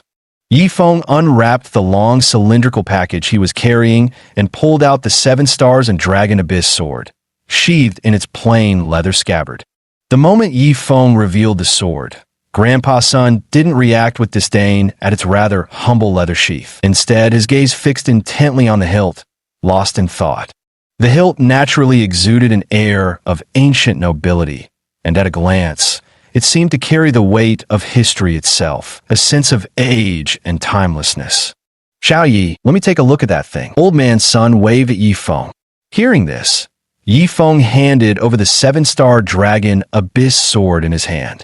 Receiving the 7-star Dragon Abyss sword, Old Man Sun eagerly removed the scabbard. The dazzling blade gradually revealed its true form as it emerged from the leather scabbard. Although the room's lighting was relatively dim, the light reflecting off the sword still emitted an intimidating cold brilliance, exuding an icy aura. What a magnificent sword! Truly worthy of being one of China's 10 famous swords, the 7-star Dragon Abyss sword is indeed a masterpiece. After carefully examining it for a long time, Old Man Sun sighed with admiration. As he spoke, one hand supported the hilt while the other couldn't resist reaching out to touch the blade. "Grandpa Sun, what are you trying to do?" Yi Feng broke into a cold sweat from the old man's sudden movement. Having witnessed firsthand the razor-sharp edge of the 7-star Long Yuan sword, he still felt lingering fear. If Grandpa Sun were to touch the blade just like that, something terrible would undoubtedly happen. "Kid, what's with all the fuss?" Before Grandpa Sun could touch the 7-star Long Yuan sword blade, Yi Feng's exclamation startled him, making the old man roll his eyes in annoyance. With a helpless sigh, Yi Feng explained, "Grandpa Sun, this 7-star Long Yuan sword is exceptionally sharp. When Sister Zhang and I came earlier, we tested it. It could effortlessly slice through 6 stacked copper coins and a 5-centimeter thick piece of premium mahogany furniture. If your venerable hand were to touch it carelessly and happen upon the blade, I fear your fingers might part ways with your hand." After hearing Yi Feng's explanation, Old Man Sun broke out in a cold sweat. In his earlier excitement, he'd completely forgotten this wasn't just any ordinary sword. It was the legendary 7-star Dragon Abyss sword, ranked among China's 10 great famous swords. China's 10 great famous swords are ranked according to their material and sharpness, each capable of slicing through iron like mud. That the 7-star Dragon Abyss sword reaches 5th place in this ranking gives some indication of its extraordinary sharpness. The hardness of premium mahogany furniture is comparable to ordinary steel. When the 7-star Dragon Abyss sword cleanly severed 6 stacked copper coins and a 5-centimeter thick piece of mahogany furniture, it was tantamount to cutting through 6 copper coins and a 5-centimeter thick steel plate. Yi Feng was absolutely right. If his right hand had actually touched the blade just now, the point of contact would likely have been severed from his body. "Xiao Yi, Kersin, have you two ever heard the story of Yang Ji selling his saber?" An idea suddenly occurred to Grandpa Sun. "Yang Ji selling his saber? Isn't that a story from Water Margin? I heard the saber he was selling could slice through falling snowflakes and sever a hair blown against its edge." Yi Feng nodded in agreement. Yang Ji selling his blade, able to sever snowflakes with a puff. Zhang Kersin murmured the phrase before suddenly realizing, chuckling as she said, "Grandpa Sun, I get it now. You're planning to experiment with this 7-star Dragon Abyss sword to see if it can also sever snowflakes with a puff, right?" She knew that although she and Yi Feng had described the sharpness of the 7-star Dragon Abyss sword to Grandpa Sun, he hadn't witnessed it personally.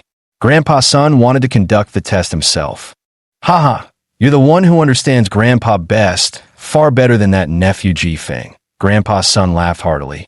When Ji Feng was mentioned, Granny Lu first glanced at Zhang Kersin, then withdrew her gaze and shook her head with a resigned sigh. What was going on?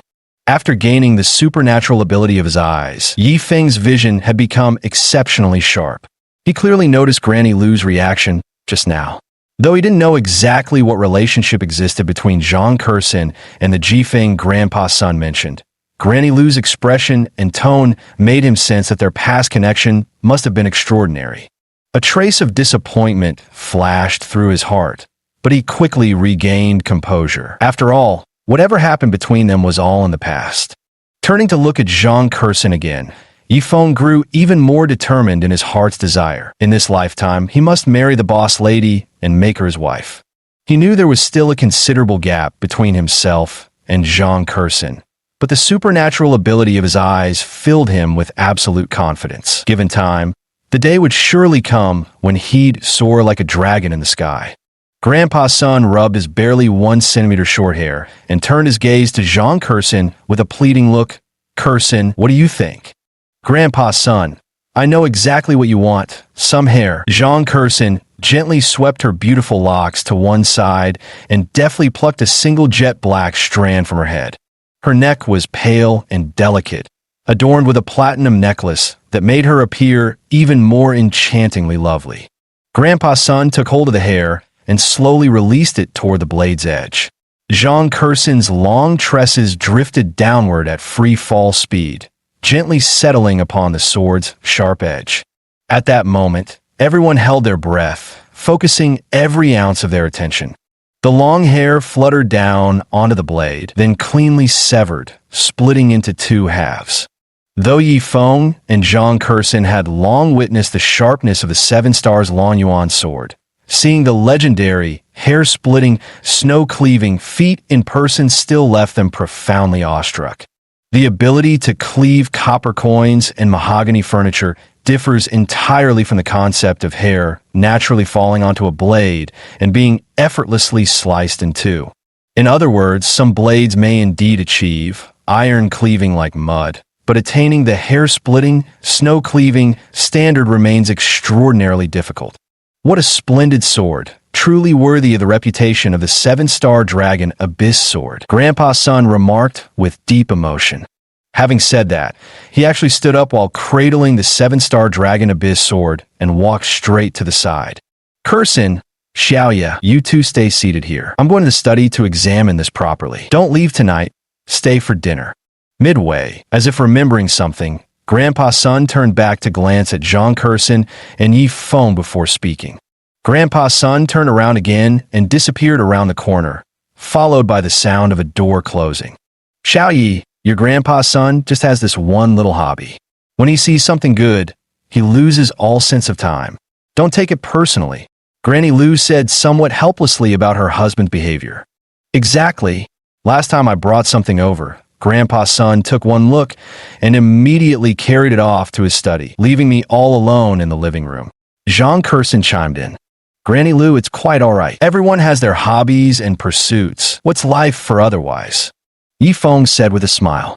Granny Lu narrowed her eyes with a merry chuckle, her gaze toward Yi Feng shifting subtly once more. After scrutinizing him carefully again, she felt another violent shudder ripple through her heart. The more I looked, the more Yi Feng reminded me of someone. Xiaoyi, where's your family from? Though she knew full well Yi Feng couldn't possibly be connected to that family, Granny Lu couldn't help but ask. That Yi family. Both their families have been close for generations, and Granny Lu remembered distinctly there wasn't anyone named Yi Feng among the younger generation of that Yi family. But this person, the resemblance was truly uncanny. Granny Lu, my hometown is very far away, a small, remote mountain village surrounded by rugged hills. Even if I told you, you wouldn't know it. Yi Feng replied with a faint smile. Oh, who else is in your family? Granny Lu asked with a serious expression as she continued her questioning.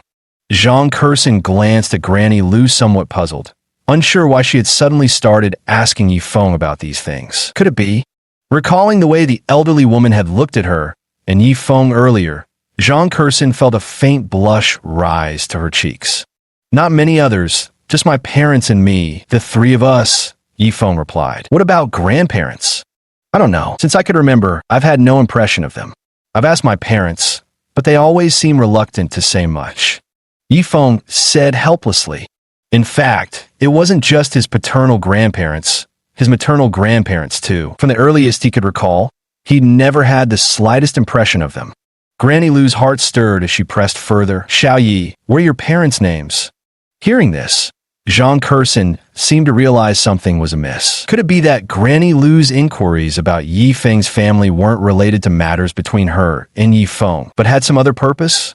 Yilei, Hiyun, Yi Feng replied. Upon hearing this, Granny Lu's heart flickered with a trace of disappointment. She sighed softly and didn't press further with her questions. In truth, she understood clearly. After losing contact for over 20 years, how could they possibly be found so easily? After what happened back then, both families had actually come to regret it. Chapter 22, Conflict at the Bank. Chapter 22, Conflict at the Bank. Yi Feng and Zhang Kursin waited in the living room for over an hour, but Grandpa Sun still hadn't emerged from his study. After exchanging pleasantries with Grandma Lu, the two left the villa. Originally, Granny Lu had intended to invite both of them to stay for dinner, but seeing their determination to leave, she didn't insist further. Leaving the villa, Zhang Kursin drove while laughing and teasing. Yi Feng, wasn't I right? Grandpa Sun and Grandma Lu are really easygoing and approachable people. Yes, Grandpa Sun and Grandma Lu are both very kind and amiable people. Yifeng nodded, his gaze involuntarily settling on Zhang Kerson's fresh, yet alluring face before trailing downward, gliding past her voluptuous chest, slender waist, and slowly coming to rest on those plump, milky white thighs. The girl was already wearing a black body-hugging mini dress, and now that she was seated in the driver's position, the hem of the dress naturally rode up a bit, revealing skin that reached almost to the very top of her thighs. Watching this, a dazed expression crept into Yifeng's eyes as he stared transfixed, unwilling to look away for the longest time. Zhang Kerson kept stealing occasional glances at Yifeng from the corner of her eye. Noticing his mesmerized gaze fixed on her thighs, she inexplicably felt a flutter of restless excitement, her fair cheeks blooming with a faint blush. 20 seconds, 30 seconds, a full minute. Even after all this time, Yifeng's stare remained glued to Zhang Kerson's slender legs. Unable to bear it any longer, she turned her head and rolled her eyes in mock exasperation. "Hey, Yifeng, haven't you looked enough?" "No." Almost instinctively, Yifeng replied with a denial, but quickly realized his mistake. He hurriedly averted his gaze, his face flushing bright red with embarrassment. Zhang Kerson couldn't help but laugh again. Every time she saw Yifeng's shy expression, it gave her an indescribable feeling. At around 5 in the afternoon, the roads were packed with congested traffic. Inside the car, Yifeng's gaze remained almost constantly fixed on Zhang Kerson, while she discreetly observed him from the corner of her eye, the atmosphere tinged with subtle intimacy. "Annie Zhang, who is this Yifeng that Grandma Lu mentioned?" Thinking back to the military compound, Yifeng recalled the name Yifeng in his mind. "Oh, he's Grandma Lu's grandson," Zhang Kerson replied with slightly flushed cheeks, a fleeting sense of pride crossing her heart. The sour note in Yifeng's tone was unmistakable. "So you two?" Yifeng probed further. "Our families have been close for generations. When we were very young, our parents arranged a childhood betrothal between us. But since his grandfather's family lived in Pingchuan and mine was in the capital, we barely ever met. As we grew up, both sides felt it wasn't suitable, so the engagement was quietly dropped," Zhang Kerson explained. "Oh." Yifeng let out a sigh of relief. Turns out it was just this kind of matter, giving him a needless scare for nothing. Listening to Yifeng's tone, Zhang Kerson thought he might be feeling uncomfortable, so she hurriedly explained, Yifeng, there's really nothing between me and Sun Yifeng. Since childhood, we've barely met each other. Only in the past couple of years when I came to Pingchuan to visit Grandpa's son did we start seeing each other more frequently. But neither of us has any romantic feelings. I've always seen him as an older brother, and he treats me like a younger sister. Really, there's nothing else." "I see." Yifeng couldn't help but laugh. For some reason, hearing Zhang Kerson's explanation like this filled him with an indescribable excitement. After finishing her explanation, Zhang Kerson suddenly realized the impropriety of her actions. She couldn't understand why, upon seeing Yifeng's somewhat dejected expression, she had been so eager to clarify the relationship between herself and Sun Yifeng. Could it be that she'd genuinely developed feelings for this guy? Recalling how she'd stayed by Yifeng's side for an entire day when he was hospitalized after his coma, the incident where those hooligans harassed her, and how Yifeng had massaged her sprained ankle in the office, Zhang Kerson began to feel that her feelings toward Yifeng might truly be. Truth be told, Zhang Kerson had always held quite a favorable impression of Yifeng. Having grown up in one of the capital's prominent families, one might say she'd encountered people from all walks of life. Yet those experiences only made her current realization more meaningful. Yifeng's gaze was one of the rare times Zhang Kerson didn't detect that familiar desire. "By the way, Yifeng, I was wondering if your massage skills could help with chronic leg coldness?" Remembering how Yifeng had massaged her ankle in the office, Zhang Kerson suddenly turned her head as if recalling something important. Zhang Kerson remembered clearly when she'd twisted her ankle. Under normal circumstances, even with hospital treatment and daily anti-swelling medication, recovery would take at least a week. Yet after Yifeng's simple massage, she woke up completely healed. It was almost unbelievable. "It should help. I remember when I was a kid back in the village, there were several elderly folks suffering from chronic leg chills. At that time, I learned this exact massage technique from the old man who taught massage therapy, and it actually cured their condition. Yifeng spoke up, knowing Zhang Kursin wouldn't ask such a question unless someone close to her was suffering from chronic leg chills and wanted his help examining them. With Yifeng's supernatural abilities in his eyes, that power to alter human physiology, a minor case of old leg chills was hardly an issue at all. However, this was something Yifeng certainly couldn't divulge. The magical massage technique was undoubtedly the best explanation. Really? That's wonderful. When we have time to visit the capital someday, you must come with me, Zhang Kursin exclaimed excitedly. The old leg pain condition usually only flares up during the autumn and winter seasons. Since it's still the middle of summer now, there's no urgent hurry at the moment. Sure, no problem. Just let me know whenever you want to go, Sister Zhang, Yifeng responded promptly. He wouldn't hesitate to do a favor for the beautiful proprietress. By the way, Yifeng, did you notice anything strange about the way Granny Lu was questioning you today? Recalling how Granny Lu had been inquiring about Yifeng's family background inside the villa, Zhang Kursin couldn't shake the feeling there was something peculiar about it. Really? I don't feel that way at all. Yifeng thought about it and couldn't find anything inappropriate. If he had to identify an issue, it might be because of Zhang Kursin. The Zhang and Sun families had been close for generations. Since Zhang Kursin took him along, it was only natural that the two elders might speculate about their relationship. Maybe I'm overthinking things, Zhang Kursin responded briefly before falling silent. The bank closed at 6 p.m. Passing by the bank entrance, Yifeng and Zhang Kursin waved goodbye and got out of the car. Carrying a 20 million yuan check on me. What if I lose it? Best to deposit it right away while I can. Although it was nearly closing time, the bank was still packed with customers handling their business. As Yifeng walked in and saw the crowd holding number tags while waiting in line on chairs, he couldn't help but frown. He roughly estimated that there were at least 30 to 40 people currently waiting. Calculating 3 minutes per person across 2 service windows, he'd still have to wait nearly an hour. VIP service area. Noticing the sign hanging above the counters on the other side, Yifeng's eyes lit up. He strode straight toward it. With a 20 million cashier's check in his pocket, surely this amount was enough to qualify for the VIP service area. Sir, this is the VIP service area. At the entrance to the VIP section, a bank staff member stopped Yifeng, her eyes filled with undisguised disdain. No helping it. Yifeng's entirely unremarkable outfit made him look anything but a VIP guest. The bank employee appeared to be in her early 30s, reasonably attractive with noticeable charms. Her figure lacked a young girl's slenderness but made up for it with a mature woman's voluptuousness, full bosom, rounded hips, exuding an air of experienced allure. But the moment he spoke, that snobbish expression of his made people feel uncomfortable, even somewhat disgusted.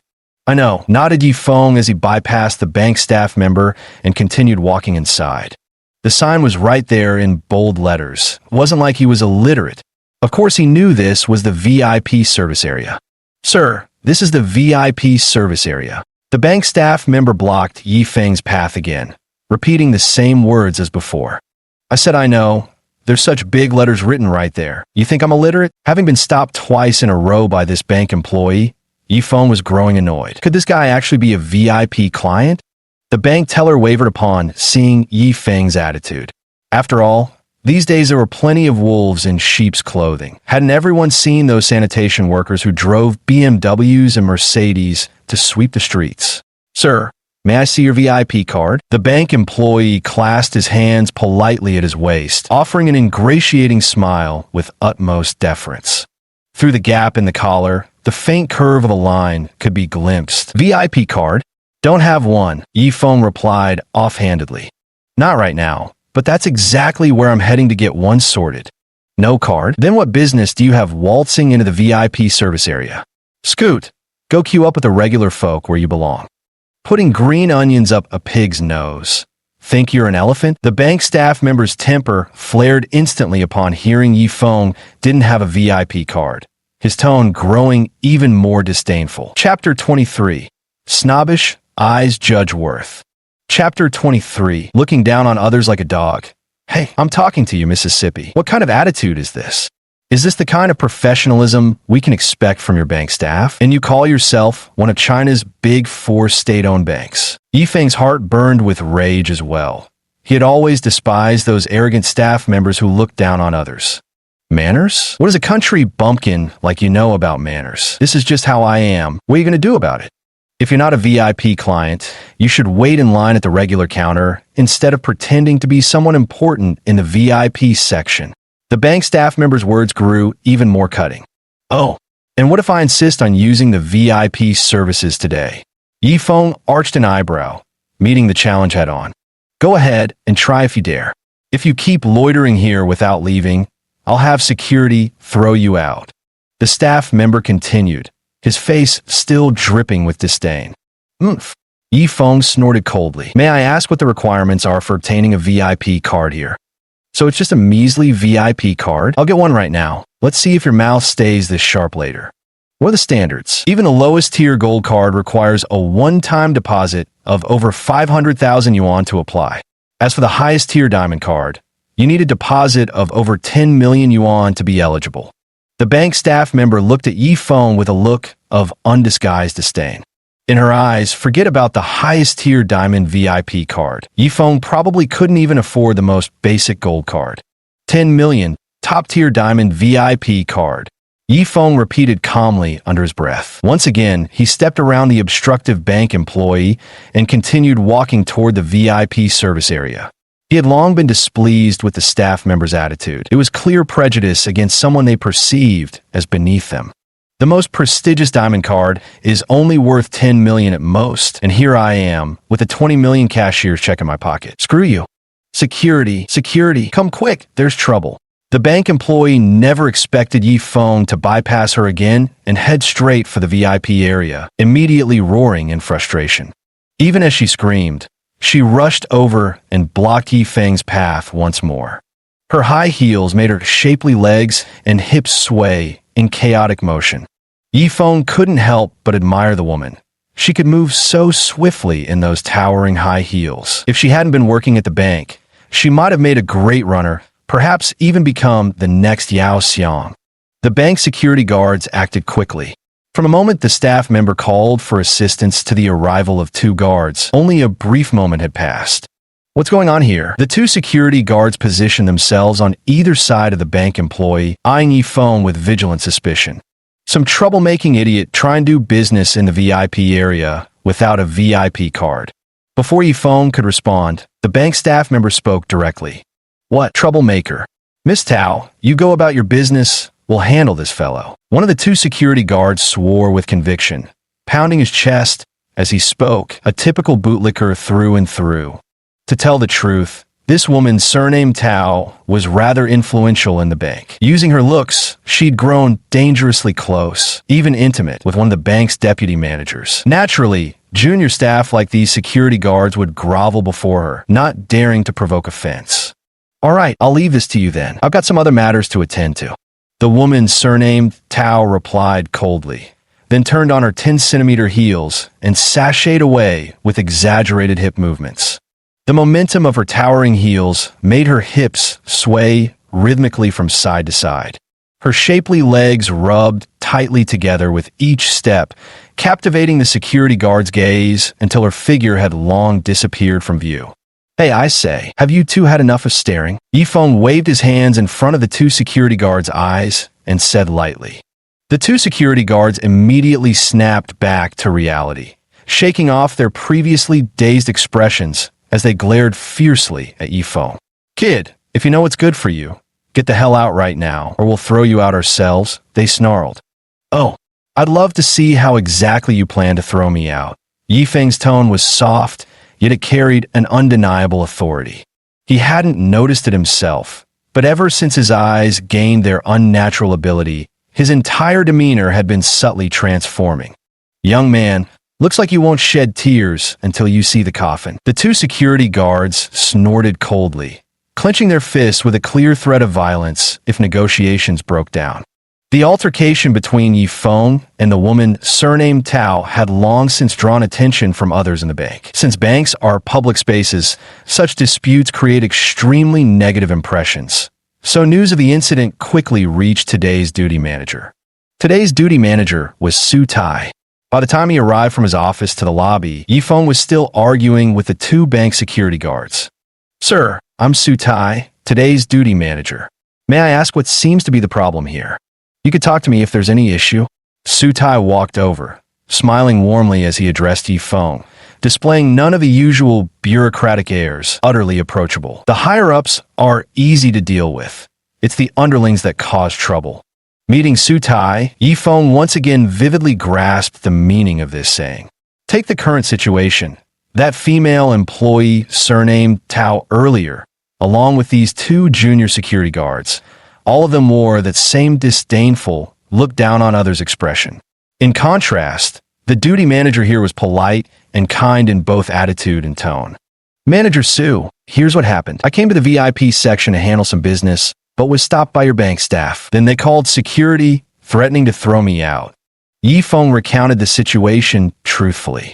No sooner had the words been spoken than the voices of two security guards rang out. "Manager Su, he doesn't have a VIP card. May I ask what your name is, sir?" Su Tai's face remained piled with smiles, though inwardly he was starting to feel rather vexed. "VIP area? VIP area? What business do you have coming here without a VIP card?" Yi Feng. "Mr. Yi, there are requirements for conducting business in our VIP area. You must hold our bank's VIP card to access VIP services." Su Tai continued to explain with a smile. Yi Feng nodded, showing understanding of Su Tai's explanation. "Manager Su, I know that only clients with VIP cards can conduct business in the VIP area. Since Mr. Yi is aware of this, may I kindly ask you to return to the main hall to conduct your business? I sincerely apologize for any inconvenience this may cause." "Manager Su, I just asked your bank staff. A single deposit of 500,000 qualifies for the basic VIP gold card, while reaching 10 million qualifies for the top-tier diamond VIP card." Yi Feng said, taking out that globally valid Huaxia bank check from his pocket. "Here's a check for 20 million.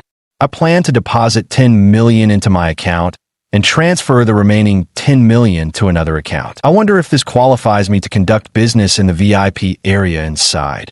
Seeing Yi Feng suddenly produce a 20 million check, Manager Su was stunned. His eyes widened in disbelief. Today, even he had misjudged someone. This seemingly insignificant young man turned out to be a major client. The two security guards were also dumbfounded. What kind of person could deposit 20 million in one go?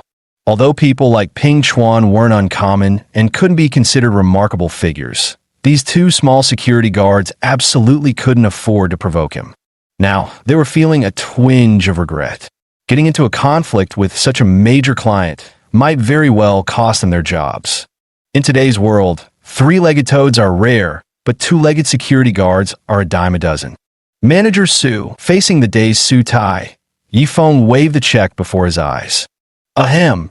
Su Tai coughed twice and snapped back to reality as Yi Feng handed over the check. "Manager Su, please examine the check. If there are no issues, may I proceed to the VIP area for my banking needs?" "Of course, absolutely. Right this way, Mr. Yi." Su Tai responded hastily, having already glimpsed the check from the corner of his eye, a Huaxia bank check, globally valid, for the full amount of 20 million. Inside the VIP area, in just under 5 minutes, Yi Feng completed his transactions. He specially opened a new account, depositing 10 million, then transferred the remaining funds into Zhang Kerson's account. The feeling of having money is truly wonderful. Looking at the VIP area facilities and the impeccable service, Yi Feng couldn't help but feel a wave of emotion. "Get out!" Just as Yi Feng was savoring the VIP treatment, a woman's shrill voice abruptly shattered the moment. "Security! Where's security? I told you to kick him out. How did he end up in the VIP section instead? What kind of incompetent work is this? Do you even want to keep your jobs?" "That damn Ms. Tao again." Frowning, Yi Feng turned to see the woman storming toward him, her chest heaving like turbulent waves. "You, get up and get out right now." The bank employee surnamed Tao walked up to Yi Feng and immediately started yelling at him. She had gone out to handle some business, and upon returning, was infuriated to find Yifeng sitting brazenly in the VIP area. Shrew, with a disdainful glance at the female employee surnamed Tao, Yifeng contemptuously spat out the words, "You're calling me a shrew?" The woman surnamed Tao felt like she was about to lose it and angrily roared back, "Yes, she's a shrew." Yifeng cast a disdainful glance at the woman surnamed Tao, saying nothing more. "Security! Security!" The woman surnamed Tao almost screamed hysterically. Inside the bank, hearing the woman's shouts again, the two security guards exchanged helpless glances before reluctantly dragging their feet toward the scene, each step feeling like an immense effort. In this situation, they were truly stuck between a rock and a hard place, unable to please either party without offending the other. Chapter 24. Su Tai's Hidden Calculations. Chapter 24. Su Tai's Little Scheme. What the hell are you all doing?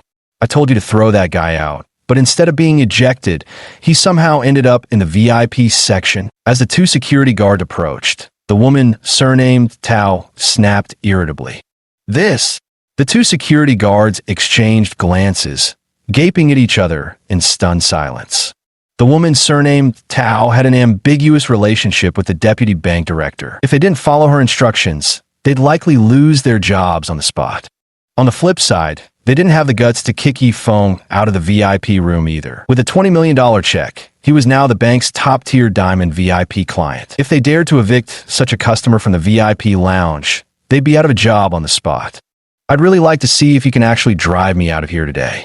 Yifeng lounged comfortably in his chair, leisurely crossing his legs as he slowly scanned the woman, surnamed Tao, with a gaze brimming with disdain. "You'll find out soon enough." The woman surnamed Tao glared fiercely at Yifeng before barking at the two security guards. "What are you stalling for? Hurry up and get him out of here now." "Miss Tao, this gentleman." The two security guards thought it over and decided to first explain that Yifeng was already a diamond VIP client. This way, Miss Tao probably wouldn't force them to keep kicking him out, and neither side would be offended. Just as they were about to speak, Su Tai's voice rang out. "You two, what have you done to offend Mr. Yi again?" He had just stepped out when he saw the two bank security guards standing near Yifeng. Assuming something had gone wrong again, he hurried over. Someone who casually spends $20 million in one go.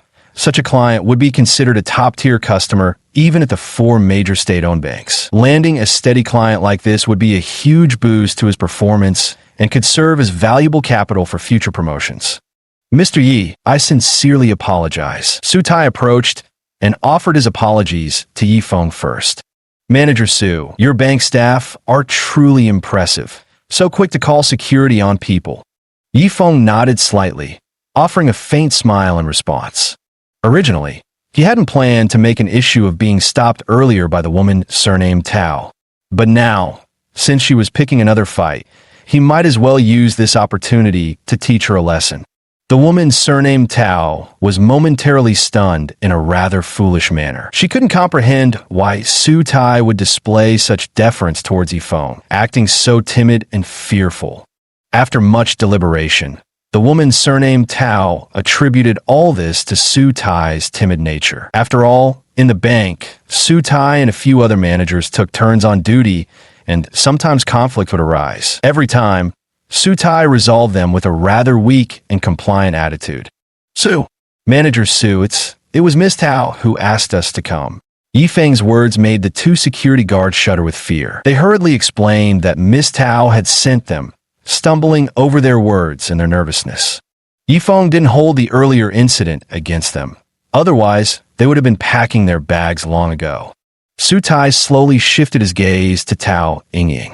Truth be told, he had noticed her the moment he stepped out. This woman belonged to Deputy Manager Song's faction, making them natural adversaries within their power dynamics. That's why when he spotted Tao Yingying earlier, he had purposely pretended not to see her. Recalling the conflict at the VIP section entrance earlier, Su Tai suddenly remembered. It all began with a confrontation between Yifeng and Tao Yingying. "Director Tao, may I ask why you've called security to this meeting?" Su Tai's tone carried unmistakable hostility.